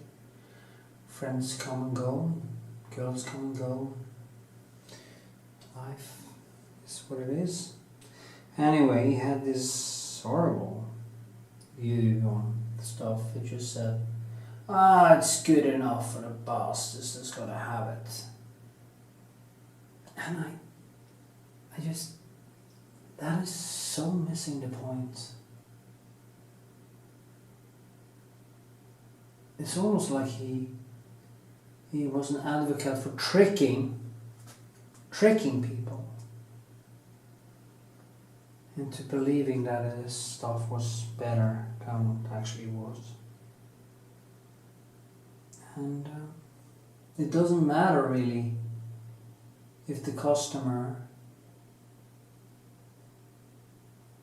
is happy about it, if I'm not.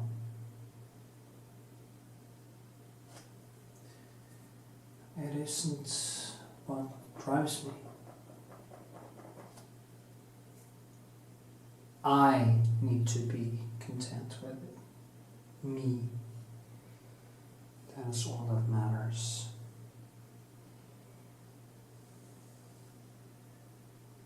I've delivered things to people that was okay, and they think it's just the best thing ever.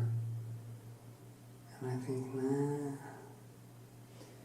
it should have been a little bit more like that, a little bit more like this, a little bit more, a little bit this, you know. And actually my mom, before an exhibition I had once, so actually she used to say that I should shut up and stop criticizing my own stuff on my exhibitions.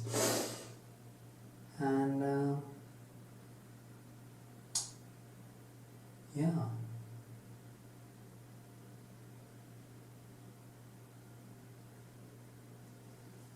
Anyway, I'm gonna stop yapping now, and I'm gonna paint for a few hours, and hopefully, maybe, luckily, maybe I will be done.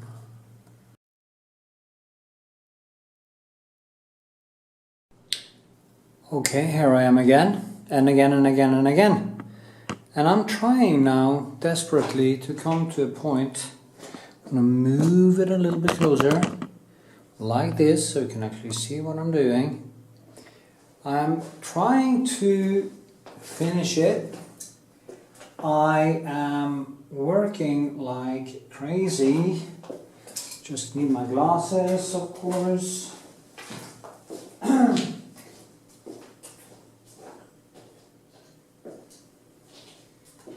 The same thing seems to happen in every single painting now. I can't really get to a point where I tell myself that it's okay, and I just keep banging on. And this apple now has changed so much from when I started that I almost can't recognize it anymore. It's a good thing in a way. It makes me push myself to the limits, and it is so goddamn honest. It is so important to me to try to find the right curvage, to find the right hue, to make it actually look like the apple I'm painting. And the strange thing about this apple is that it has a strange shape. It's almost like you should paint something that was not shaped as things normally would. It's kind of out of shape. Yeah, out of shape. It's a lot of people out of shape.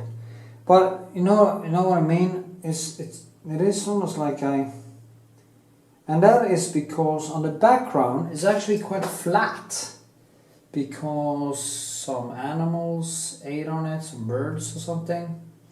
And in the painting process, since I started on this, I was home at my parents' house for over a week, and I had my second hip replacement surgery. And in the meantime, it has been in the fridge, and it just kept on changing. And to my frustration, I did the same thing that I always do. The object change, I start changing the object, and it becomes this never-ending story painting that I promised myself that it wasn't going to be this time. But boom, there I am, and it is what it is. So, but I think now that I might have come to the final strokes. I really hope so, that I don't mess up again. Yeah, twisted a little bit. I'm gonna show you how it turned out. This apple is now just a little scrumpy, and so I have to I can't change it this much, because when I started it was quite fresh. It was just falling off the tree, and yeah. And now it's just kind of all chewed up in a way. So I just want to have that curvage right. And almost like I just can't find it. So annoying.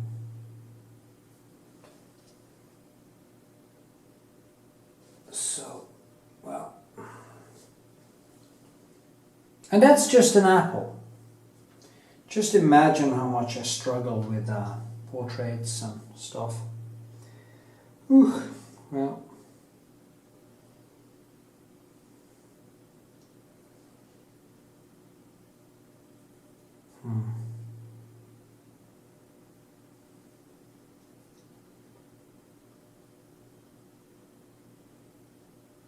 So I'm never really pleased with my work. There's always something missing. Some part of it I couldn't get right. And it just keep pushing me on until the next one. And the next one, and the next one, and the next one. And I guess that's a good thing. That is why you can paint a gazillion apples, but it will always be a new painting. It's not that you paint, oh, you already painted apples. No, that's like saying already painted. You know, it's not the right way to think. The right way to think is that every single object is a new challenge, and that you just have to put in the good work and try to make it good. And the best you can. Yeah. I know, it's a funny detail that I just saw. This one has changed too. It is more kind of clear. It's more, and it has this black thing like this now, and it kind of, this thing kind of gives it some life.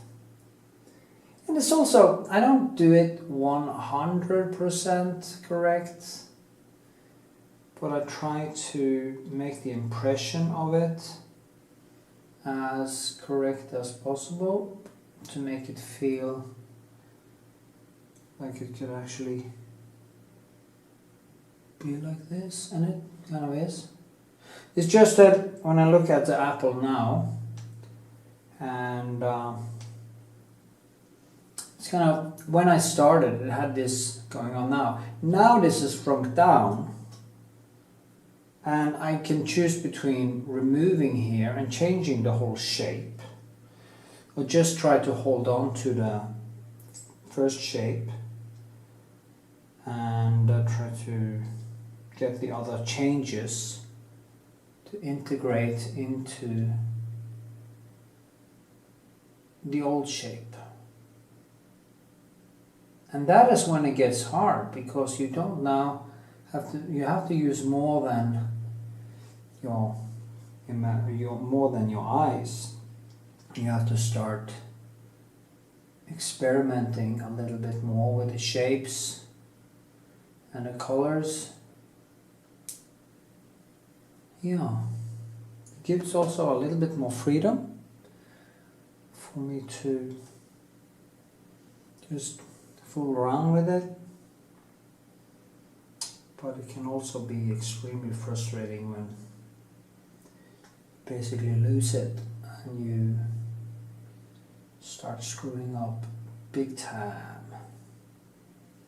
Big time, yeah. Like here I put on way too much white, so it didn't actually become a highlight, it became exactly what I'm warning people against doing. It loses its light effect because you put on too much white. So I just had to walk back the cat a little bit here and tone it down, and then find the right spot to put in a very strategic highlight that basically explains more of the shape. Also, it is of course not that strong light in this. I could also keep it a little bit more down so it becomes a little bit more subtle. Yeah.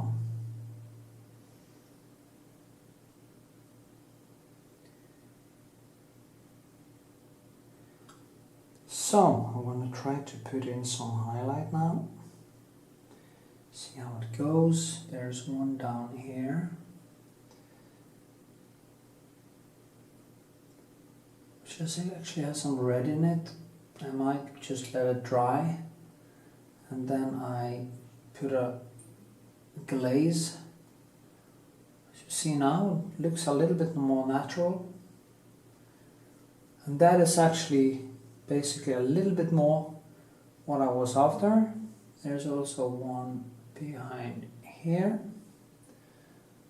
You see that now took over for what's in the foreground, so that was a little bit too much.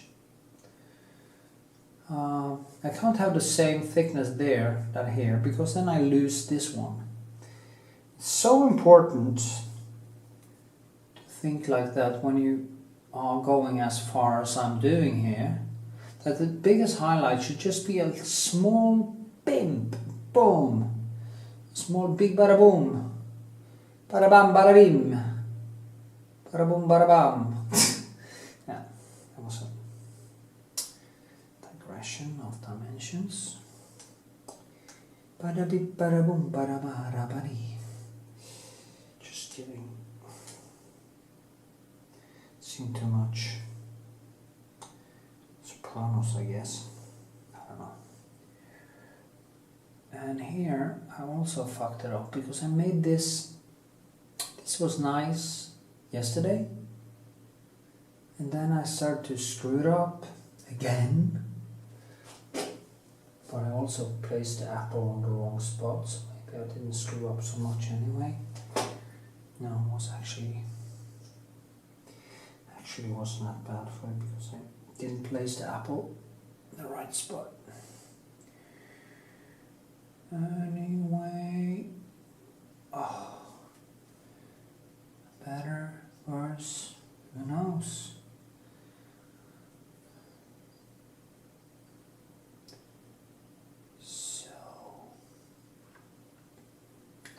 So people, I don't really care about your sketches. I want you to go into painter's hell and try to push yourself as far as possible into all the frustrations that follows with it and all the intimacy, all these small things that in the end will create it into becoming something that actually springs into life in a way. In a way? Why do I always have to say that? The illusion of being alive. Well, that's what we all struggle with, isn't it? This one is going to be a little bit, we're going to see that now. This one has to be a little bit more over here. Yeah, that was better. Actually, I think, hope.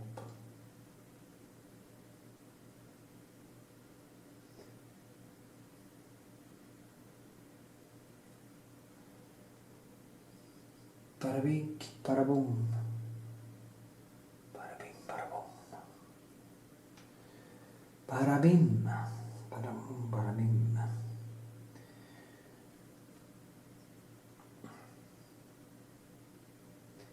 A friend of mine told me I looked much fresher and happier now, and that's great. I think it's because of my hip operation. I finally basically without any pain. I just went out for 2 hours, actually, danced a little bit, just flirting, having fun. And it's so nice to feel, not to walk around with a stick like an old fucking man. Sorry, nothing against old men or old women. So the word fucking had no place. I should stop using swear words in my videos because you have no place unless I'm really angry. And I'm never really angry, so. Oh, you're so angry, you know. No, not angry. Maybe annoyed, but not angry. People know when I'm angry because I express it. If I'm annoyed, I just become a little bit silent. If I get angry, I will tell you loud and clear, and I will tell you why I'm angry. I will usually have a good reason for being angry, because you shouldn't be angry without reason. It's a junk energy. I'm starting to get angry at this actually, because it's starting to piss me off. You motherfucker. Fucking Apple. No, just kidding. But it is hard not to be able to finish it because I'm so goddamn neurotic that I can never feel that anything I do is good enough, no matter how much I put into it. But then again, that's why I keep getting better.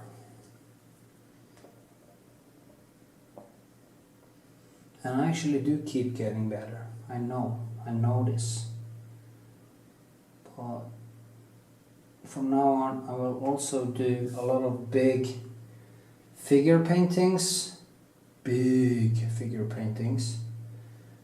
And I think I want to start live streaming on YouTube, so you can actually see me, how I paint over a long time, maybe like 10 hours in a row.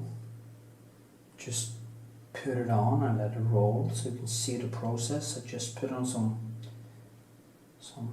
coffee and some stuff in my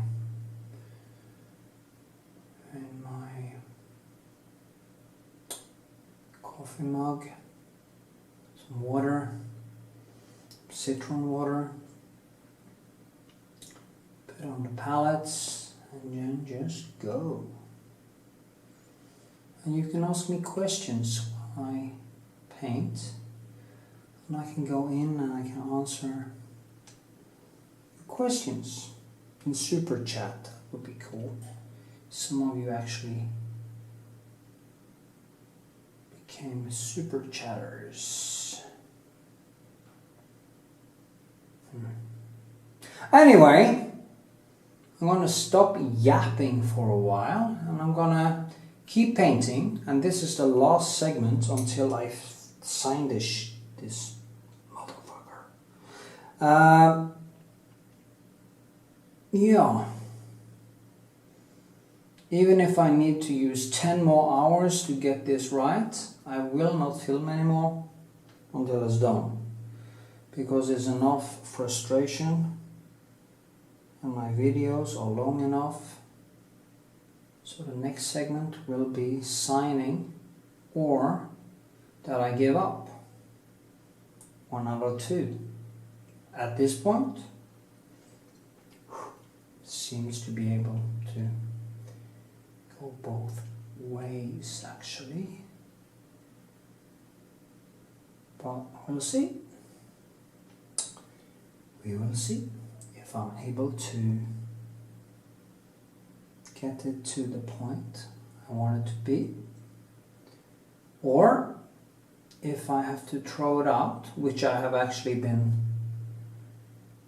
close to do several times at this point. That will of course cost me a lot of money because I put a lot of time into this, but sometimes you just have to bite the sour apple, as they say. It looked like a good thing to do, this painting, but at this point I'm not that sure, I'm not that confident anymore that it was a good idea because of all the nuances, the shape of the apple, and several other things that has happened as I went along. I just can't get it the right shape, and I don't know why. It's just driving me insane.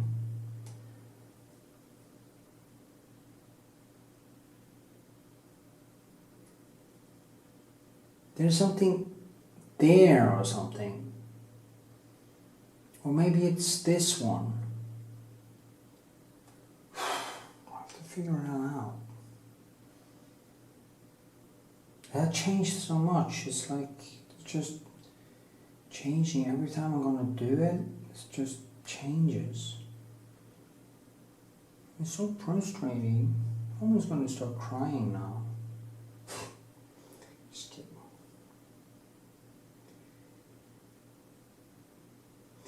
For the patron who wins this, as I say, if it becomes finished and I use it as the plan was, as a patron giveaway,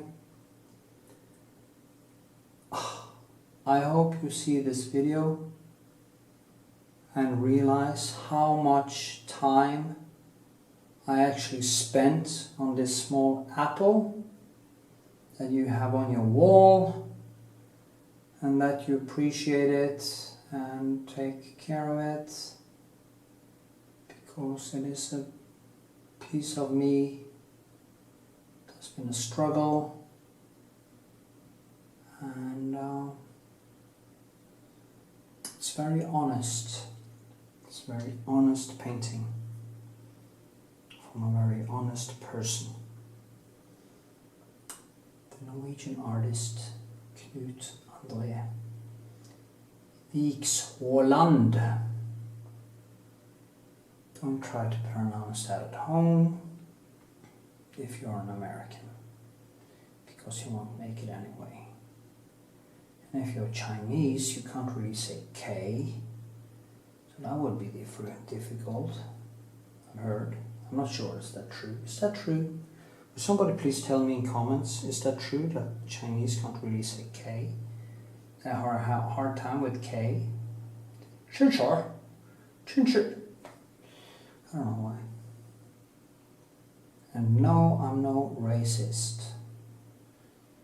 But I think we should be allowed to joke a little bit with other cultures without calling it cultural appropriation or whatever they call it.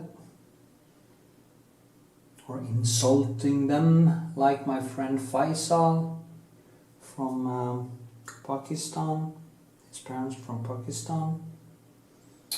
And he always kind of birdie. He talks like this just for fun, you know, because when he speaks Pakistani, that is how they speak there. And they speak like that in India too. And it's so funny, he makes a perfect impression of an Indian actually, it's so funny. And we should be able to joke about stuff like that. Even if I'm not a since I'm not a Pakistani. Remember, we are one world.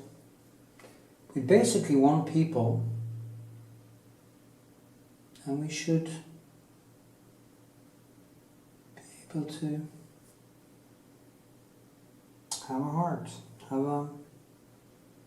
be a little bit raus. We call it raus, where I come from. It means give people some space. Not take everything so fucking seriously. Live a little. Have some fun.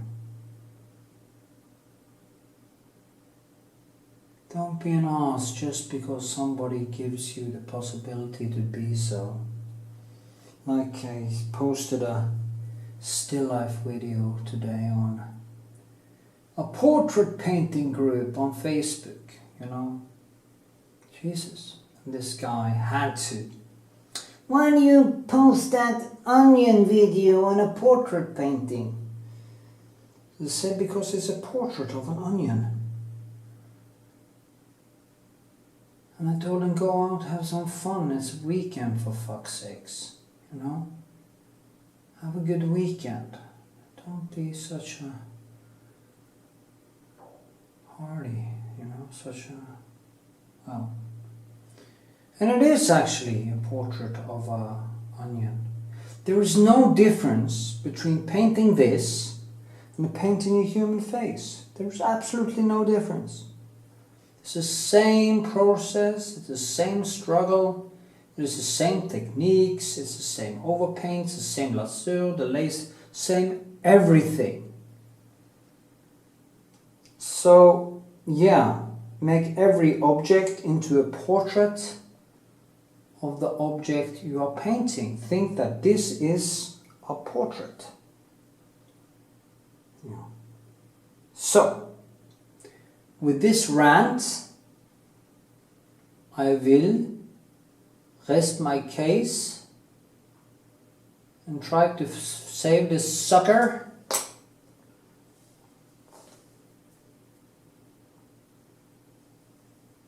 Earlier today, as I say, I was thinking about just posting the video, cutting it up, and throw it away. But then again, it's not the first time I've been thinking that. It sure as hell won't be the last time. So, I'm just gonna paint. And paint, and paint, until I actually think it's quite nice. Because now I'm determined to get this motherfucking shit done. Sorry, don't mean any harm, any ill thing. Mother. Mothers are great.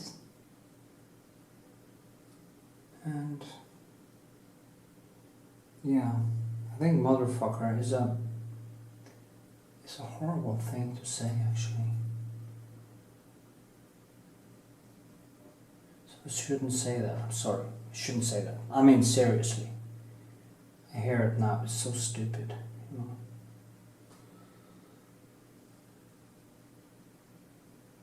I wouldn't say that to a person.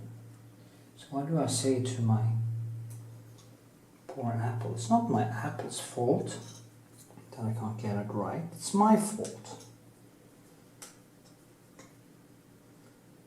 So be gentle to your apple. Be nice. Be positive. That'll probably help. Damn, I'm ranting now. You know, it's Friday night. It's like 5 something in the morning. I'm making chicken soup because of the bone broth,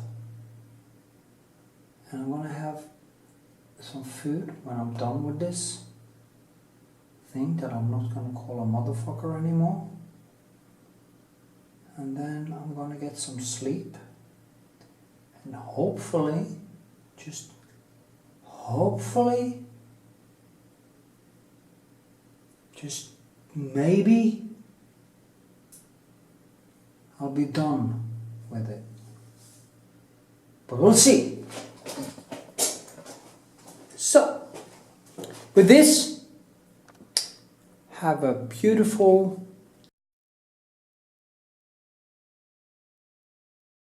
yeah.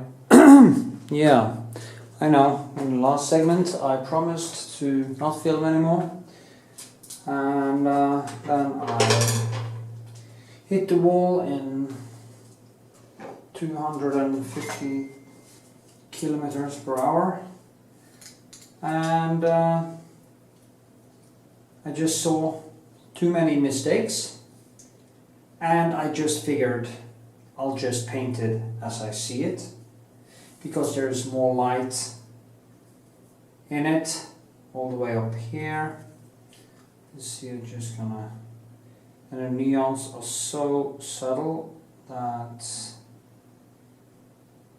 it is almost unbelievable. This one is like this, so there, see, okay.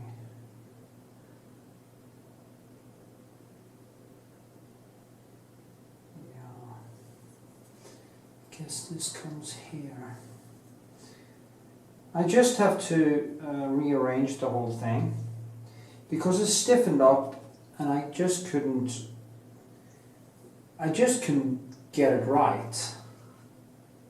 And it actually stands on this wooden thing that goes in a way in like this.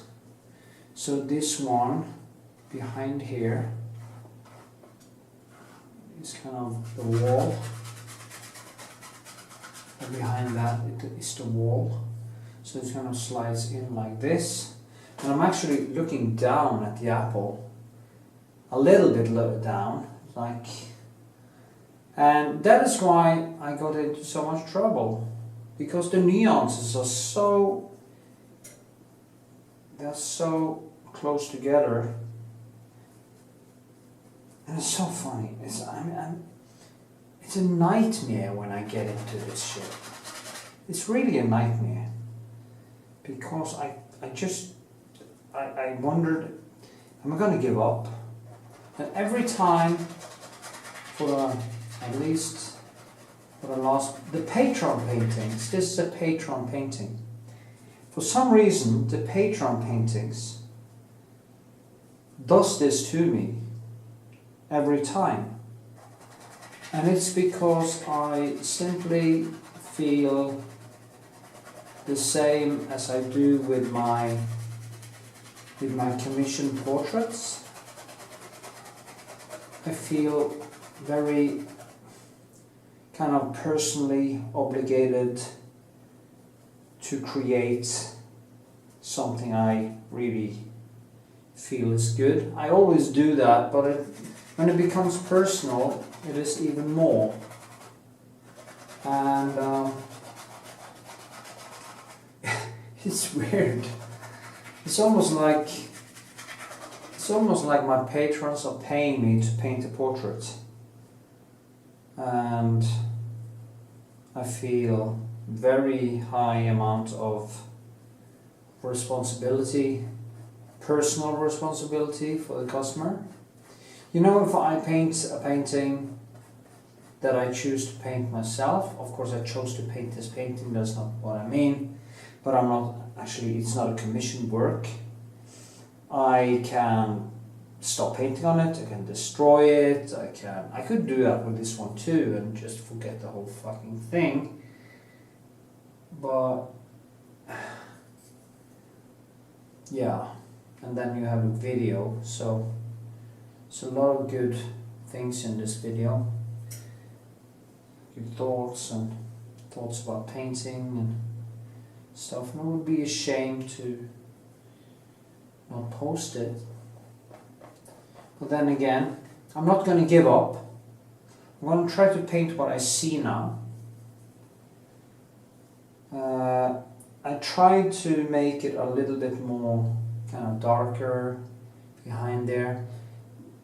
there are some nuance difference between the front and back there, but it's not that much. And it's actually lighter behind the apple here, so you can actually see a line here, so you can see its background. And all these things I tried to basically, I tried to cheat, to be quite honest. I tried to make some effects that would look real or look correct, but then it just turned more and more to some kind of, this is a lie, you know? This painting is turning into a big lie, and I can't live with it. So now I'm going to go for realism, as it's new. I think you learn more from listening to what I'm saying now than if I just covered it up and tried to bang the same drum over and over again and try to make it look finished. I don't have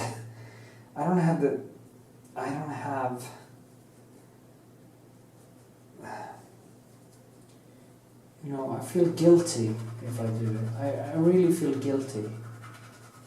A painting that I put out there should be the best that I can. And of course I hit my skill wall here in 200 kilometers per hour. There's no doubt about it. But this is exactly what I learned from. Here is the learning curve. This annoying thing to just look yourself into the eyes and say, you know, this is a lie.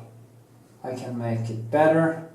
I'm going to make it better, even if I have to use 30 more hours on this motherfucker. Sorry, my French. It's not how he said that. But I'm gonna destroy it, or I'm gonna make it. Period. It's not gonna be anything in between. So I was actually going to try to finish this today, which of course now is impossible, for I'm basically painting it one more time. The strange things, what I also did today was I started to make the apple bigger. I did exactly the mistake that I tell people not to do.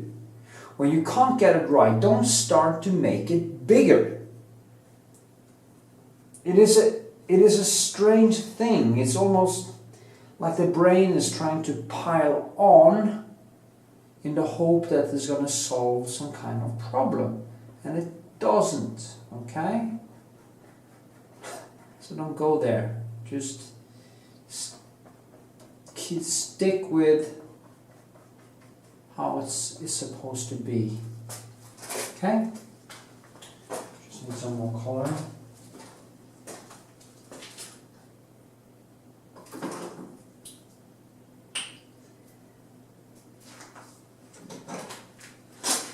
Now I think this will look better. But that is also a trick, you know. Of course it will be more like it is supposed to be, or as reality is. But that every time you start doing something new in a painting, you're tricking your brain into believing that it's better. It's a new start, blah blah blah blah blah.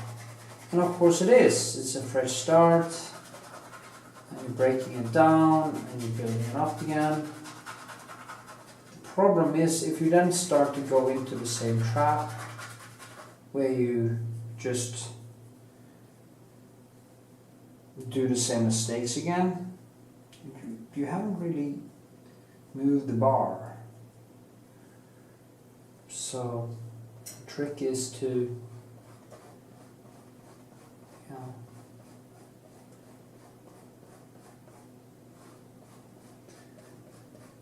make it really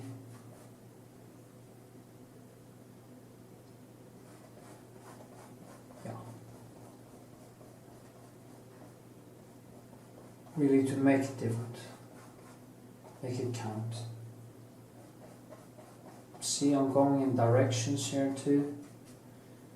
It's going to be problematic, I know it is going to be problematic to get that feeling that this goes in like this. I will do my best, because when I look at it, it's just kind of air perspective, and it's just the neons and stuff that actually makes up the difference. Now this one will be more orange behind here because it's a wooden thing, real wood. It's real wood. Even some of these twist things, maybe I should just paint them in too. So I get painting some detail, so I actually more detail, so I actually, so it shows that what it actually is. It will probably make it easier to be able to finish it. Oh, it's much lighter. Luckily the apple is quite close to how it is. And there are these watermarks. There's some water dripping on this thing. So there's some differences in hues and stuff because of the water.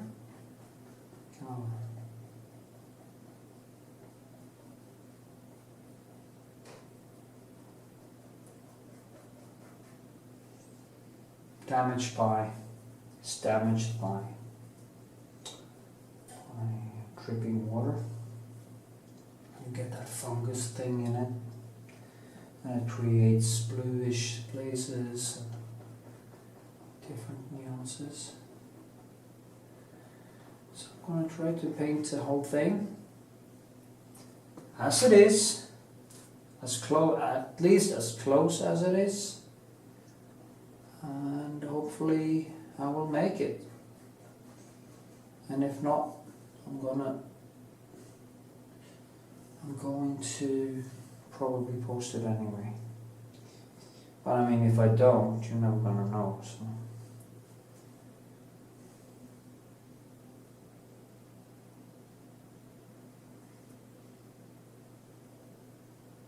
I have to keep these brush strokes down, because it's not going to compete with the texture in the front. That is also one of the important things. This video also becomes a very, very long video.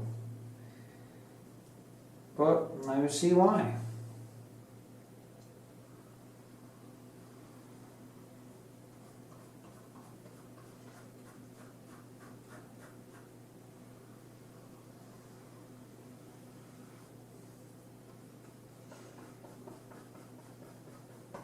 Yeah, you get the point.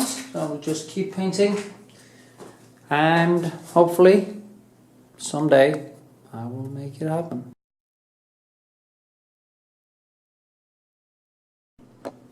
Okay, here we are again.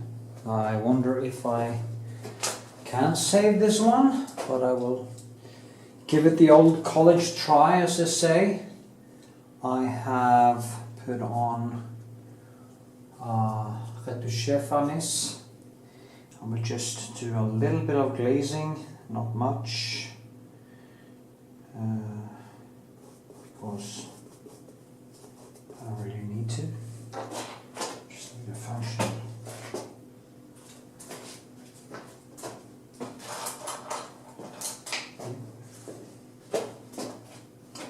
Just go over it a little bit with some glaze. I mean, this apple turned into a nemesis of universal proportions. It's hard to understand actually why. It's was supposed to be, what did you say, a cakewalk, a walk in the park, a nice sunny day with no existential problems. And then it turned into an existential threat, and so screwed up the whole thing. I don't know. Just have to try to do my best, and I will then just start. You can watch me fail. Where the hell?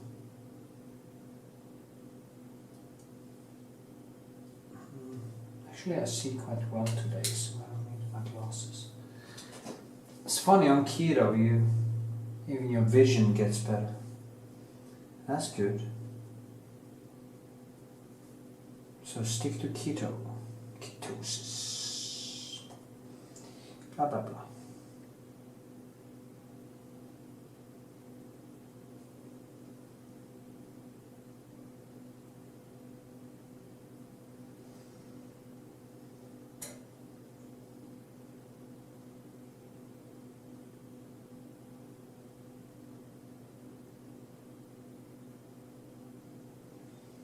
Yeah, it's actually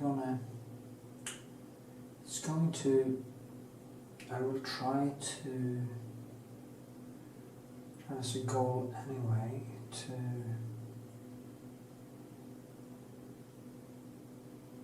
make a kind of, as we call it in Norway, a air perspective. Since there are no lines that explains the perspective. One has to explain it in some way.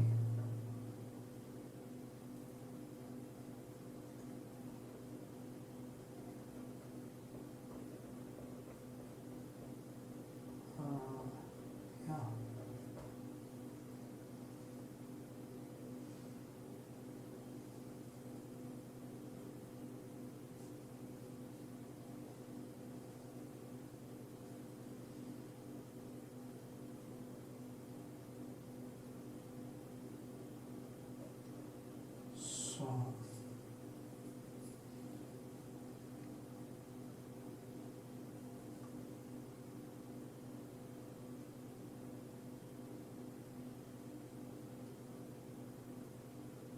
So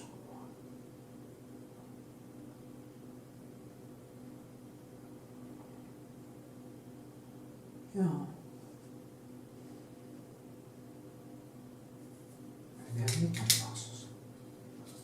I don't know. Yeah.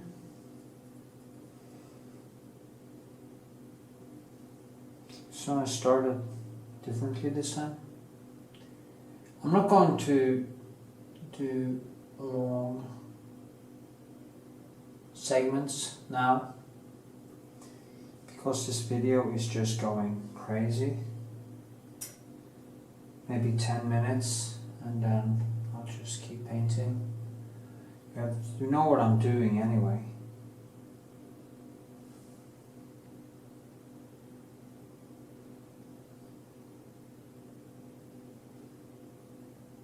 What kind of fucking color is that? It's kind of...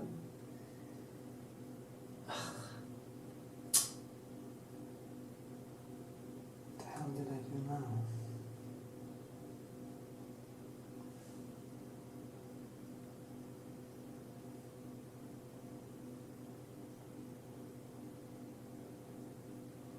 Sorry. Ugh.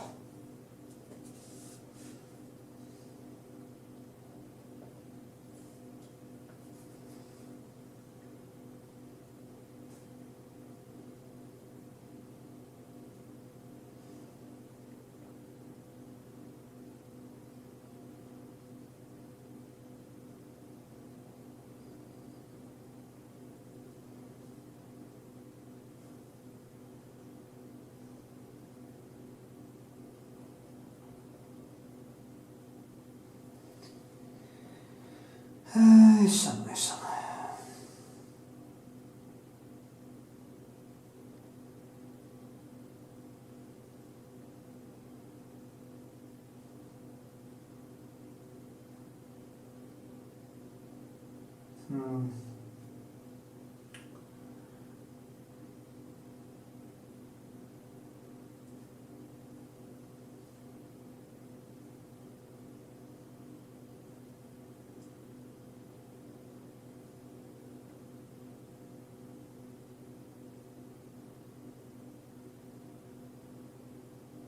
I can feel I'm a little bit psychologically tired today. Not tired in any way, but I have a possible infection hanging over my head. It's kind of annoying. And it's kind of hard to focus when you have to think about that I could actually do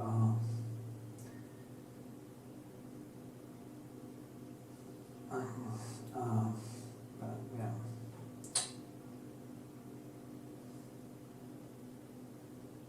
A cure, you know,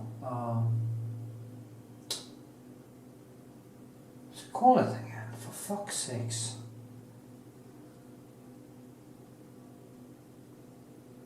Antibacteria cure. What the fuck is the name again?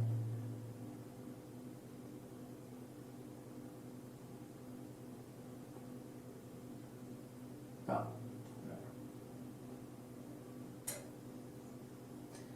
But it also kills the gut bacteria. So, you know, you want to be sure have an infection before you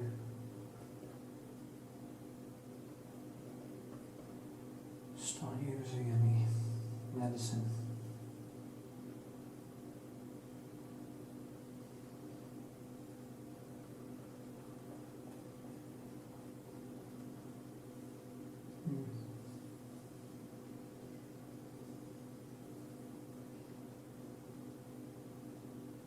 Antibiotics, for fuck's sakes.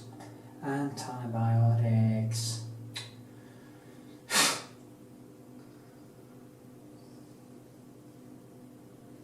Anyway,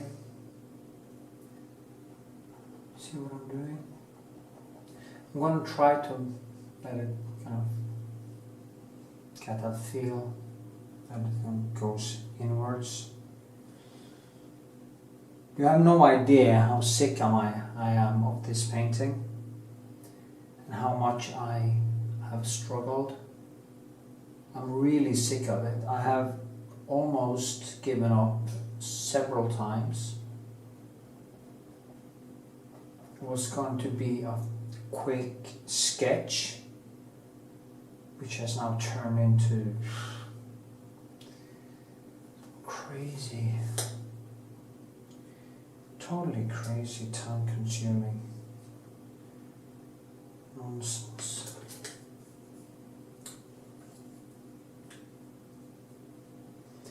That's how it is to be an idealist. I could have dumped it a long time ago and said, okay, I'm done. Nobody would have seen the difference. Nobody would have known about my struggle. Nobody would have noticed. Some people would have thought it was good. Some people would have not cared at all. Some would have thought this is not a painting. And yeah. But no.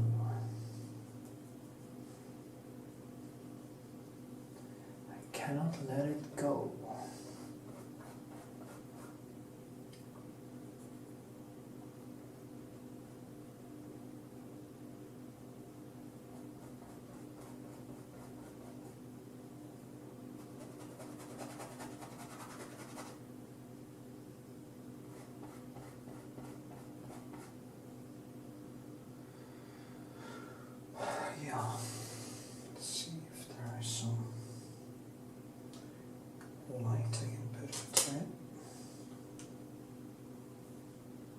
The problem is I can't really figure out the shape.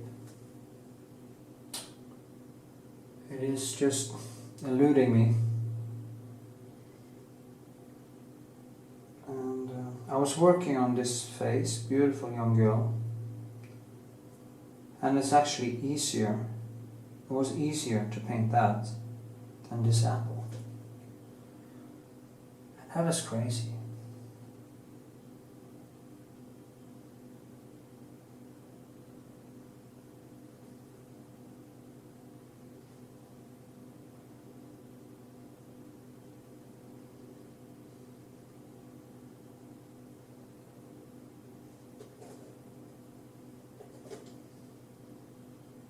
I don't know what's wrong. It might be that the apple in the background is just clashing so much that I just can't get it right. And being stressed out and stuff doesn't really help much. What definitely doesn't help is standing here fucking whining about it.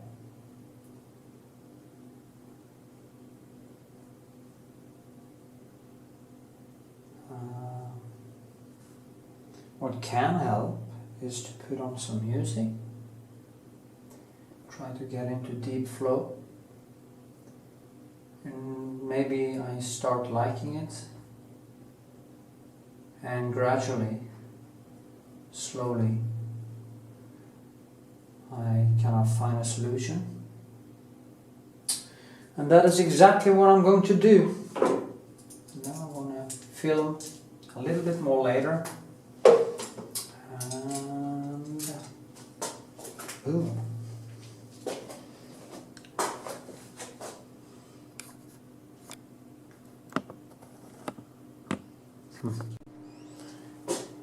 Hallelujah. Yeah, I actually feel I'm getting somewhere. Yeah. It's funny to see that my eyesight is getting better. Ketosis. For heaven's sake. Maybe even always had problem with losing some hair. I'm 51, I haven't lost it all, but I lost kind of some of it. And hair loss is actually due to allergic reaction to the male hormone DHT, I think it's called. And what is happening in men who is losing hair is that they get this allergic reaction in the hair follicles that then creates a situation where the blood vessels actually stop. So you can't really get blood to the hair follicles, and as a result of that, the hair can't get any nutrition, and then it starts falling off. Some man has this severely, like a friend of mine in art school. He lost his hair, beautiful hair. He lost it in almost no time at all. Such a shame. But I never had that kind of hair loss. It's kind of a slow walking kind. But since sugar leads to inflammation, maybe not eating sugar or carbs will kind of dampens down the inflammation just enough so the hair follicles can get more nutrition. Because I think I can actually see now when I live without any carbs that my hair is getting thicker. So we'll see. Of course, I'm also eating very healthy, which I always do actually, but now it's even ninja type of healthy. It's just crazy healthy because of my hips and stuff. But it's going to be interesting to see if I actually get some more hair back. So I'm going to update you on that. Okay, blah blah blah, blah blah blah blah blah. Knut blah blah, that's a friend of mine. So I always say, blah blah blah. I talk too much, my mom says. Actually, she celebrates her birthday today. My beautiful mom. It's the 9th of September. And I guess she's 74. And she still has her beautiful long black hair. So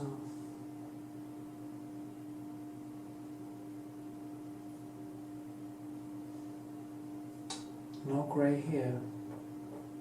I'm glad I didn't inherit that grey gene, because in my family they get grey very, very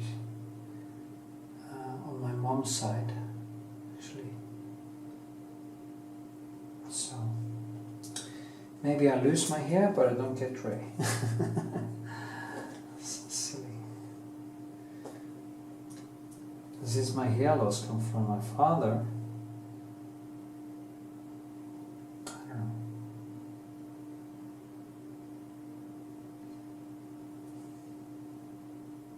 Painting. I should talk about painting. Anyway, I really feel that I'm getting somewhere here. See now, I think I actually got it, and I can just do a little bit every day, and then boom, maybe I managed to save it.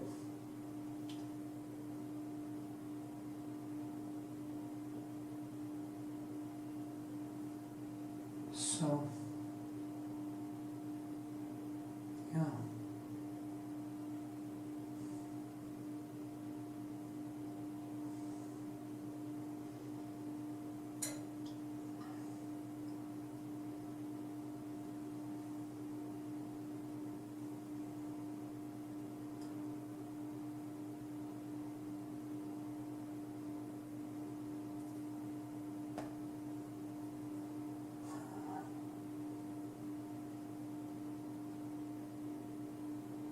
It's an annoying sound. It's actually one of these things that draws water out of the air. Not water cooler, but and makes a little sound. Annoying sound.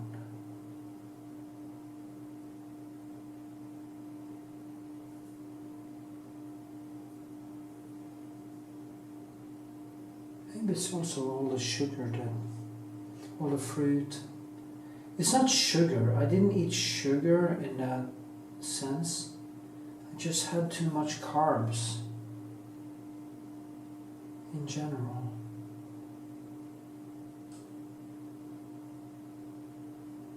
And my eyesight is actually getting better too, so maybe I get my hair back. Soon maybe I don't have to use my glasses, because I'm now putting my body into autophagy. Is it autophagy? I think that's what it's called.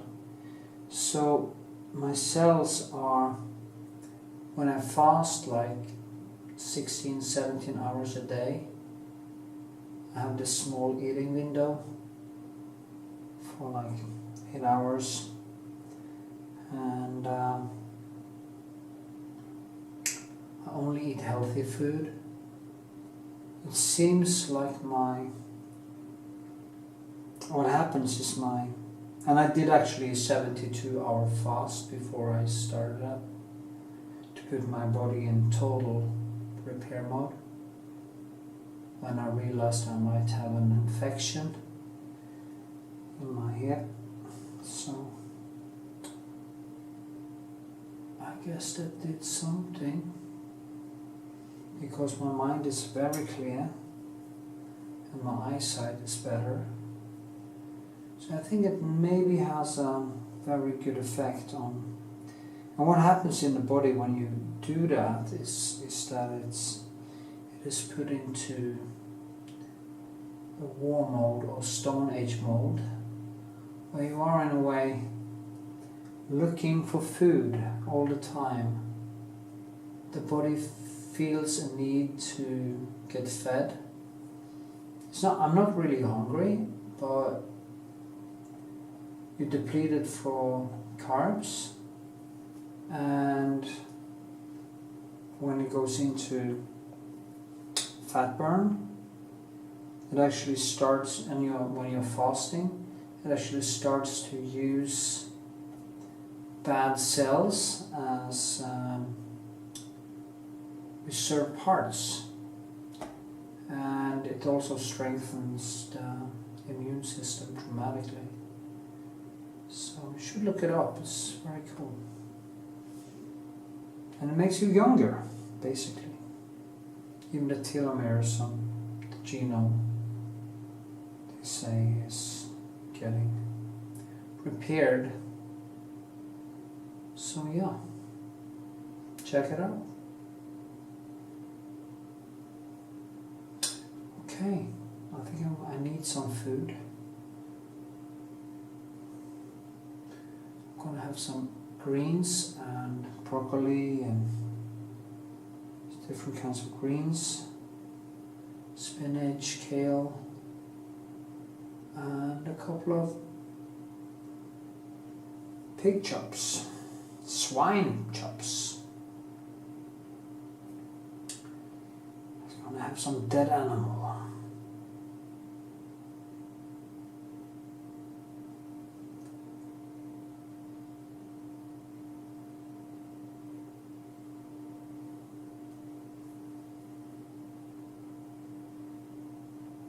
Strangest apple ever.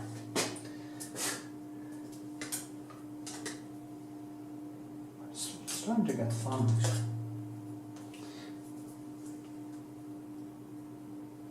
Become fun.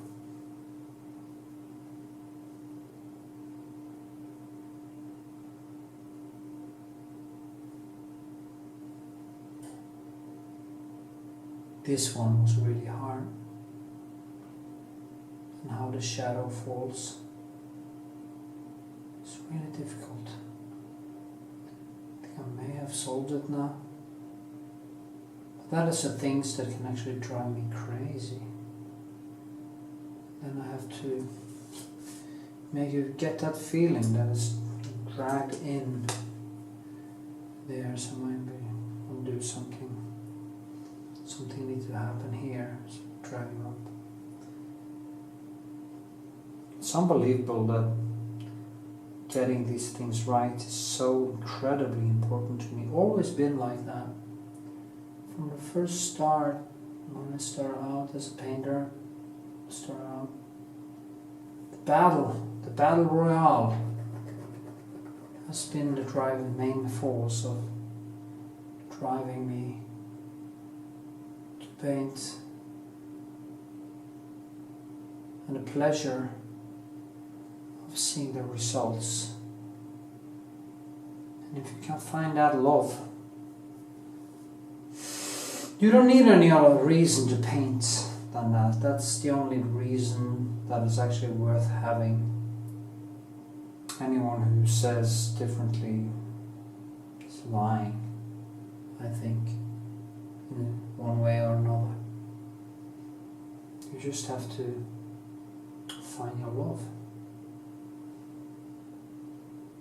Find your darling. Darling! So I guess this is my darling. Painting. My love.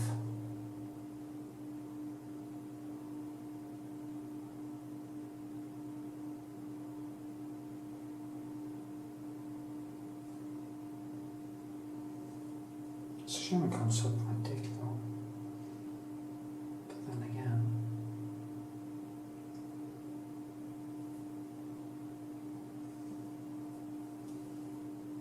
That's what we have good as well. Just kidding. Yeah. That was a crude digression.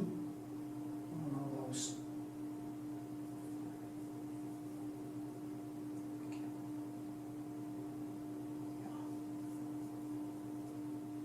Okay, well,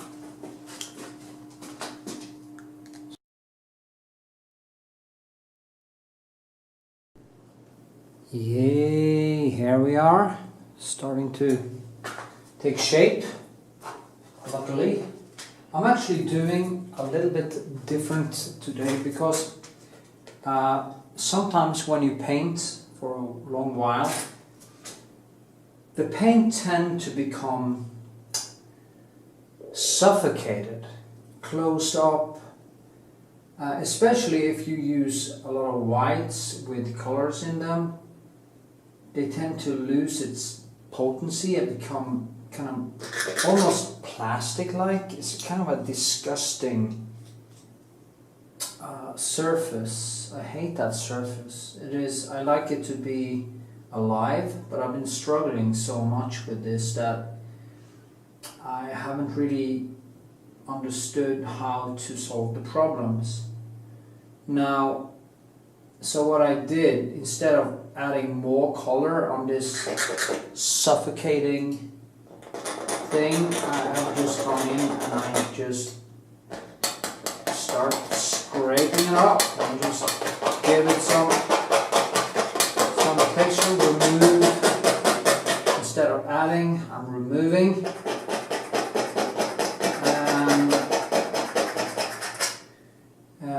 Then I will of course add some on top of that. Again, like instead of adding more whites here, in the place I need them, I will try to scrape it. Try to get it kind of from underneath.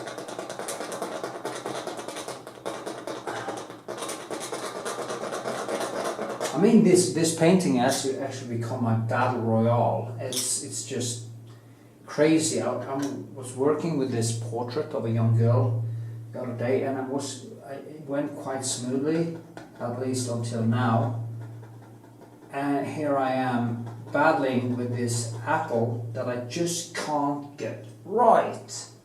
And it's just amazing how some paintings just can become your, yeah, as I say, battle royale, total nemesis. So it sounds brutal, and it is brutal. Well, that is a good thing about painting on canvas. If this was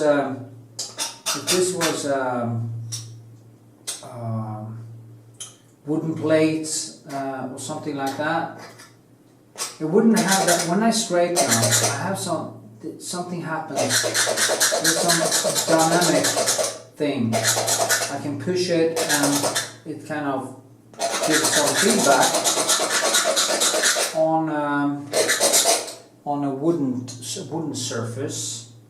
It wouldn't give that feedback, so you can more easily kind of scrape all down to the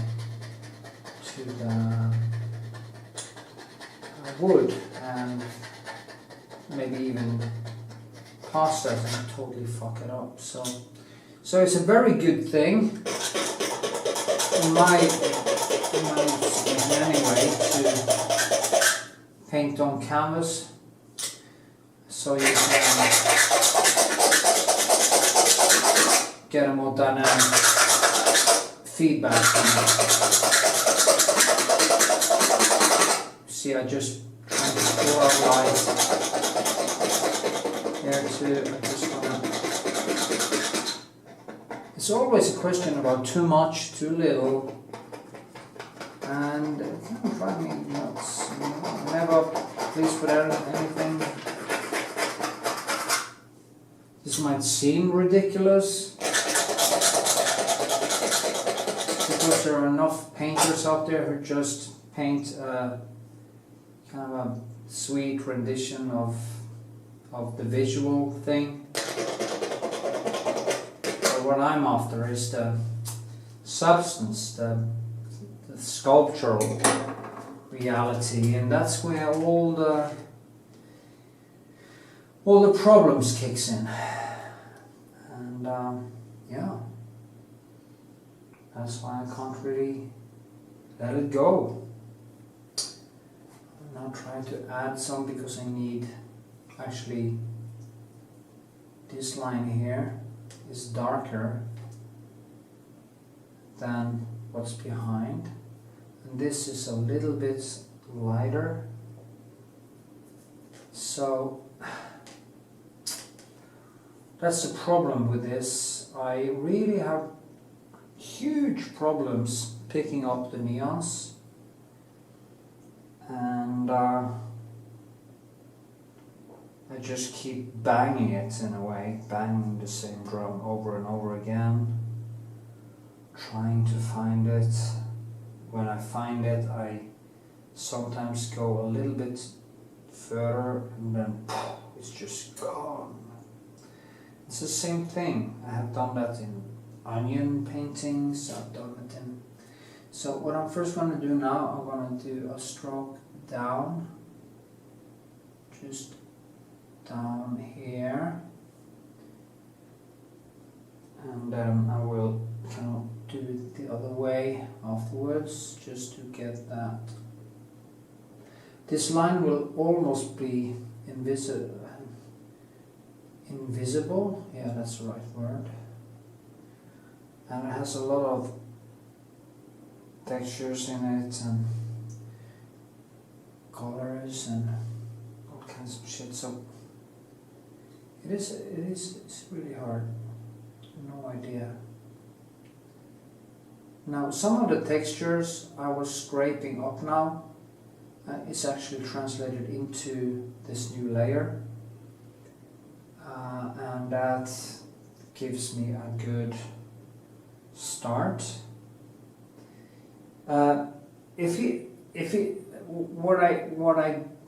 What I hate with that layer when it becomes kind of clogged up in a way, it's almost like a blood cloth. It gets clogged up. It's too fat. It is closed off. It almost feels like plastic. Yeah, it feels like the same feeling when I see acrylic paintings. They just seem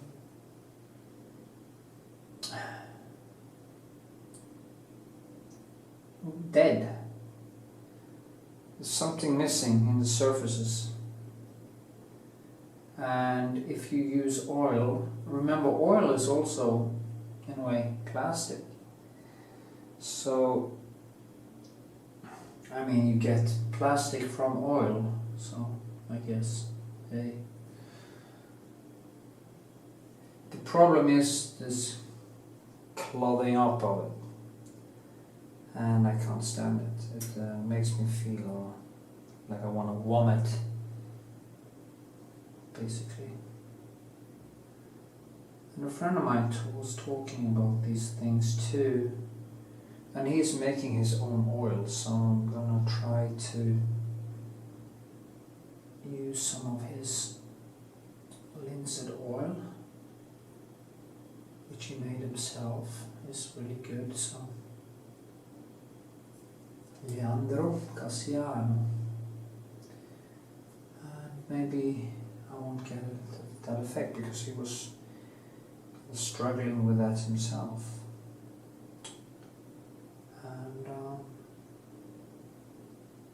Yeah, you don't want clogged surfaces. You want them to be alive and thrive. This is really, it's kind of, what fucking color is it really?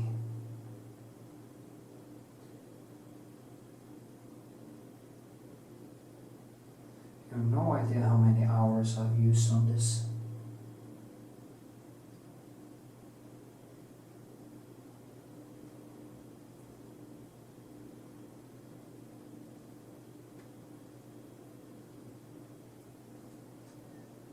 And for you who are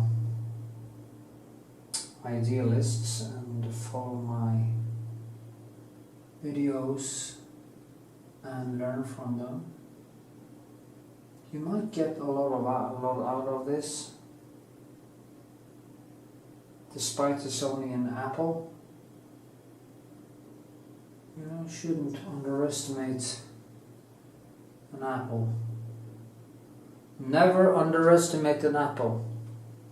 It's like Khabib when he won against Dustin the other day. He said, "Oh, you dominated so much and blah blah blah. Did you know that you were dominant?" And so I never underestimate an enemy, or not an enemy, but a fighter. And you can translate that into painting in a way.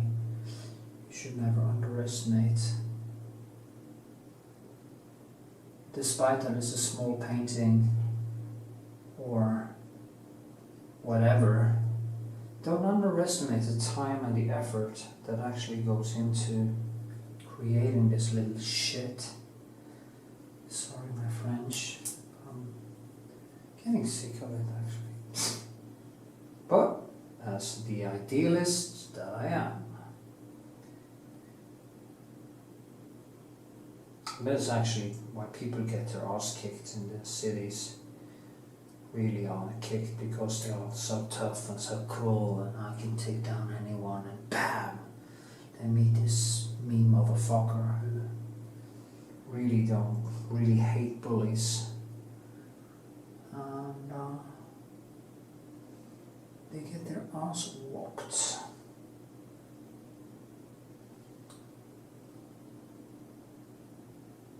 And they deserve it. They deserve to end their night with a broken nose.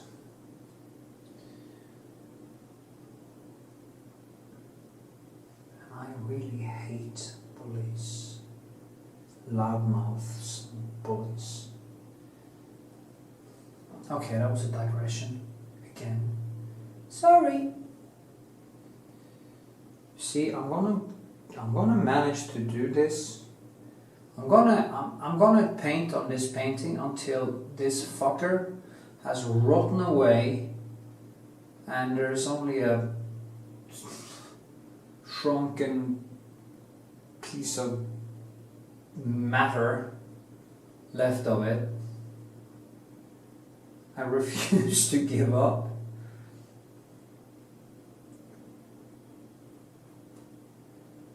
And that's what I'm going to do.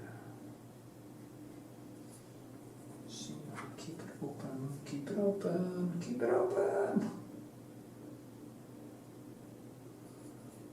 And here, I'm going to try to find the right, such a thin line. Try Lazur first, just very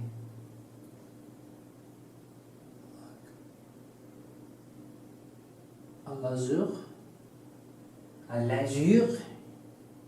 a glaze, as they call it. Then I add some cadmium.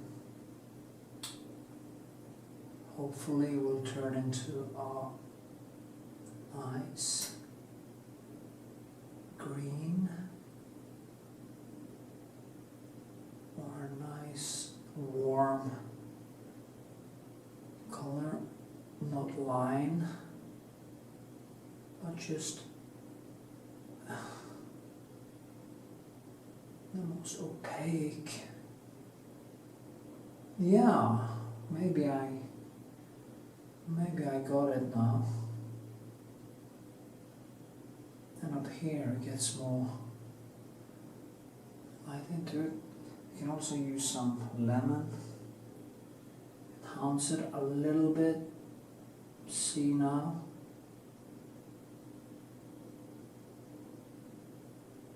I'm trying now to just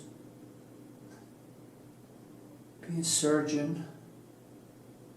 That's why I love surgeons. They're so focused and so skilled. They're real artists.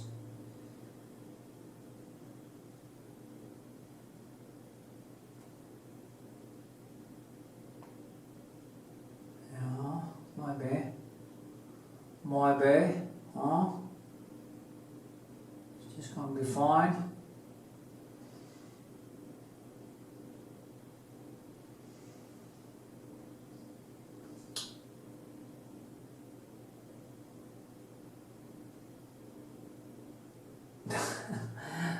This is the bartender in one of the cafes I go to in Norway also. He just moved here from Australia, and for a girl, that's sweet.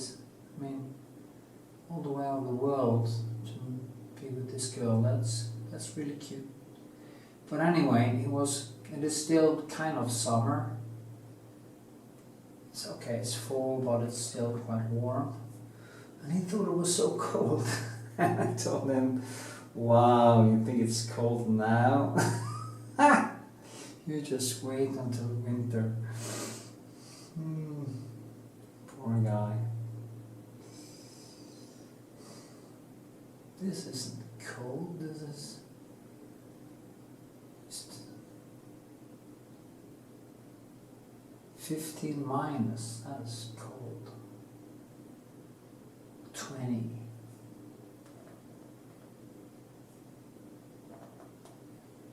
Okay. Way too red. And it steals from. That's the problem with this shit. Why did I put in red? It isn't red, it is kind of rust. It's a rusty color.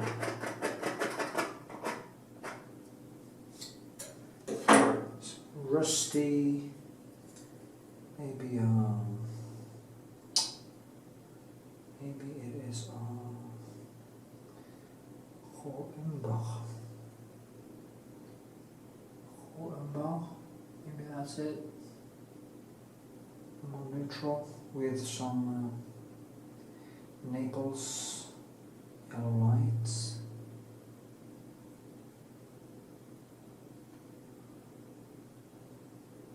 Maybe that was better. Then I have to enhance it a little bit with some cadmium orange and cadmium yellow to give it some warmth again. And voila, it's a little bit better. Yeah, maybe. Okay. See you later, alligator. 17 minutes again. Damn, I speak much. I don't. Yeah, I think actually starting to feel that there's some hope. Hope.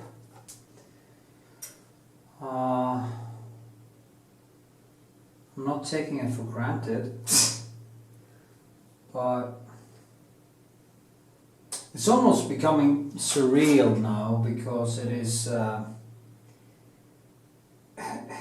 whole thing is kind of, it's becoming,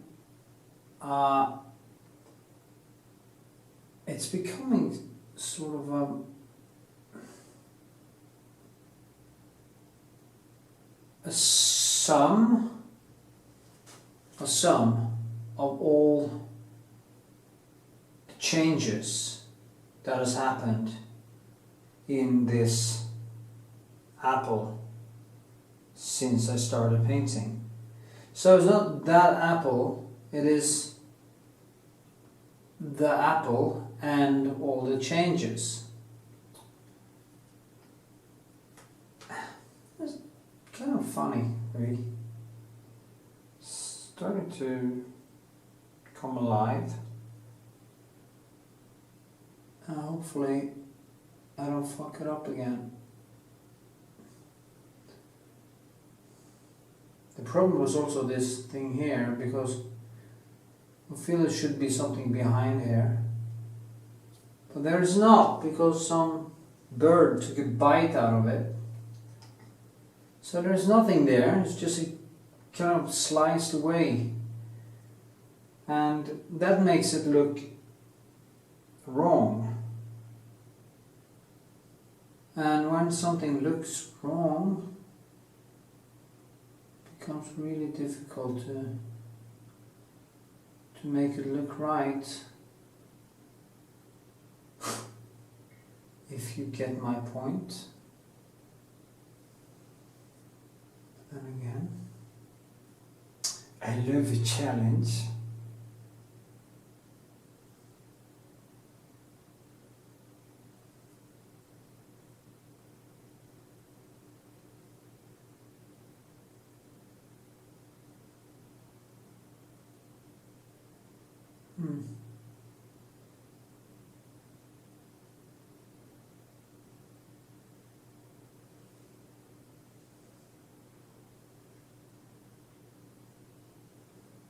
Yeah, that was nice.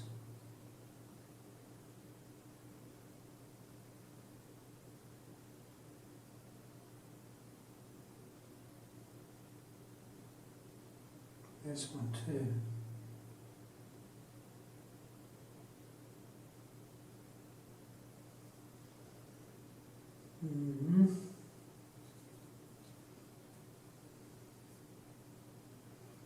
Sometimes I just want to scream.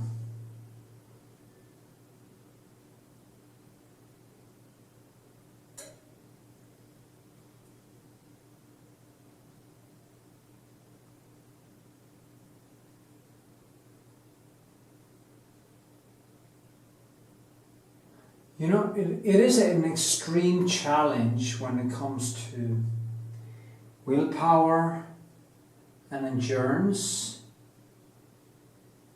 because at some point you just feel you wanna finish it. You wanna move on. You don't wanna work on this shit anymore.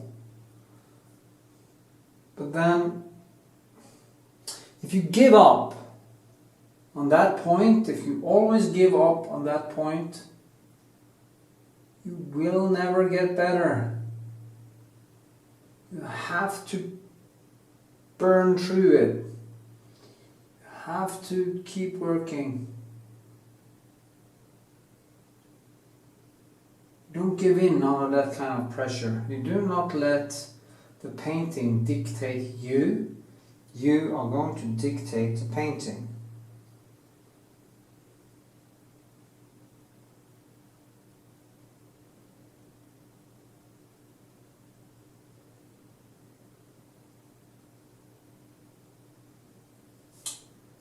I had a friend once and he did... Yeah, I had one friend once. That sounds strange. No, I have a lot of good friends. It's not that. And he, well, we are not friends anymore, and he couldn't finish. I actually had two friends like that they could not finish it.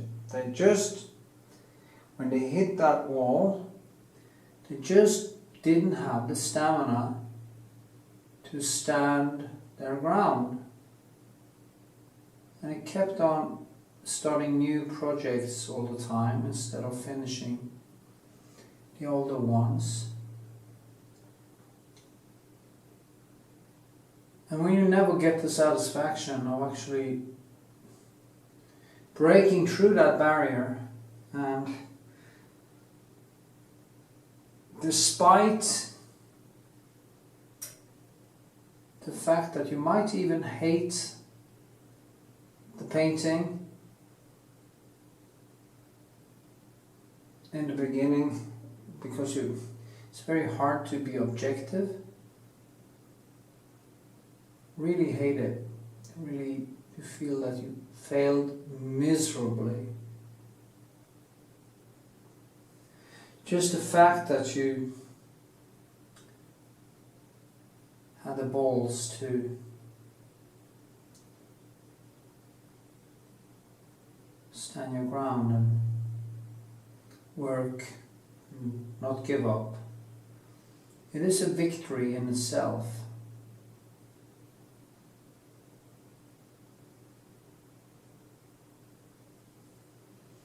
No, it's good enough. No, it isn't good enough.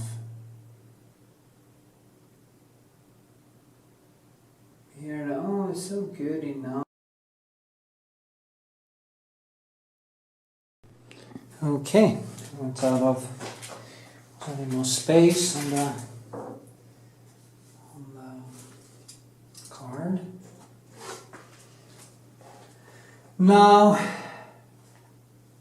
actually, I don't know where I were when it broke off, but the point is, what was I talking about? Not giving up. I don't think I had talked about not giving up. Well, don't give up!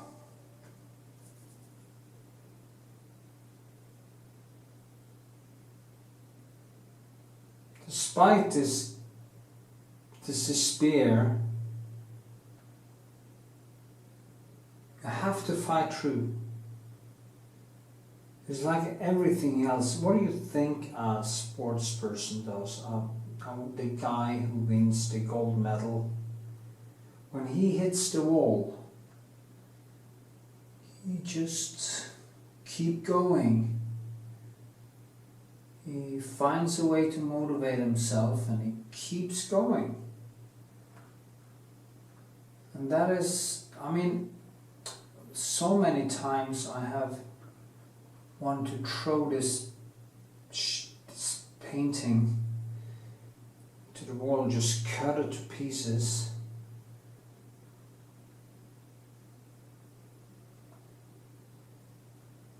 Almost. So I might get there. I'm still not sure. So don't be surprised if I suddenly just say, fuck this. Can't take this anymore. I'm not gonna do this. I'm not gonna waste any more time on this. But I think I'm kind of getting some nice things done now. And I might think I have saved it. Which also can change dramatically in almost no time. I have so many beautiful, huge paintings that I'm gonna start on when I'm done with this. And I'm just burning to finish these things so I can actually move on to the next ones. But to be able to finish this, I need to take myself down to 0, because I won't finish it if I hurry up, if I try to find ways to get around the difficulties, cheating, lying. You can't lie with paint, you know. You can make it look, like it's okay, while it's not. And nobody else would see it actually, because it's just something you know yourself, that you cheated, that it wasn't really true. So that's not quite cool. Strange effect.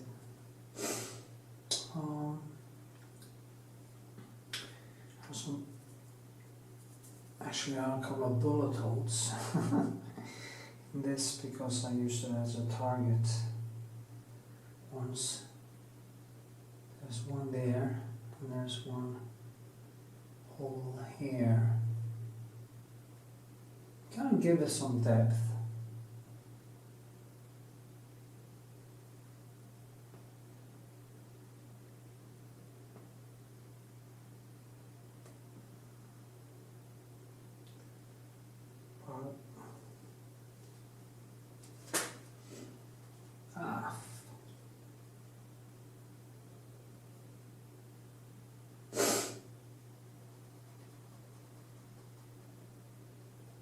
It's too red.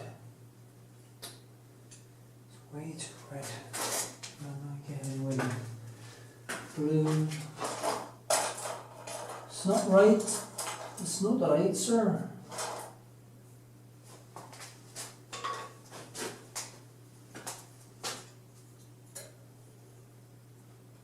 That was fucked. And I forget to it's so sad sometimes because I forget sometimes to wash the brushes. It just takes a day and they are ruined. Wasn't totally ruined, but almost.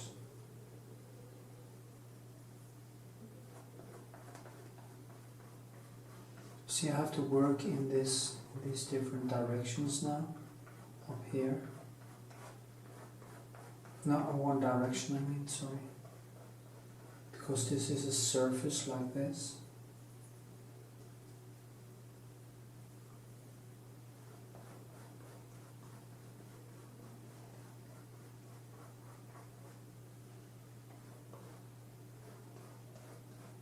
I was tempted to do it like this.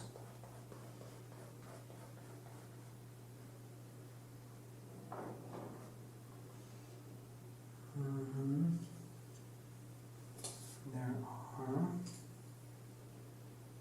some reddish light coming from the side. It's like that.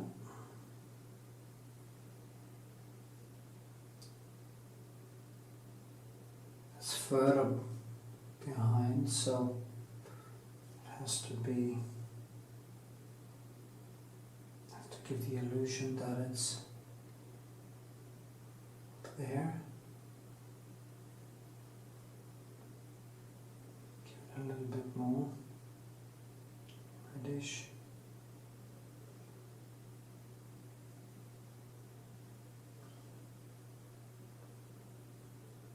It's funny, I always hope that today I'm going to finish it today, I'm going to finish it today, and then you just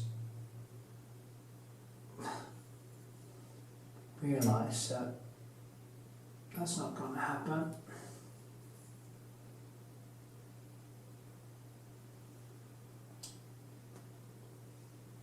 I also have another painting to work with tonight. So, and there are kind of limits to how much you can put into one painting each sitting, because you start going blind and frustrated, and you stop seeing and you start doing things that are wrong.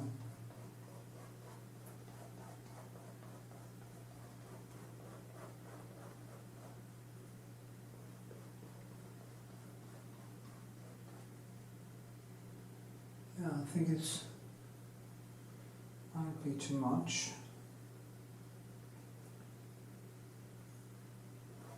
Put in some whole umber and burnt umber. And do like this.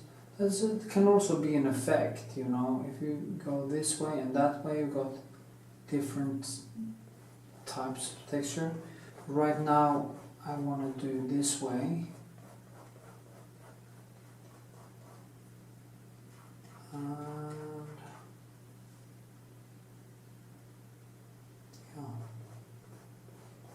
yeah, a little bit like this. So, just going to put in some more dark there. Here's where black can come in handy on spots like that, because it gives it that infinity depth.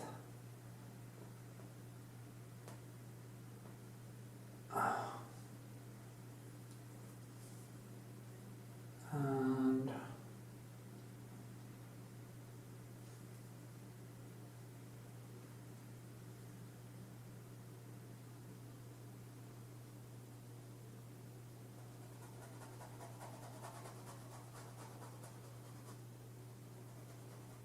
sometimes you don't know if you want to make it darker or if you just want to make it lighter. Then you have to just look at the object and decide.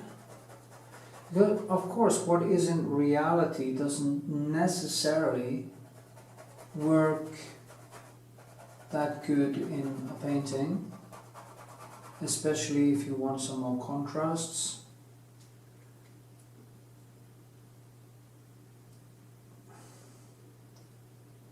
But it is, as I did say when I start to change this painting,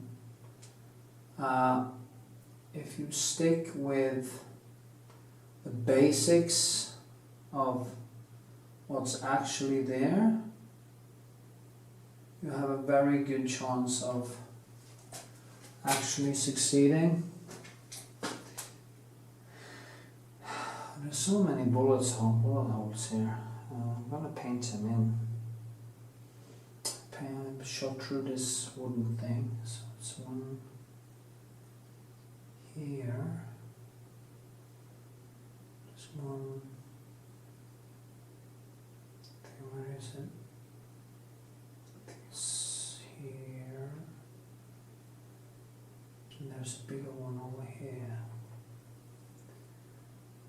I think that's it.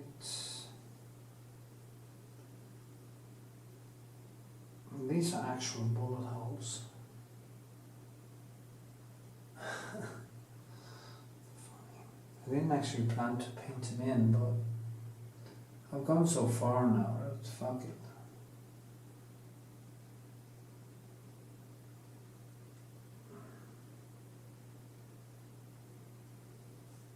And it gives some kind of depth to it.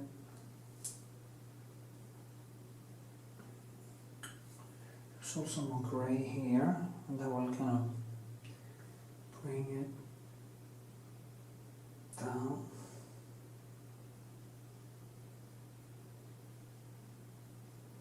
I guess this will be a 7-hour-long video, and I'm sorry about that. I really have problems making my videos short. That is why I think I'm going to start streaming. Then I can just post the videos directly. Maybe have one painting that I do a stream of every week or a couple of times a week. And see what happens.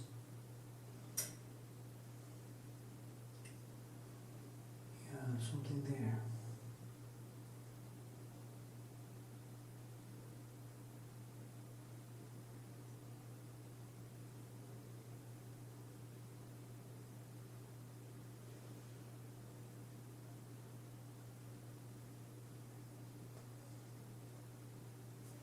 Yeah.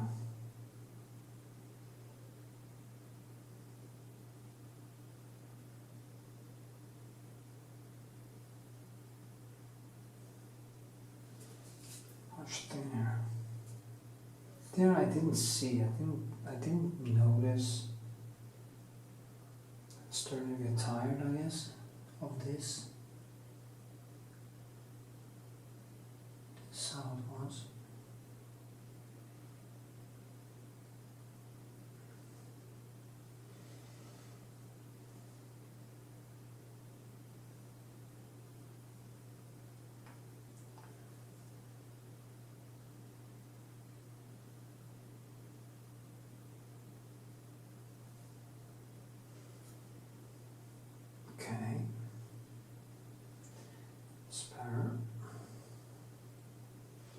It's always better when it has dried a little bit, when I can put on the next layer. Because at some point I will start to fuck up. And that is no fun at all.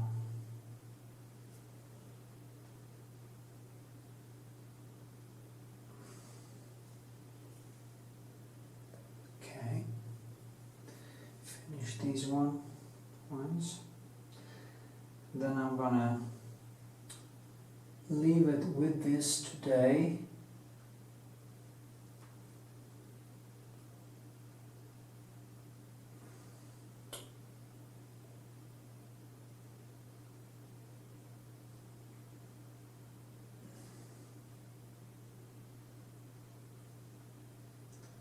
There's a big hole there. Stretches like this, goes down. There's one here. That's cool. There's a shadow underneath. And very bright lights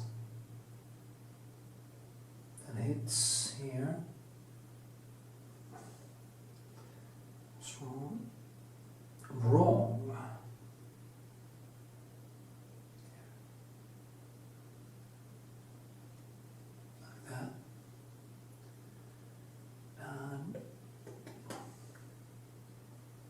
It's a little more grey where it comes closer to me.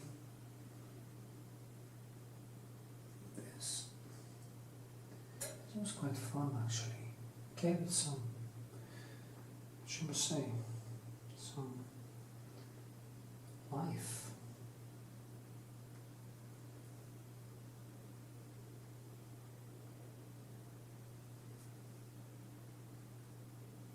The apple in itself was kind of not enough. And it also explains a little bit that it's actually standing on something. And it also makes it easier for me to see what colors are actually here.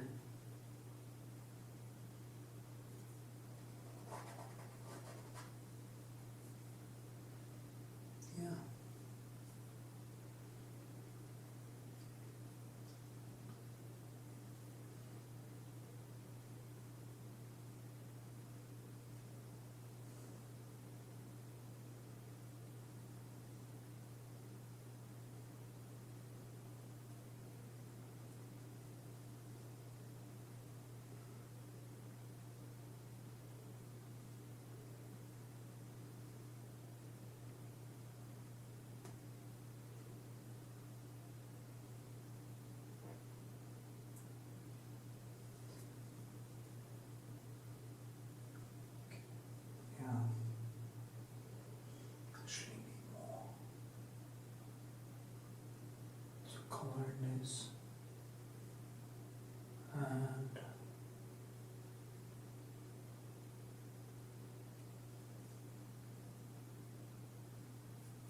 yeah.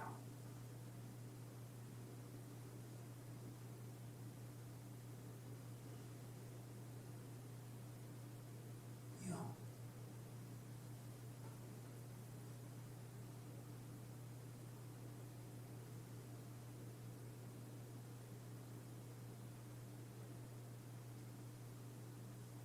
Quite funny to see how the bullets have torn it apart, the wood. It's not thick, it's like this.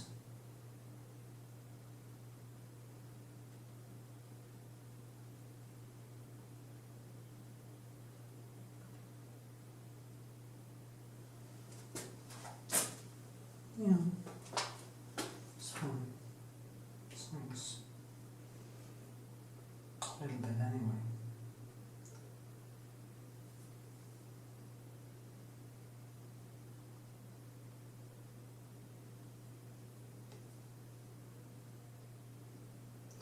The neons now is just crazy.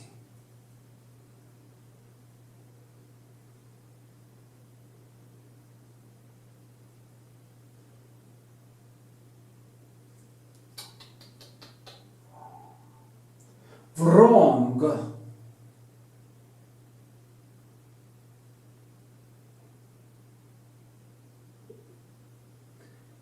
Became a surrealist. Apple. Surrealism. Surreal.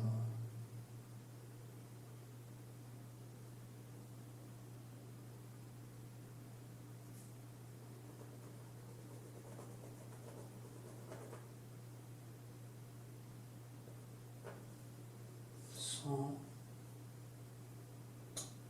there's this line here.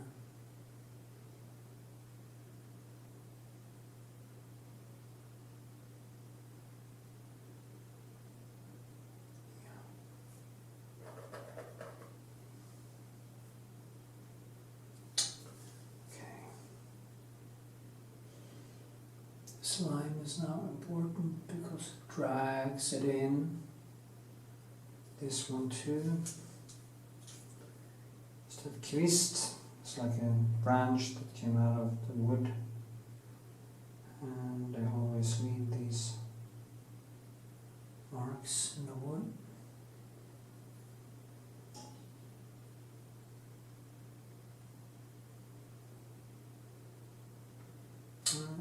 Go down, monsieur. Down, down.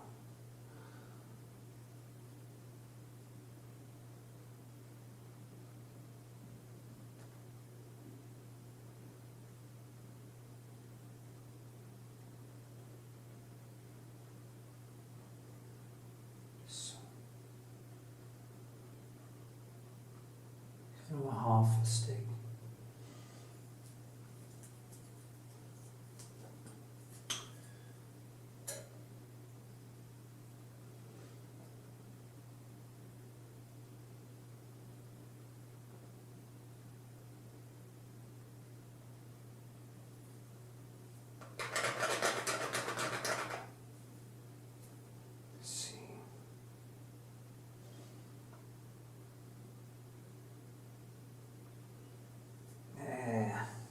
Couleur.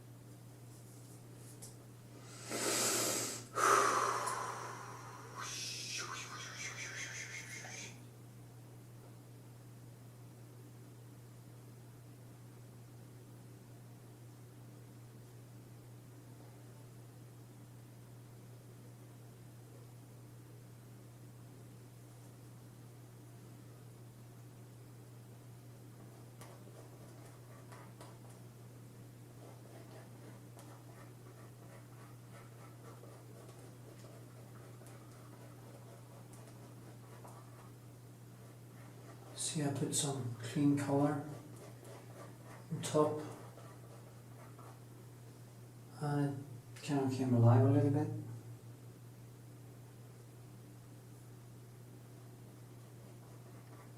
Yeah.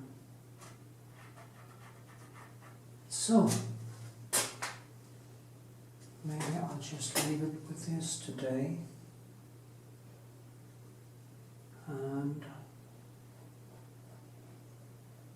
paint some more tomorrow.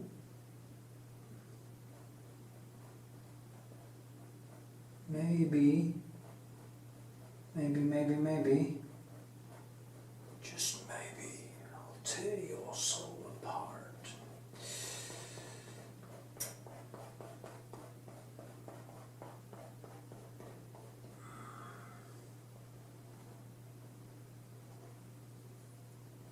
From the first Hellraiser movie. Just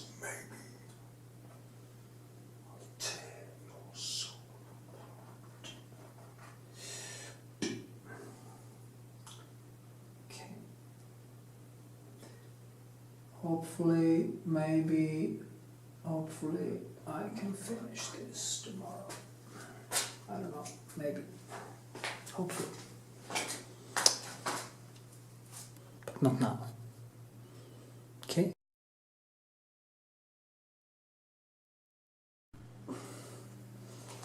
Okay. Yeah. I have been basically beaten like this. I have to admit, I will not be able to finish it as I wanted to, because for some reason there's just something with it that keeps fucking with me. I just can't seem to get there. And it can be the different colors, it can be the fact that this apple has changed so much shape and so much in the surface and everything that I really can't. And there's something with the colors in it and the colors in the apple, and they are so close together that my eyes, I just can't see it. So I kind of reached a point where I'm just gonna do a little bit more, and I'm gonna actually, I think, just give it up, because it has become a nemesis. It has become such a time-consuming thing, and at this point, just knowing that I'm going to try to get it done is enough to keep me from wanting to paint. And at that point, when it really affects you badly,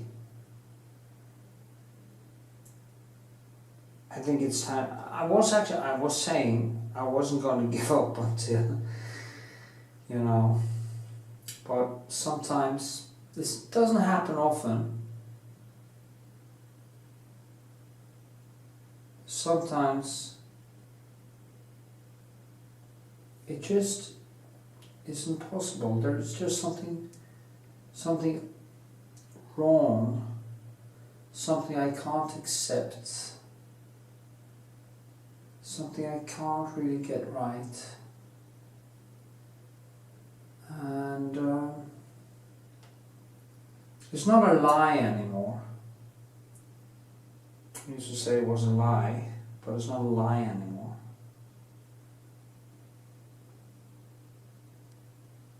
But I don't think it's good. Not that I think other paintings, I don't even know if I think I'm a good painter. I don't judge myself, but this one,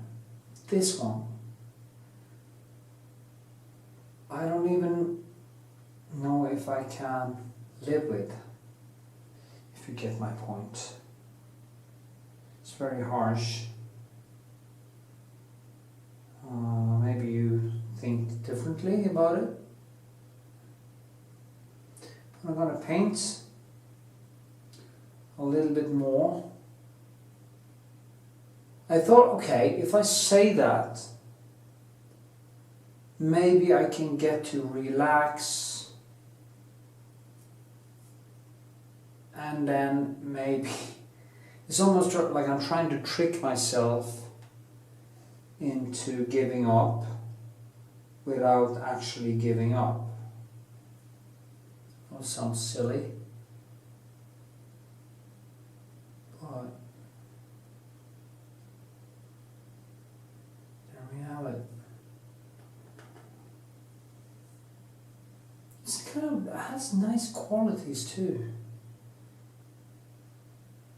It's almost surreal now. I've been painting so much on it, been doing so much time on it that it's in a way has become, yeah, almost surreal. It's kind of just nuts. The fuck?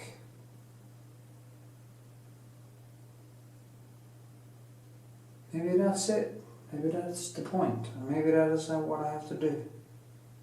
I have to give up.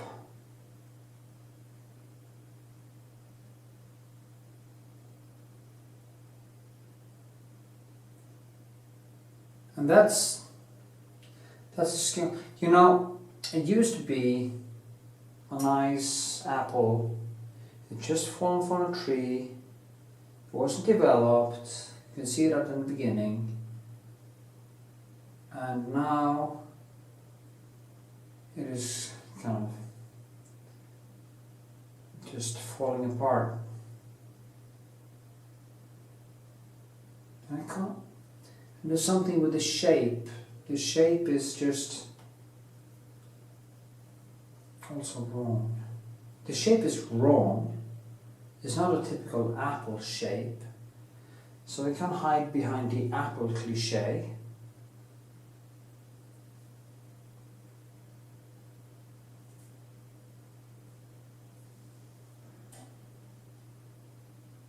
And I was also at some point when I changed the background and stuff, it's like you are giving yourself a new start, and you think, yeah, that's going to solve all the problems. And then, yeah, you kind of almost get there. I couldn't close the deal.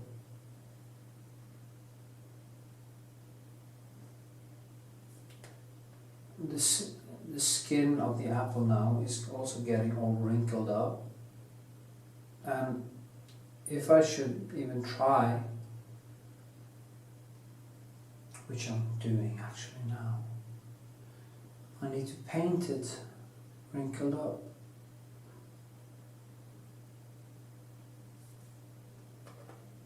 I have no idea how much I painted on this. But I think the video can have some interest for you because it goes through many different stages.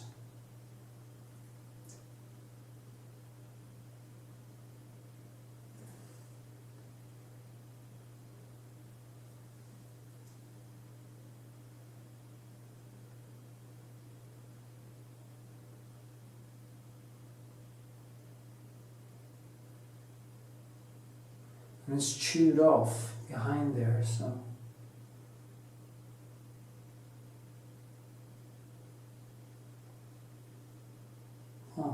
now it's actually starting to better. Maybe I shouldn't give up.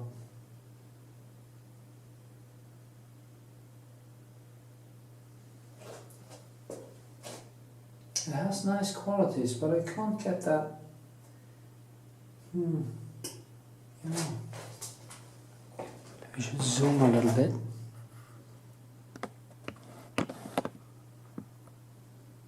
Get a little closer. I'm gonna zoom. You can see closer what I do. It's all these trying to get it to become round and also come alive at the same time. This shape now is actually wrong. You can see. Actually, I made a sweet portrait of a girl, which I will be posting soon. And I had less problems painting her face than this apple. And it should actually be the opposite. A face should be way more difficult than this.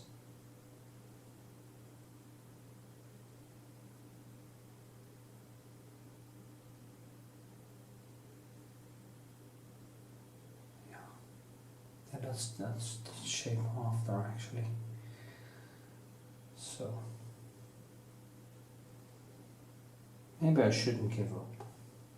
I want to give up,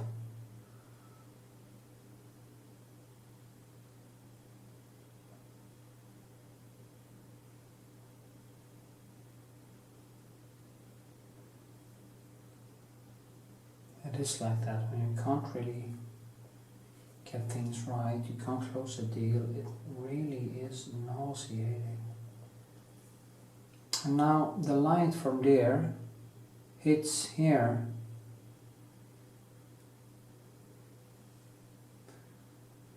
and sometimes I think it becomes too clear, and then it becomes too, you know,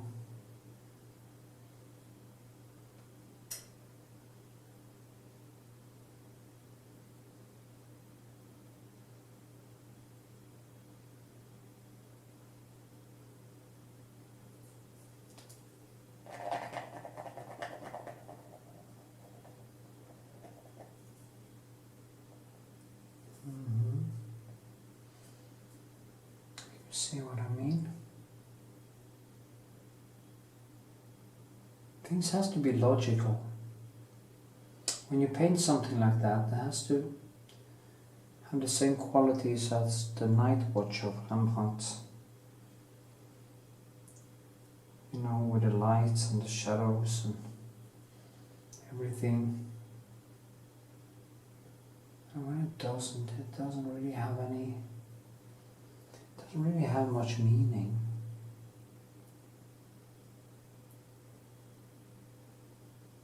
So nothing has meaning. Would be the conclusion of that. Ah, fuck. Put on this one. You know, I also trick my brain into believing that this is much more bright than it is, and it's not. So there are so many tricks on the brain.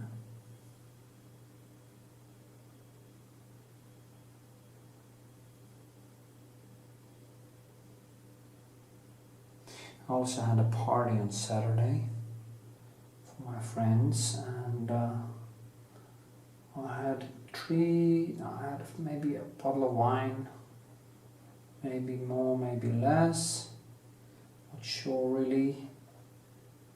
And it can also affect my mood enough to not being able to focus correctly, so everything becomes way more difficult. So that's also a problem. That is why I prefer to stay sober, so my brain keeps this crystal clear feeling. So, yeah. Oh, better, wasn't it?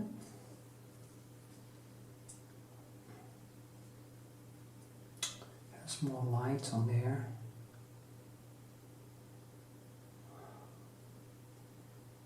So difficult. You have no idea.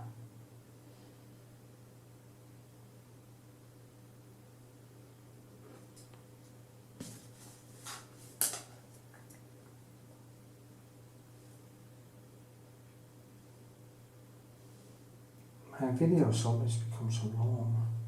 And now you know why?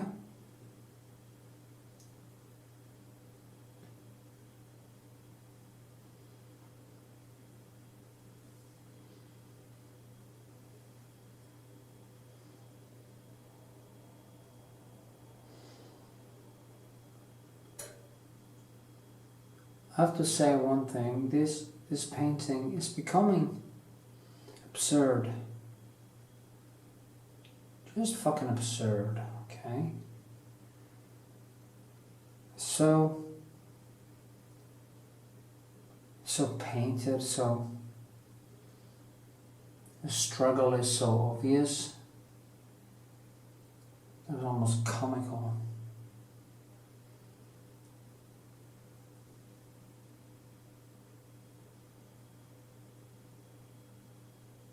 It's hard to say if it's just totally amateurish or just extremely subjective.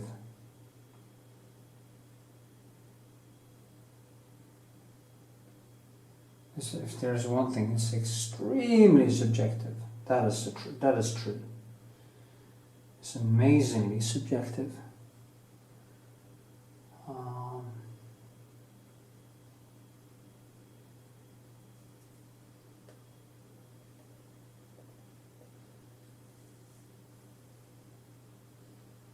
So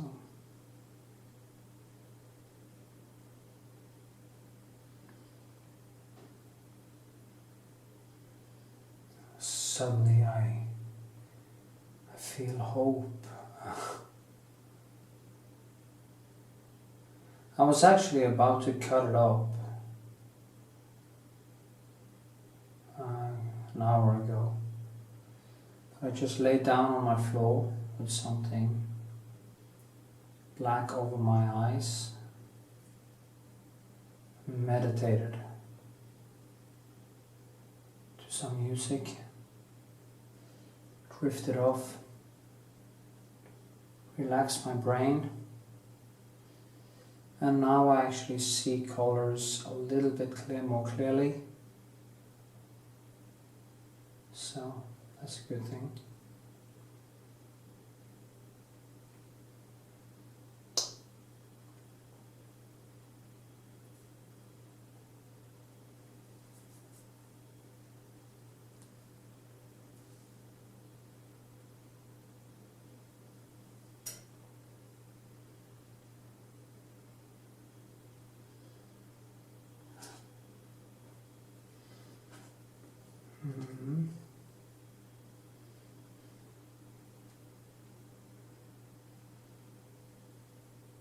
Twist it a little bit, like this. What do I know? It's just falling apart. It's like just shrinking, the whole apple, just in front of my eyes. Every time I take it out of the fridge, I just see it as just falling deeper, imploding more and more. It's like a black hole. Floating.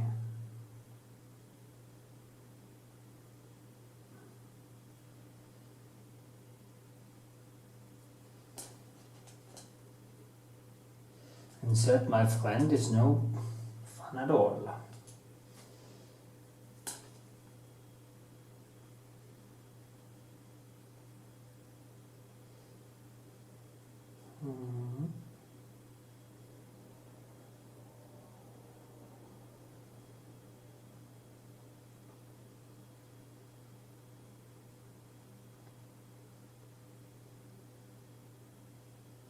It's almost impossible for me to decide what's too much, what's too little.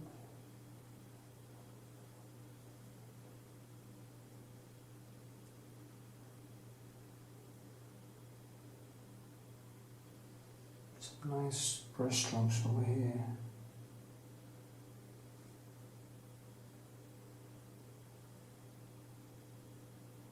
Trying to get some balance.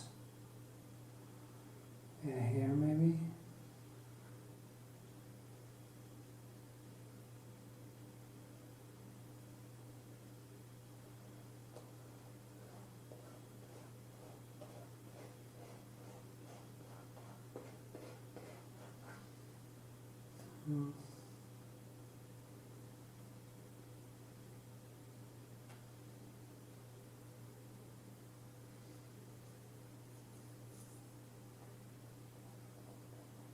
I'm going to give it another try and just see what I can do.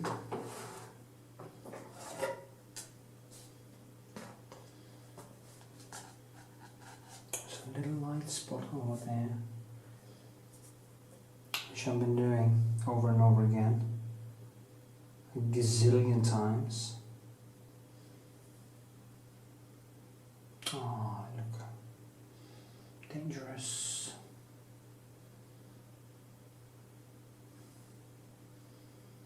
Spot.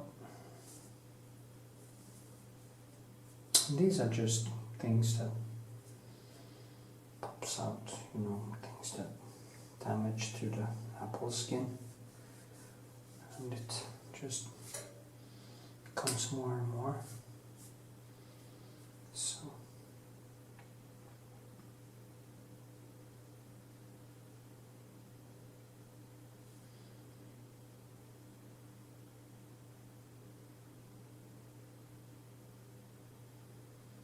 yeah, that's one.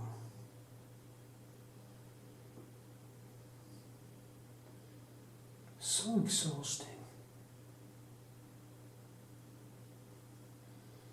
So fucking exhausting.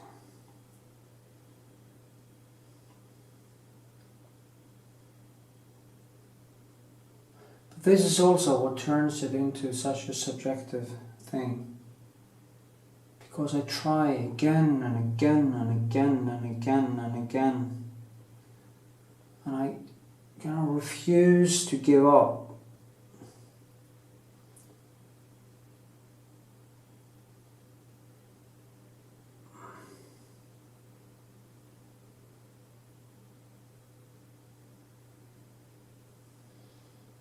Yeah, I need to be able to. There's also a small highlight just there.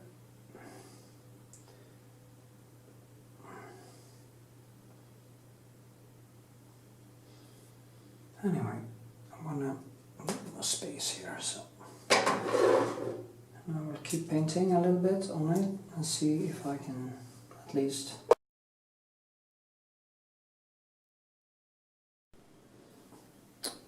Okay, I actually do think I am done with it. Hurrah, hurrah, hurrah. It is really difficult to judge. So what I'm going to do, I'm going to sign it, and I'm just going to let it rest for a few days, and then I will maybe have a little look at it,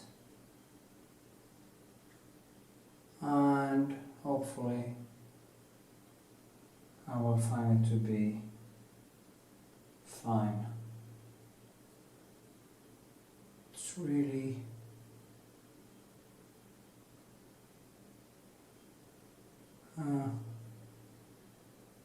now there's these things here. It's very difficult to find the right color.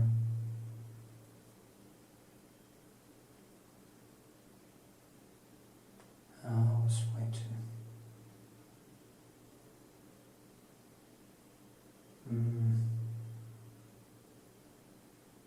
Yeah, I think that should be a little bit of yellowish, and like this.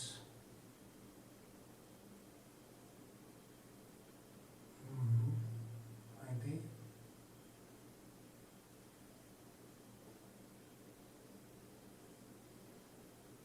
Hopefully. Yeah, I think that was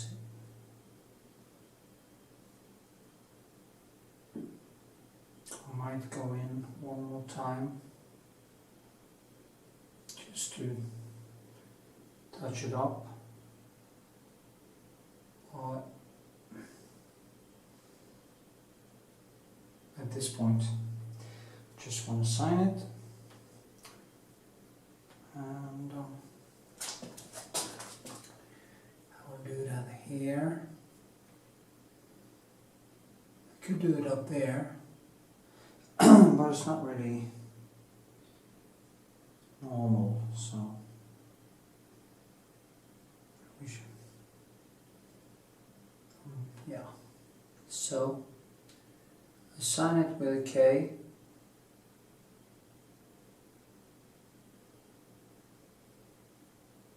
And an A. And I do like this. E. Sometimes I really have to do this several times Vik.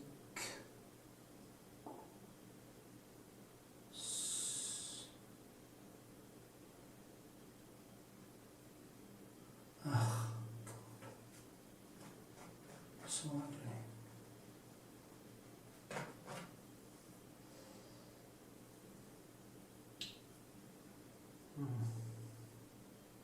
It's actually a little bit difficult.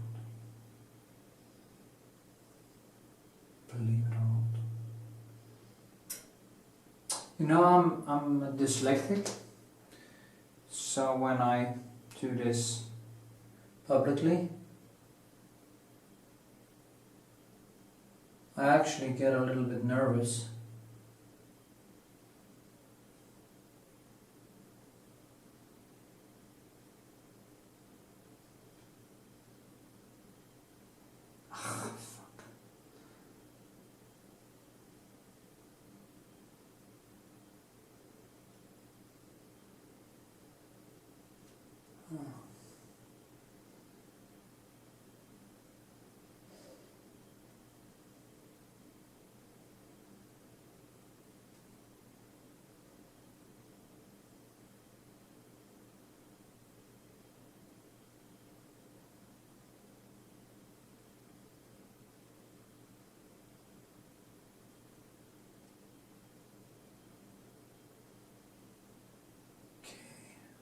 Has to be a little bit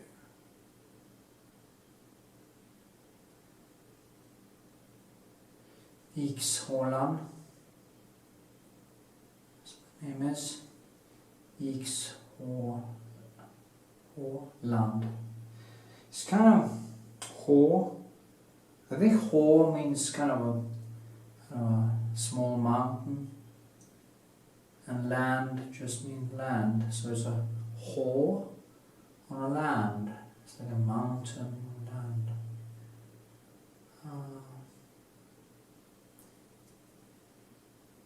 Dot 2 0 9 10. Should have been more over here. I don't understand. Yeah.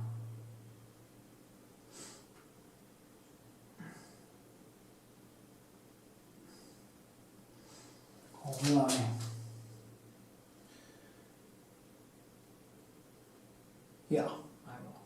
So just put it there. Okay.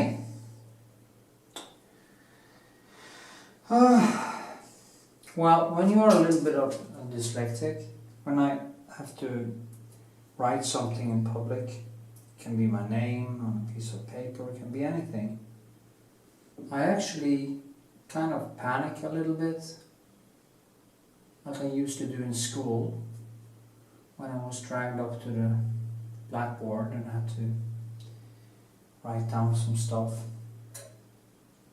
And I call it my blackboard feeling.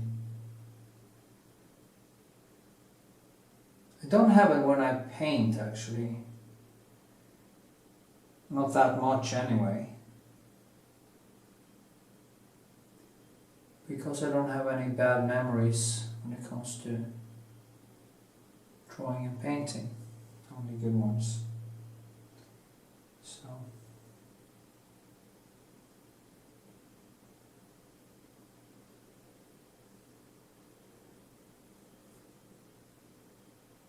yeah, okay. As I said, I'm gonna take it out and have a look at it one more time before I finish it off.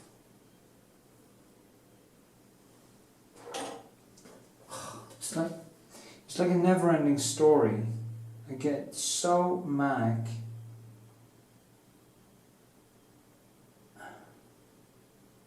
Yeah, fuck it.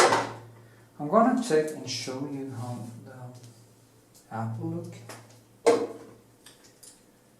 now, it doesn't really look like this at all anymore, because it just Oh God, what happened? Okay. What? Okay. What's happening? Anyway. So, here it is. Kind of, you see how it has just turned totally like this. And this changed so much. And I've been working and working and working with this. So, yeah. I'm going to show you more of it in the next segment with frame. So, okay. See ya. Crazy shit. Okay. I was actually planning not to have any more segments in this, but then I changed my mind. I think it has become bloody strange, actually, the whole thing. And despite that I have problems deciding if I love it or hate it, I think it has gotten some, as I've been talking about, some honesty, and the struggle has been great, and it has changed so much during this process, and it's basically ridiculous. And if you bother to see this probably extremely long video, you will actually impress me. I did put on the Retouching Varnish before I do this. I just want to do a glass glaze, tone it down a little bit, and then drag it back up. Hopefully I will do the last layer today. The apple has just kind of changed so much now, it's just ridiculous. I will just try to hold on to some bases in it. Yeah. And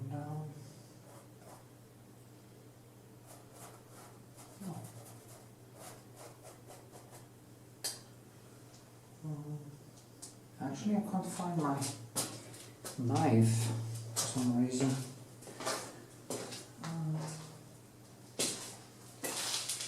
How did that go? Buy new ones tomorrow, I think.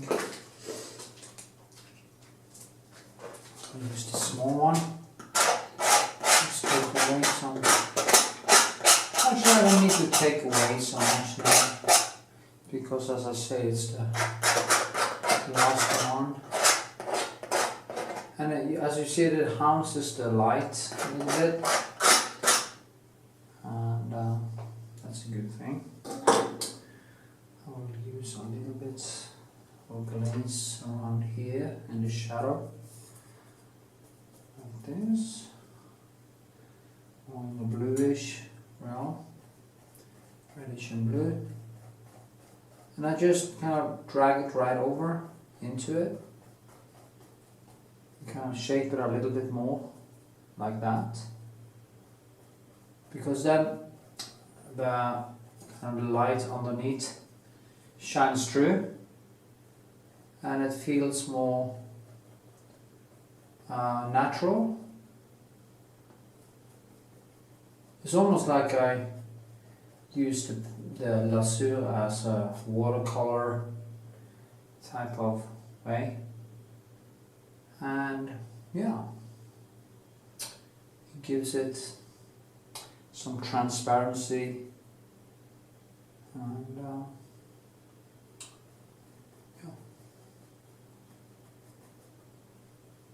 it's a strange apple. I can't really decide love, hate, love, hate, love, hate, and I've been going back and forth on this so many times now that it's actually quite ridiculous. So, as you experience in the video.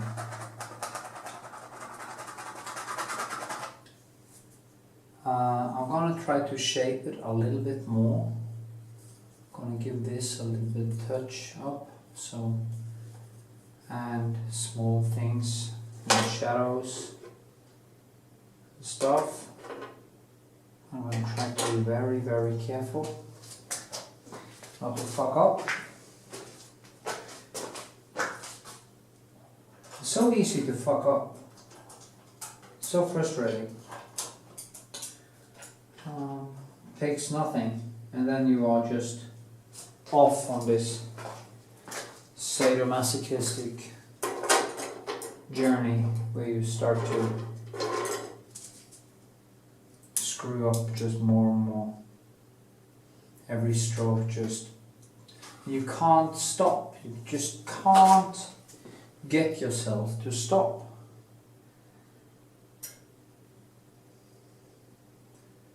Now there are some highlights here.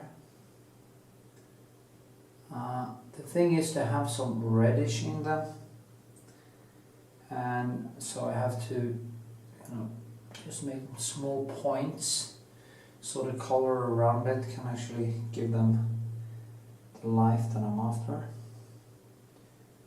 the colors I'm after.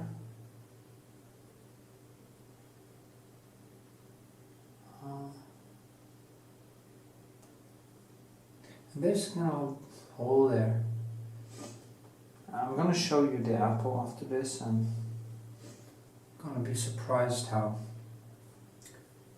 incredible it has changed from the start, because in the beginning of the video I did show you the apple and how it looks now.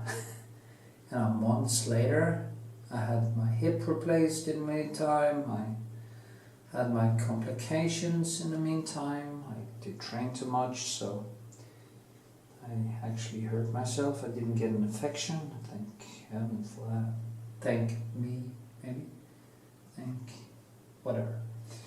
So yeah,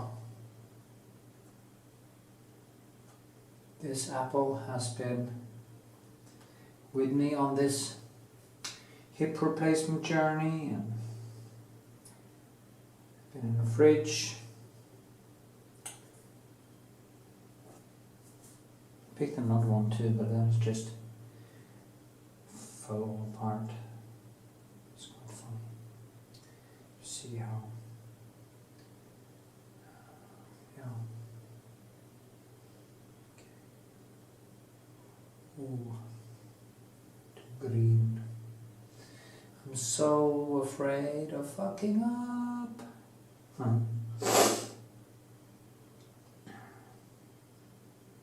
So, did it become the apple? Well, it became a sum of all the shapes it has gone through while I've been painting it. It started as a fresh thing, now it's just totally falling apart. And this is just an apple. I actually told a person about this the other day.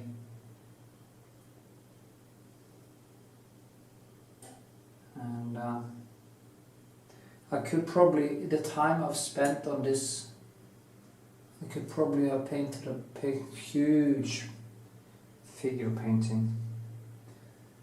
And that is because I just couldn't get it right. And I also just couldn't let it go. So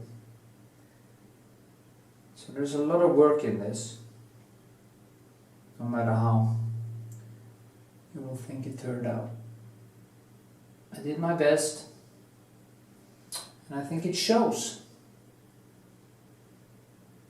to be honest. I really tried.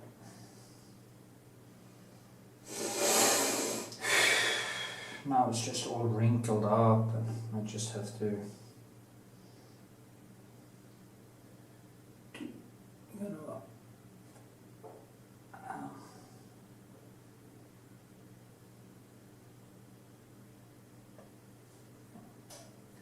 I have some more there, and I don't really know which color. Some reddish there, so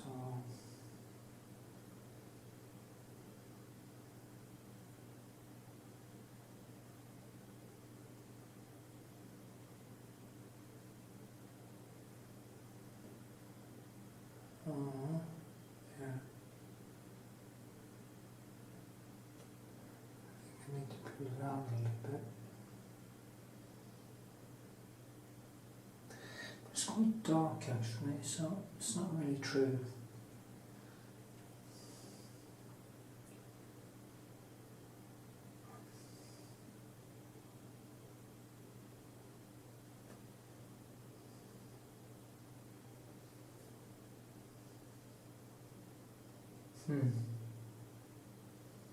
So difficult.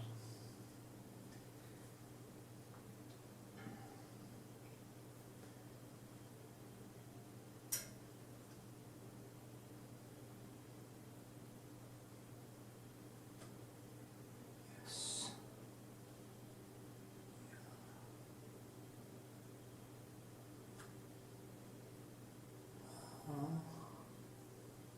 There's more light there. There's little highlights. Here.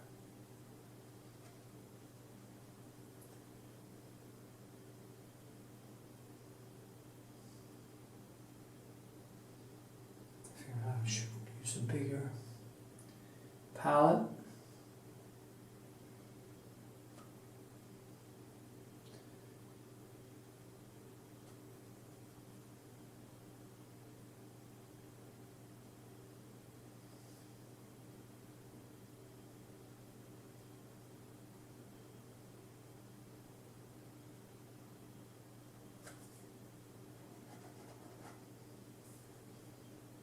Yep. It's almost like, it is like, this could be watercolor.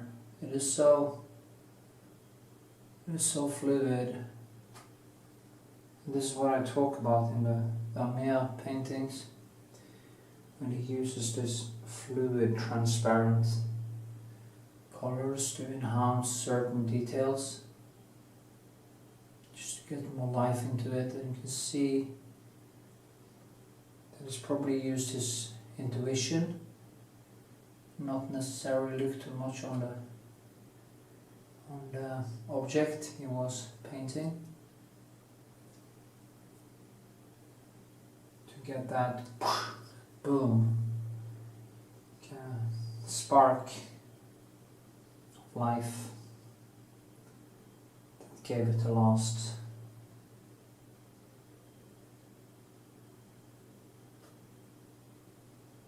touch.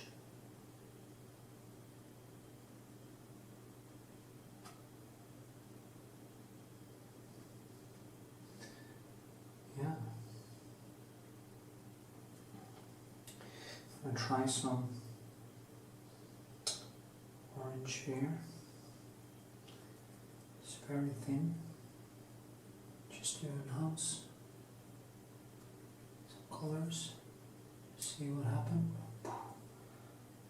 And also here, so we get some more life into it.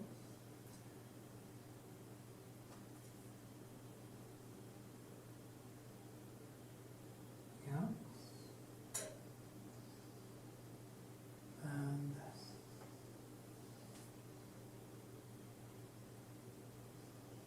I really do hope some of you bother to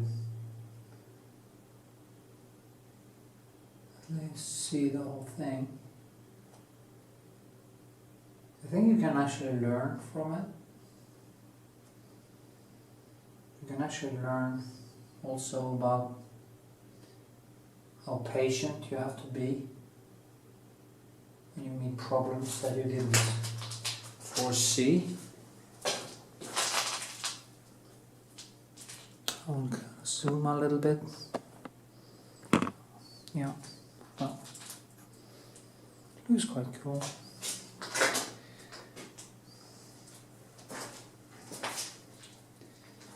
Just move the camera a little bit closer, like this, so you can see what I'm doing.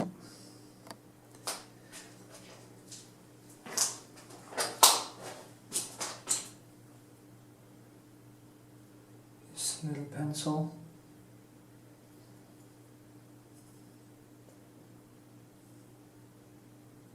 Such small things that can make very big difference.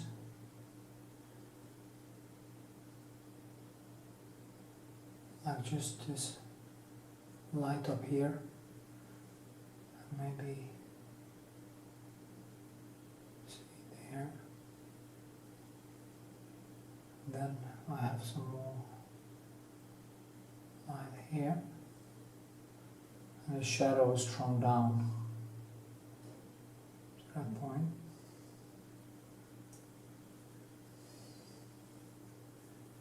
Need a little bit more contrast here.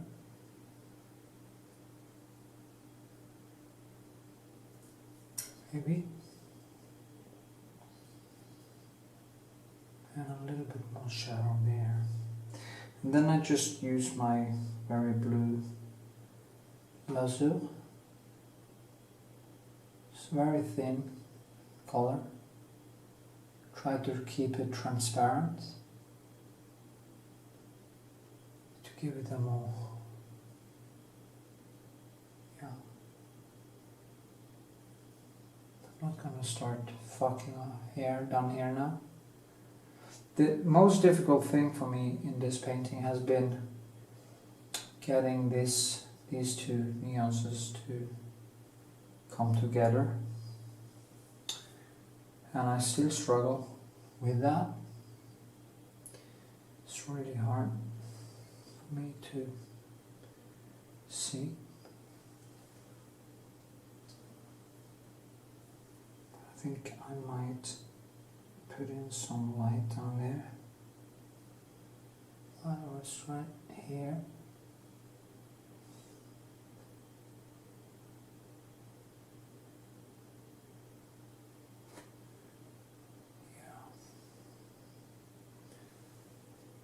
Yeah, and maybe a little bit more.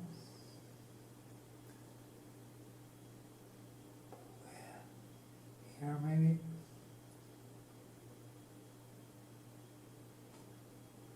Yes, and here.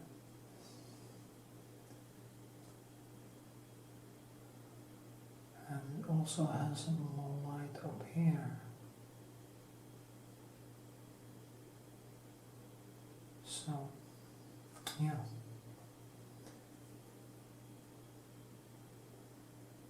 And here.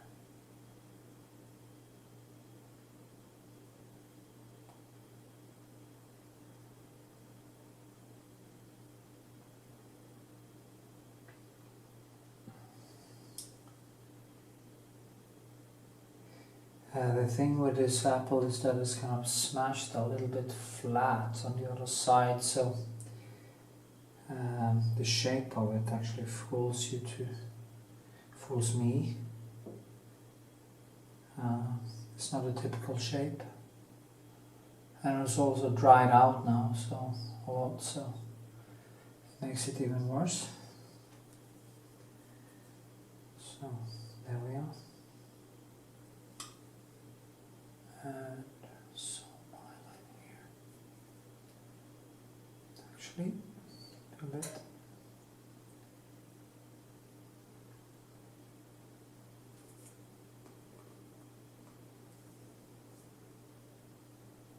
Okay.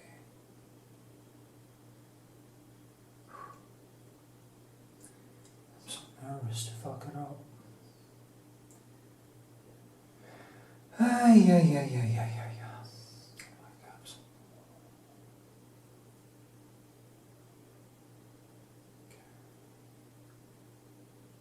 You can see that the shape has actually changed a bit.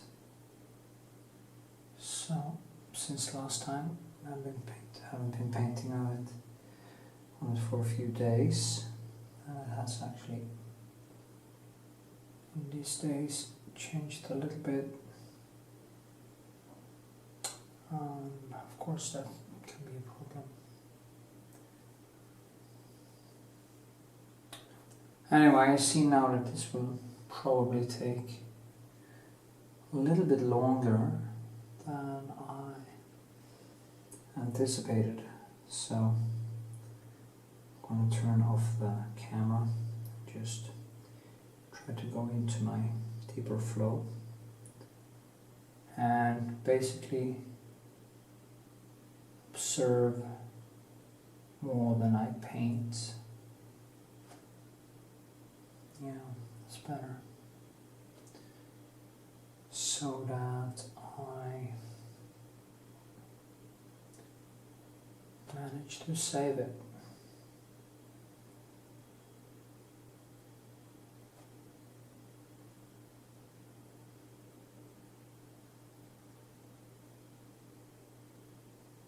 It's nice with a lasur, you can actually add color into it, and it kind of melts into the colors in a very nice way.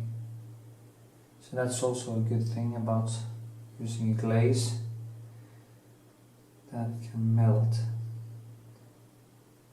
into other layers.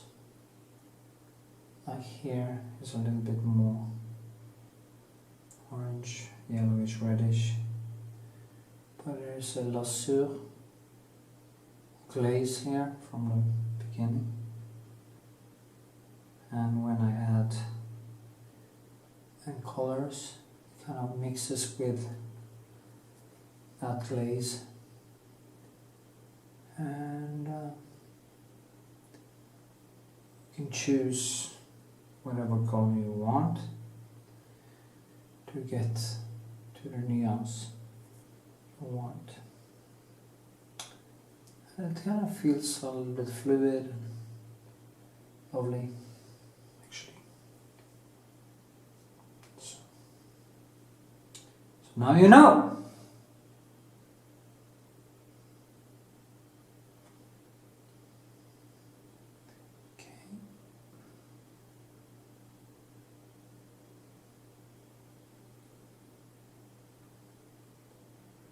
This apple is totally surrealistic. So funny.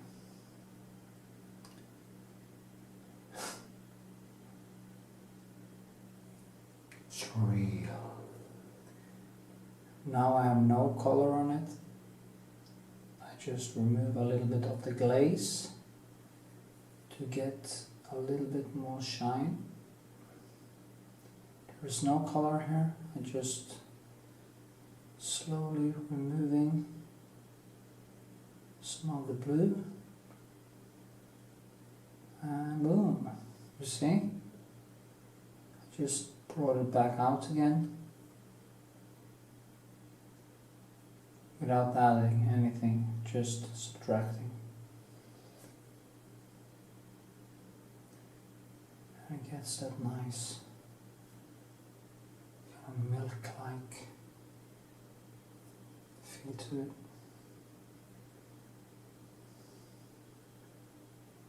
Okay, now set a little bit here.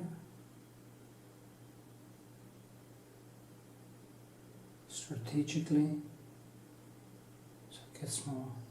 I'm pushing the shape, and yeah.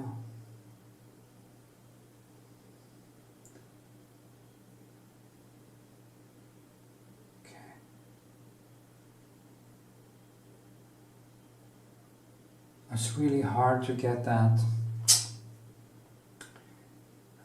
shadow correct. I've been struggling so much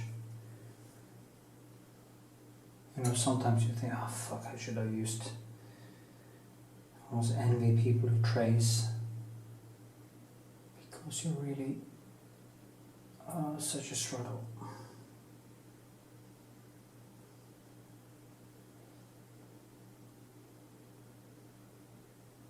But I guess that's a fun part.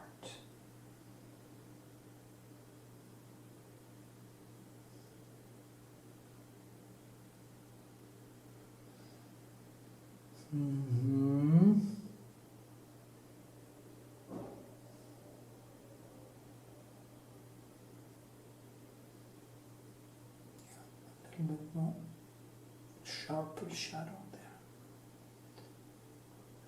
There's this.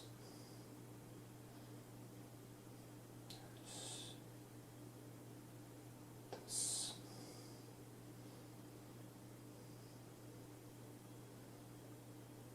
this.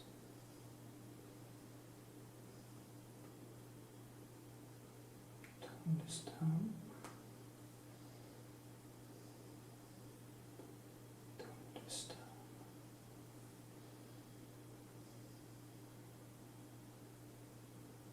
Pull this up a little bit, but not sure. So, yeah. Anyway, I think that's enough. Now, 25 minutes, Jesus. It's the longest Apple video.